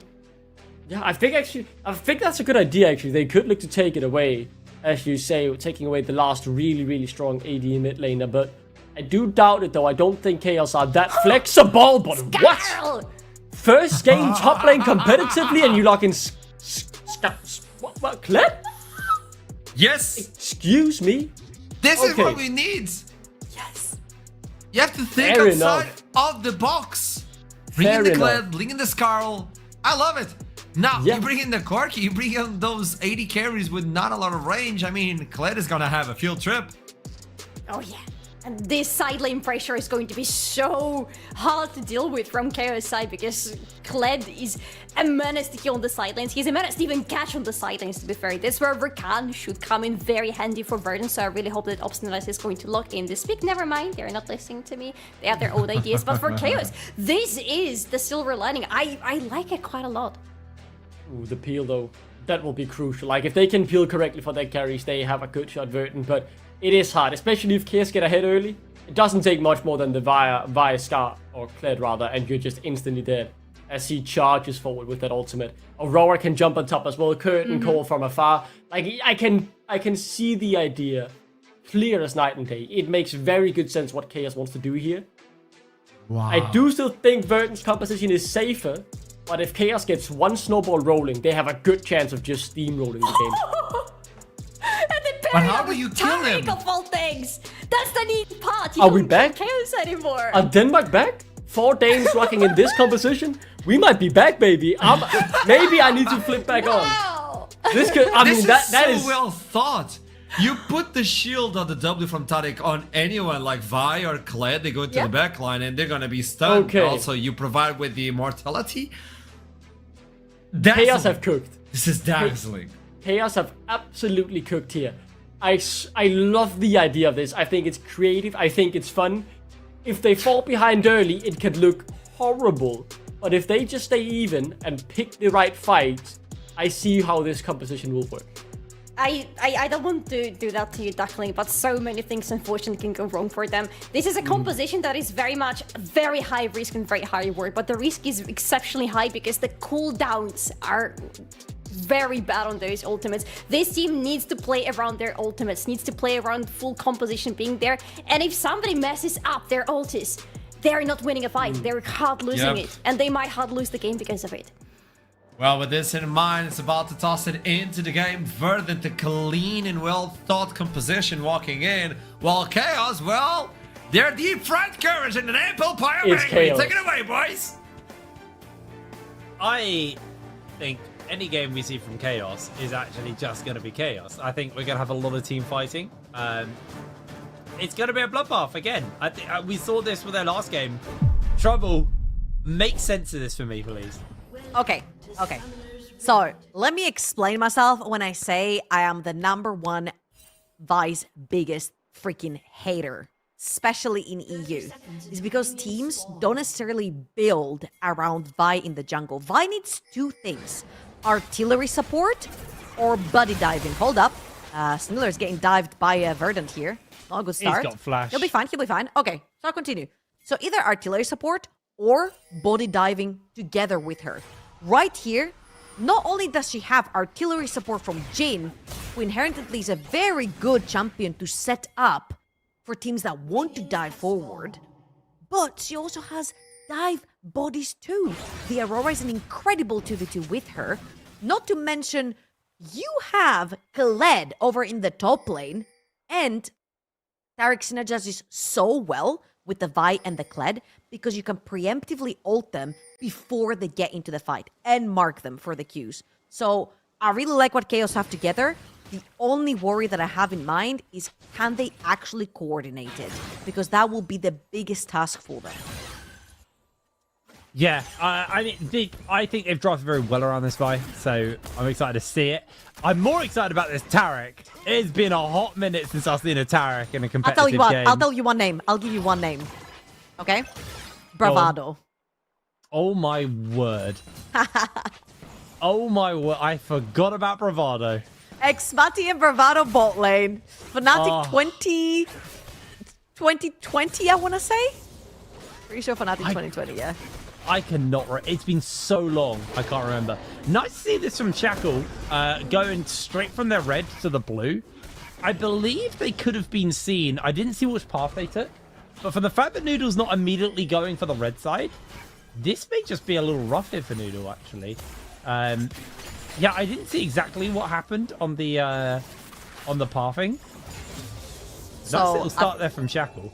I think what's happening right here, I feel like Shackle actually tried to evade the gank towards the top side because Vi is scary. So, yeah, you had priority through mid, you had priority through bot lane. Again, you definitely do not want to be taking any 2 versus 2s. Rumble is not as strong in the early, especially when you have Scarlet with Chicken up top, where you get the passive and you can have basically double lives. Aurora plus 5, very, very strong 2v2. In the mid lane in comparison to Corki and Maokai, who are looking to scale, be a little bit more tanky, do a little bit more damage on the Corki as well. So I feel like that was a pretty good dodge right there. And Shackle so far, good pathing from him too. Yeah, no, I made my point, and then I just looked at the map again and I realized the mistake. Nobody actually walks away with a large advantage over the other on junglers here because they both took the same map camps. So actually, it's not quite as big as I thought it was. The difference, though, is now, where does this lean? Where does this put the power? Shackle is obviously playing towards the top side and is going to be looking to attack top and obviously the mid as well. Where on the other side, you can see the Noodle potentially looking for any bot lane shenanigans. Not going to be stolen on the crab here, but may get caught out by the Dazzle into the Deadly Flourish. Chaos just rotating their whole team down towards the bottom side. Zoran gets caught as they go in for the invisibility. Verdant are going to be able to walk away from this one nice and safe. Yeah, that was a little bit painful to watch because Raya used his W right on top of Sniller's Q. So the CC overlapped, so Shackle and Zoran didn't necessarily have the time available to them to get there to be included.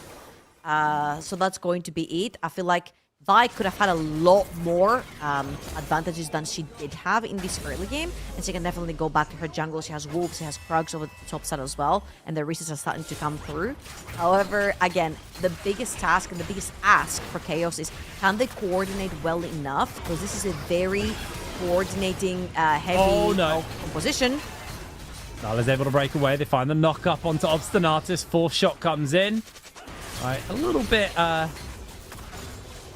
off the damage right now, so just can get some damage off. Please reset, please reset, please reset. I saw Shackle press B 4 times in this Tribus, and he's still behind. Now Makai gets to dictate the pace on the map. He can even invade Krugs if he wants to. He saw Vi down the bot lane, so he instantly goes top. Check the Krugs, take them away. It's going to be the TP coming through for value, so Noodle is not going to overextend right there with the Maokai. Instead, going to go back to his jungle. And Shackle is going to be completely unpunished for spending so much down bot lane without necessarily getting anything back in return. Well, looks like they're going to get a nice little shove in to start it off here. But I'm not actually going to lose too much. They are potentially looking for a play. Snyler has no flash available. Is just going to look to try and get that Dazzle off into Shiganari. Not going to get much more. The flash comes out from Shiganari. Hook away from Obstinatus to safety. They're going to lose a little bit of the wave underneath the tower. Senkux trying to be a nuisance, but Zoran actually eating quite a lot of damage in response. They have got themselves the honey fruit, though. Senkux is going to be able to get away, but in comes the Kled with the charge. Senkux gets himself caught out, has to flash away. They land themselves the bear trap on the rope to pull him back, and that's his first blood for Vayu. They find the lockdown underneath the tower. Shackle losing a lot of HP, but Noodle can't finish it up. Obstinatus making his way over. Hook comes in from the flash. Vayu gonna eat a fair amount of damage off the back of that. Good equalizer will cook Shackle alive, and Vayu finds himself caught out. He's about to get the remount, though. Enough for him to jump back onto that one. Now turns onto Obstinatus. Is going to catch him off with the bear trap on the rope, but in comes the rest of backup, and Vayu, I don't think you're going to be able to survive this one, mate. He is absolutely done so. Shotguns will not save him. Taeron just secures himself 2 kills. And that is huge for the top lane as well. We've seen Rumble on a freaking pair. Excuse my language here. He's the champion. He brings the worst out of me, I guess. He's been on a tear today. Like, this champion has been dominating the Rift for the past half a year at least. Not to say 1 year as well. Either B1 or banned.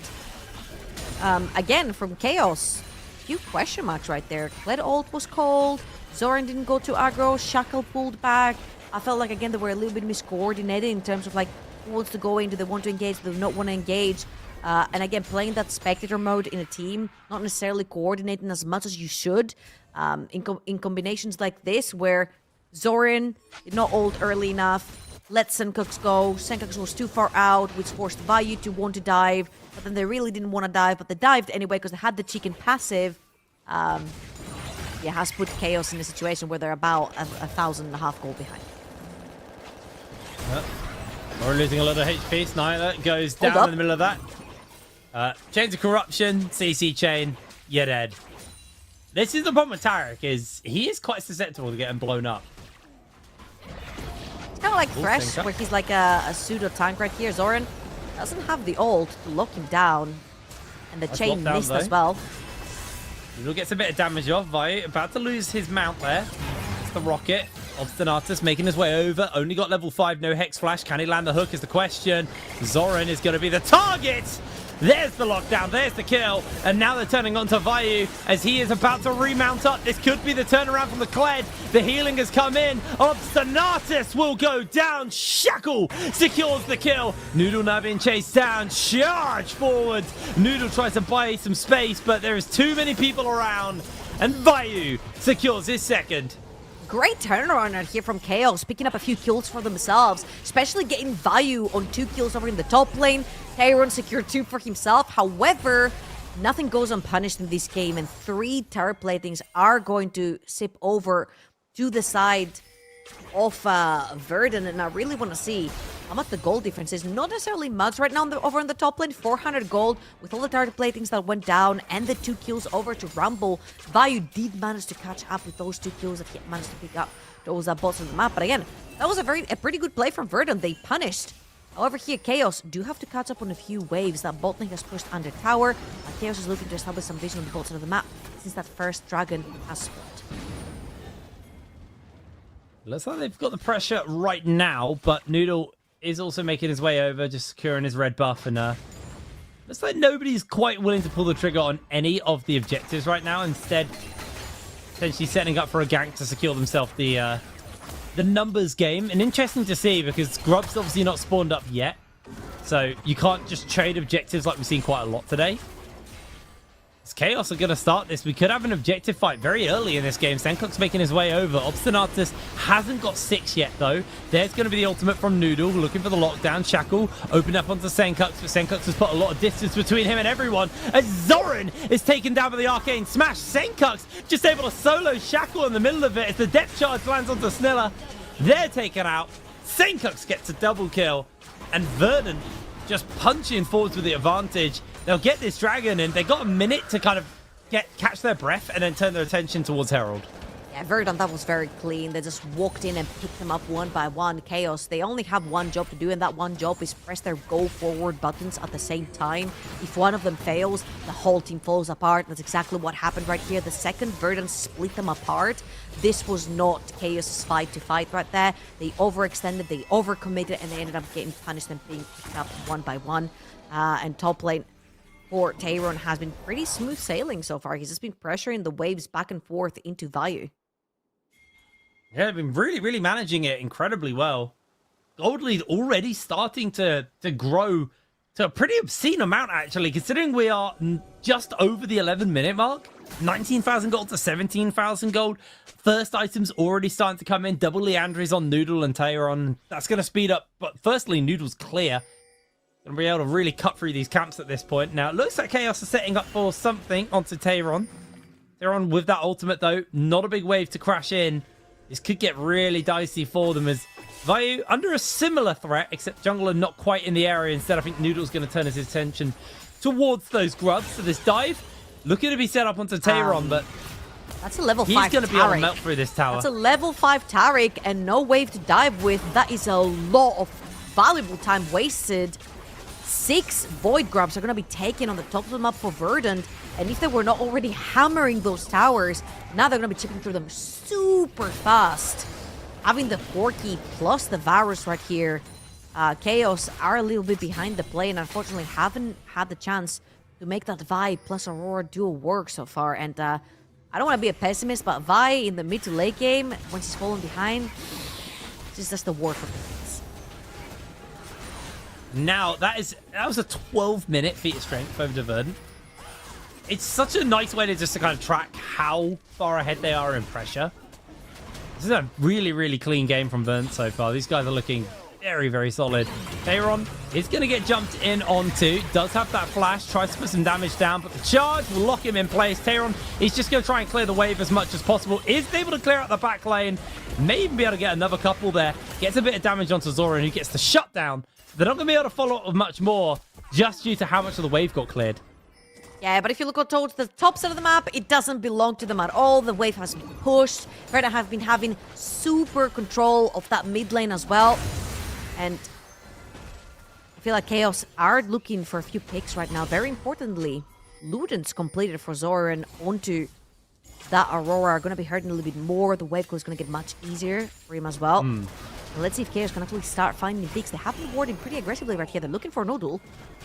Yeah, they've got the tether between the two. Shackle able to steal away the camp. Noodle going for the fight. Stuns available. There's the dazzle into the interrupt. They're going to throw down the ultimate as well to keep them alive. Shackle got that survivability to work with, but what an ultimate from Noodle means that it's completely shut down. Burn into the Leandres as Shiganari is able to secure the kill. Stiller's next up on the menu. Verdant. They just didn't even look scared about that play. Just able to push through. Oh boy, I feel so bad because these are the Vi plays that make me not want to see Vi ever again. Vi is going to try to clear the wave right here, but there's 3 members from Verdant and a Gromp, and it's not going to be for this world much longer. Doesn't even get to remount.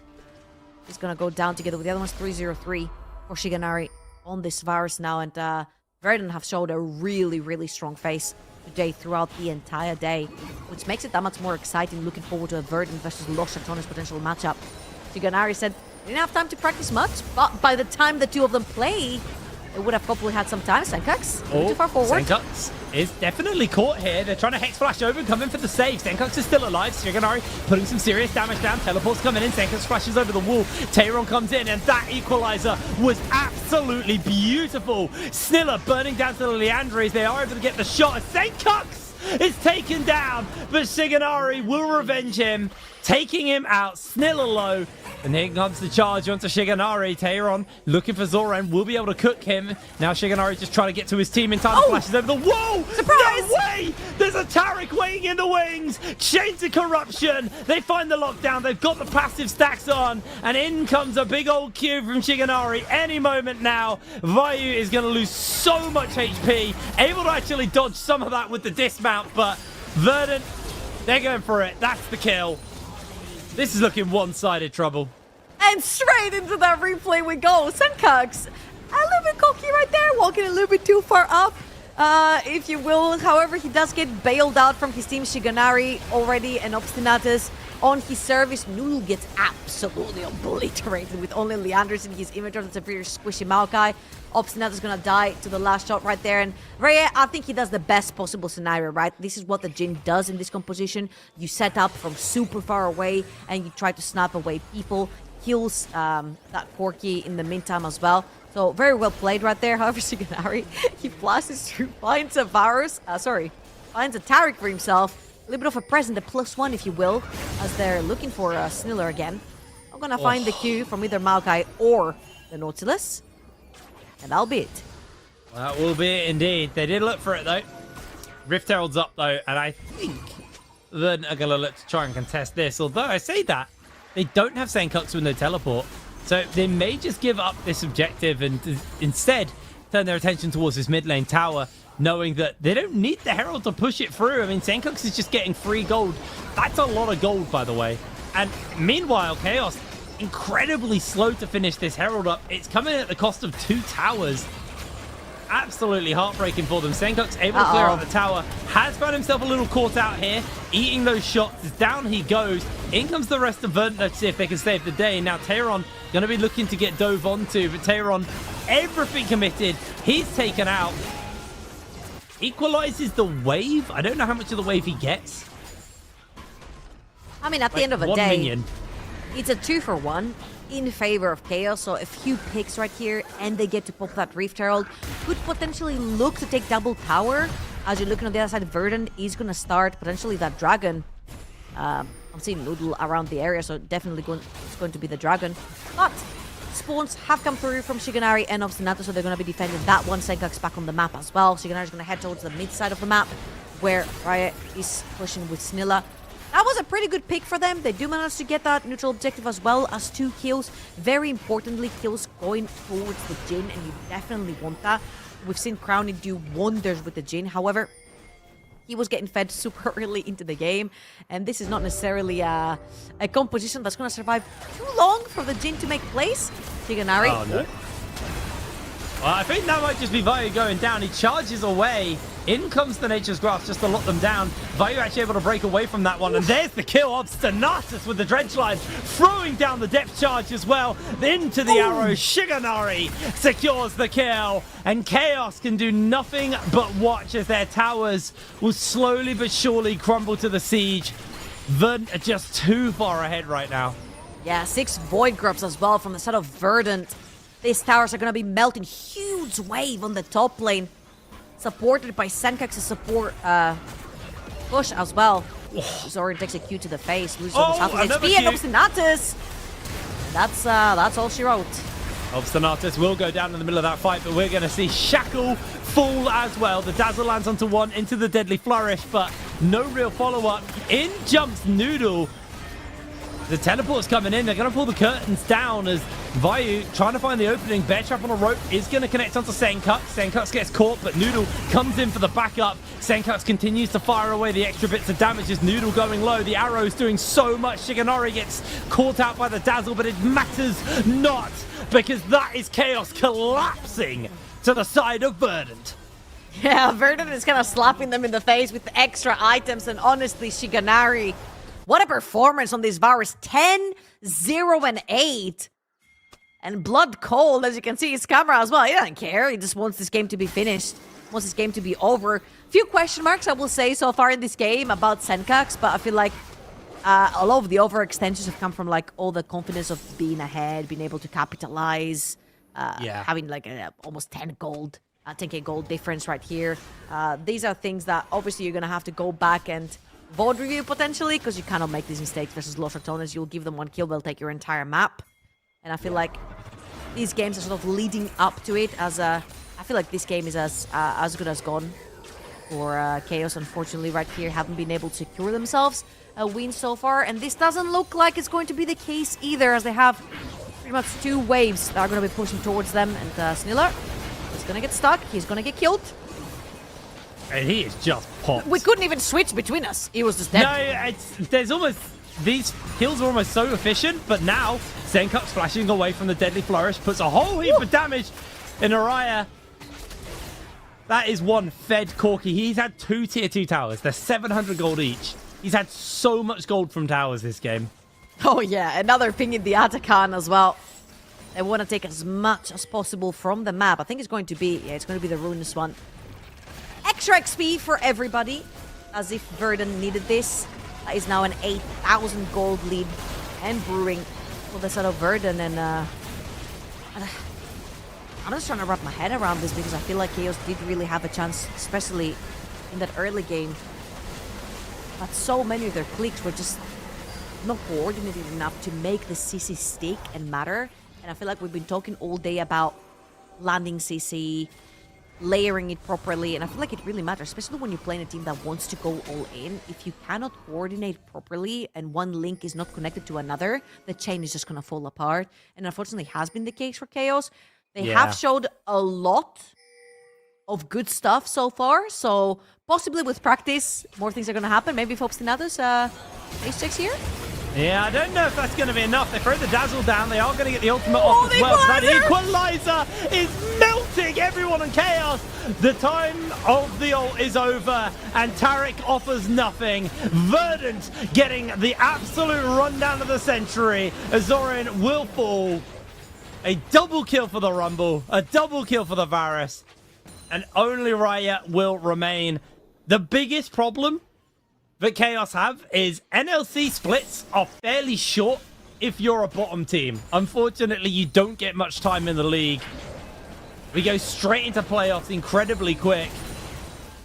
And they are going to have some serious work ahead of them to make a lot of growth in a very small period of time, or this will be a very quick season for Chaos again. Yeah, well, what's been some quick series, though, for Verdant is this one and the previous one they played. A very clearly good day for the debut of Verdant, bringing new players into the roster. If I'm not wrong, only Obstinatus remaining from the previous one in winter, and usually when teams restructure so much in a composition of players, it's just so difficult to sort of find things that click together, and Verdant so far have been showing up and showing off And right here, Chaos tried to press the buttons all together, and it was the right idea technically. You should be able to burn through that Nautilus, but my god, like, this Rumble ultimate absolutely destroyed them. It's just a matter of everyone is under-leveled on the side of Chaos. Whether they press the buttons or not, they just die instantly. This fight is a non-factor at this point, and there's a 12-0 and 11 Varus on the other side with 3.5k gold up. So they're just getting items diffed right now and levels diffed. Take the flower! They don't need it. Just take the flower, man. You're under-leveled. Take it. Oh, actually, they really do need it. They do need it, yeah. They really need it, but I don't think it's going to matter. Verdant probably setting up for their final siege here. They got waves pushing on multiple fronts. This tower will not be long for the world. All inhibitors down. Excuse me. I would need my Vi to pull back in base. SOS. Yeah, they're still doing Dragon. They've only just finished the Dragon up. Waves are a bit of a way off crashing. They've only got this one, but they're going to throw down the ultimate. The Rumble ult catches on as well. Riot able to break away, but that's not really going to do much for his team as they are melted by Verdant. Zoran going incredibly low. Hook hits onto a minion. Shiganari no Q available, so Zoran will be able to break away, but two super minions are about to crash into the base, and this looks like an incredibly fast win here for the side of Verdant. I don't think Chaos have got enough in the tank to keep themselves going in this one. As Zoran loses half his HP, Shackle jumps in onto Noodle. It's not really going to achieve much as Shiganari's trying to put a bit more damage down. Shackle finds himself doing a little bit more work, but there he goes, shut down and immediately taken out. Verdant looking so clean today. A 2-0 start to the season. These guys are looking really formidable. Wow. Verdant is making it exciting. I looked at the group, they're laughing, they're feeling good, and they should be. They had a fantastic day so far. Yeah. I was looking at the group and I was kind of scratching my head. I was like, hey, this is the Los Ratones group. There's usually at least like one team that will make it hard for them, and I just couldn't necessarily point towards that team because I felt like a lot of teams completely restructured, Verdant being one of them. And I just didn't know if the synergy was going to be there, if the clicks were going to be there, if the player performance was going to be there. Clearly there is for Verdant. I actually was asked from the chat before we threw it over to the desk, if Baus gets a Vi pass, absolutely. Infinity Edge Vi always gets a freaking pass. I mean, yeah, I'll take Crit Vi any day. Anyway, we're going to pass it over the desk to round that game and the day out. So over to you guys. That was my question. That was my question. Does why Baus gets a pass? There you go. It does get the pass, but also Verdant gets a big pass with this game versus Chaos. They're looking clean, even with only 4 scrims in the bag. It's looking good so far. What do you say about this game? Because if you play Chaos high risk, high rewards, the risk is there. Can I just say one thing? Because we had Shiganari on the interview today, and he told us that we should be looking at the top lane. And while we should be looking at the top lane, and we will have to talk about Terran having such a great performance today, Shiganari was exceptional, and it was such a joy to look at him in the team fights because he was clean. He's very clean with his positioning in those fights. He's very clean on what exactly he needs to be doing. And even that Vi that I was having so much hope about when I saw her in the draft, Trouble did slender me, and she was absolutely right. That Vi did not live up to my expectations, and I had too high expectations.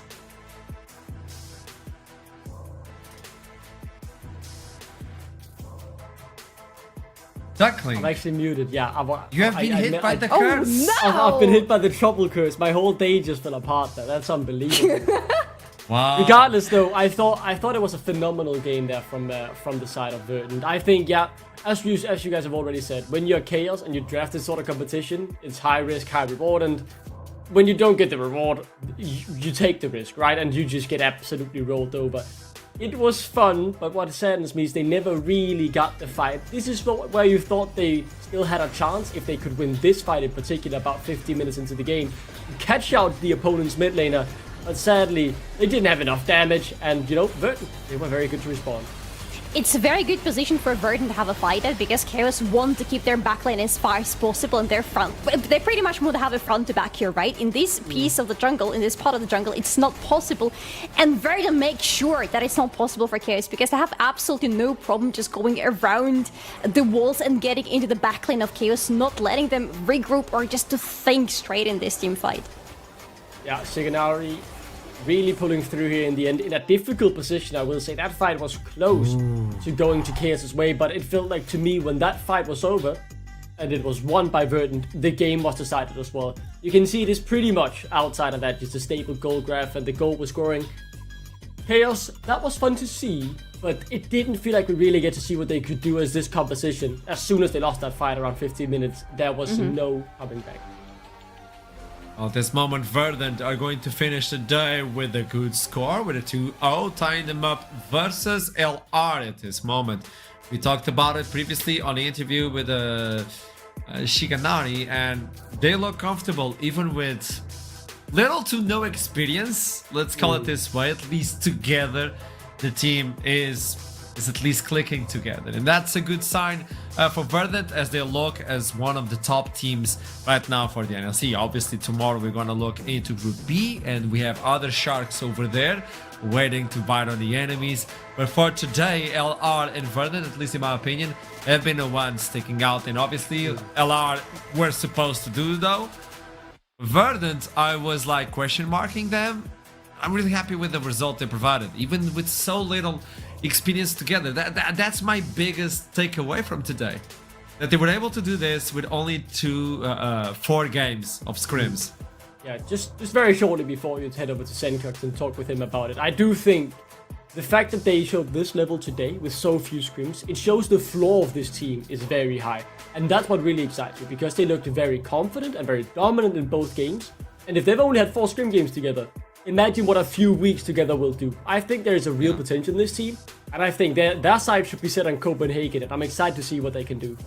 Oh, okay. We're getting some leaks right now. Let's talk with Sencox to begin this one. There's an interview with him. Welcome to the show. That's a good smile. Welcome to this one. Thank you. Hey, Sencox. 4 scrims before you start with the team on competitive? Boss. It's What's chill, happening? no? Some chill. It's really chill, isn't it? But how are you feeling with the team so far? I'm quite happy, actually. I feel like even yesterday I was, when we had our first scrim, I was quite pleasantly surprised.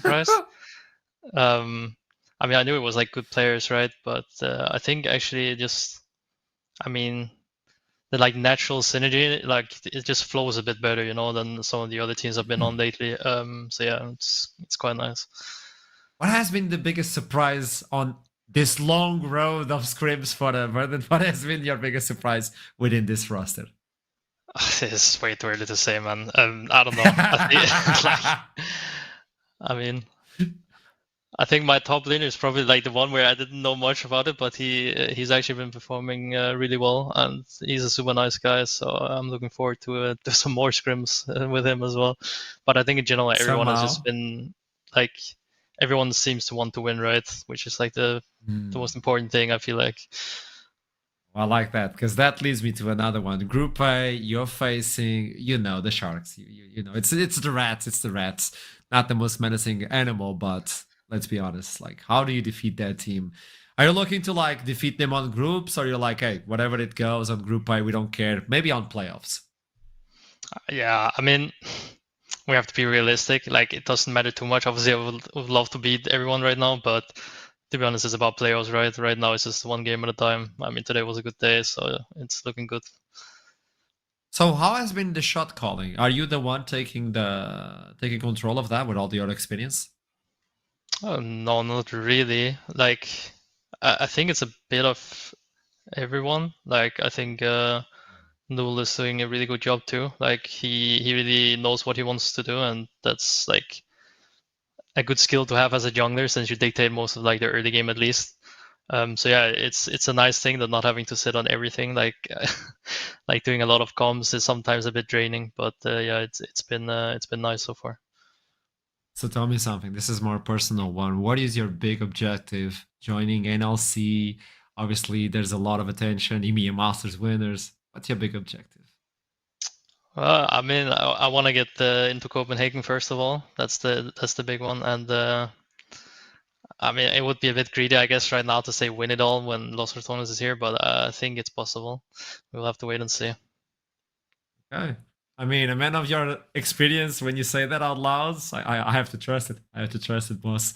Thank you so much. Pleasure to meet you and good luck. At least 4 more before next week, okay? At least 4 more scrims. You got this. 4, right? Only 4. Only 4. At least 4, man. You got this. Okay. We'll do that. I'll see you soon, man. Pleasure. Thank you. See ya. There you go. They're looking clean. You know what I got from that interview though? He said, when we scrimmed yesterday. So the 4 scrims were yesterday, by the way. That's a quick way to get ready to the split.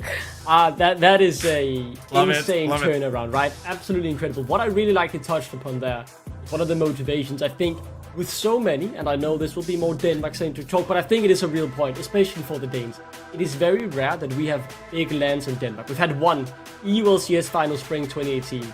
Only 3 Danes managed to attend. Someone like Senkox, who was playing in the EULCS at that time, definitely must have been, wanting that experience. Venom Chris, Copy, was at that finals in Copenhagen, and I'm sure he as well is thirsty for more, as a big land for the first time in 8 years, 7 years, is about to return to Denmark. I think all of these Danish players, they have that extra bit of motivation to go and represent their country in their, capital. I can't believe I'm saying this, but I've been to Denmark a lot of times with another project, the Royal Arena, and the reality is the crowds and the venues are filled with Danish chants and that love of the country. So playing in front of that crowd as a Danish player must bring you a lot, and obviously as a Dane, that is a life objective. That's a life objective, to be on that stage and get the Danes shouting your name, because you folks can be extremely, extremely proud of your countrymen. It's my favorite country, so I'm smiling end to end, Archie. This is sweet music to my ears. The Denmark glazing is going crazy, and I'm loving it. What have I done? Well, for you back at home, if you want to join the finals, this is your opportunity. What do you mean finals? What do you mean it's going to be in Copenhagen? Experience the NLC finals like never. You go into this website. If you go onto our social medias, you get directed to a website where you can pre-sign. Because in Nottingham, we sold out in 3 minutes. So, if you don't want to be a spectator on Twitch and you want to see it live as you should, because this is not only going to be NLC, there's a lot of influencers, there's music, there's a lot. I believe there's someone with the flamethrower on stage. I've been told no, but I still have my dreams. He will do it. It has to be in Denmark. It has to be, You both are delusional, you know that? Give me a confetti cannon, I'll be happy. I don't care. It's something, okay? It's something. Solari, what do you have to say? Because standings will show up soon. You know what? In terms of today, we have been expecting some things like lots of Tons cleaning the game with a 2-0, but some other things were a little bit more unexpected, like Verdant, for example, ending as 2-0. I'm sorry, Ducklink, I know what you're gonna say here, but I wasn't necessarily putting Verdant as team number 2 in Group A, but after seeing them play on day number 1, I think in my personal rankings, they have just climbed a lot.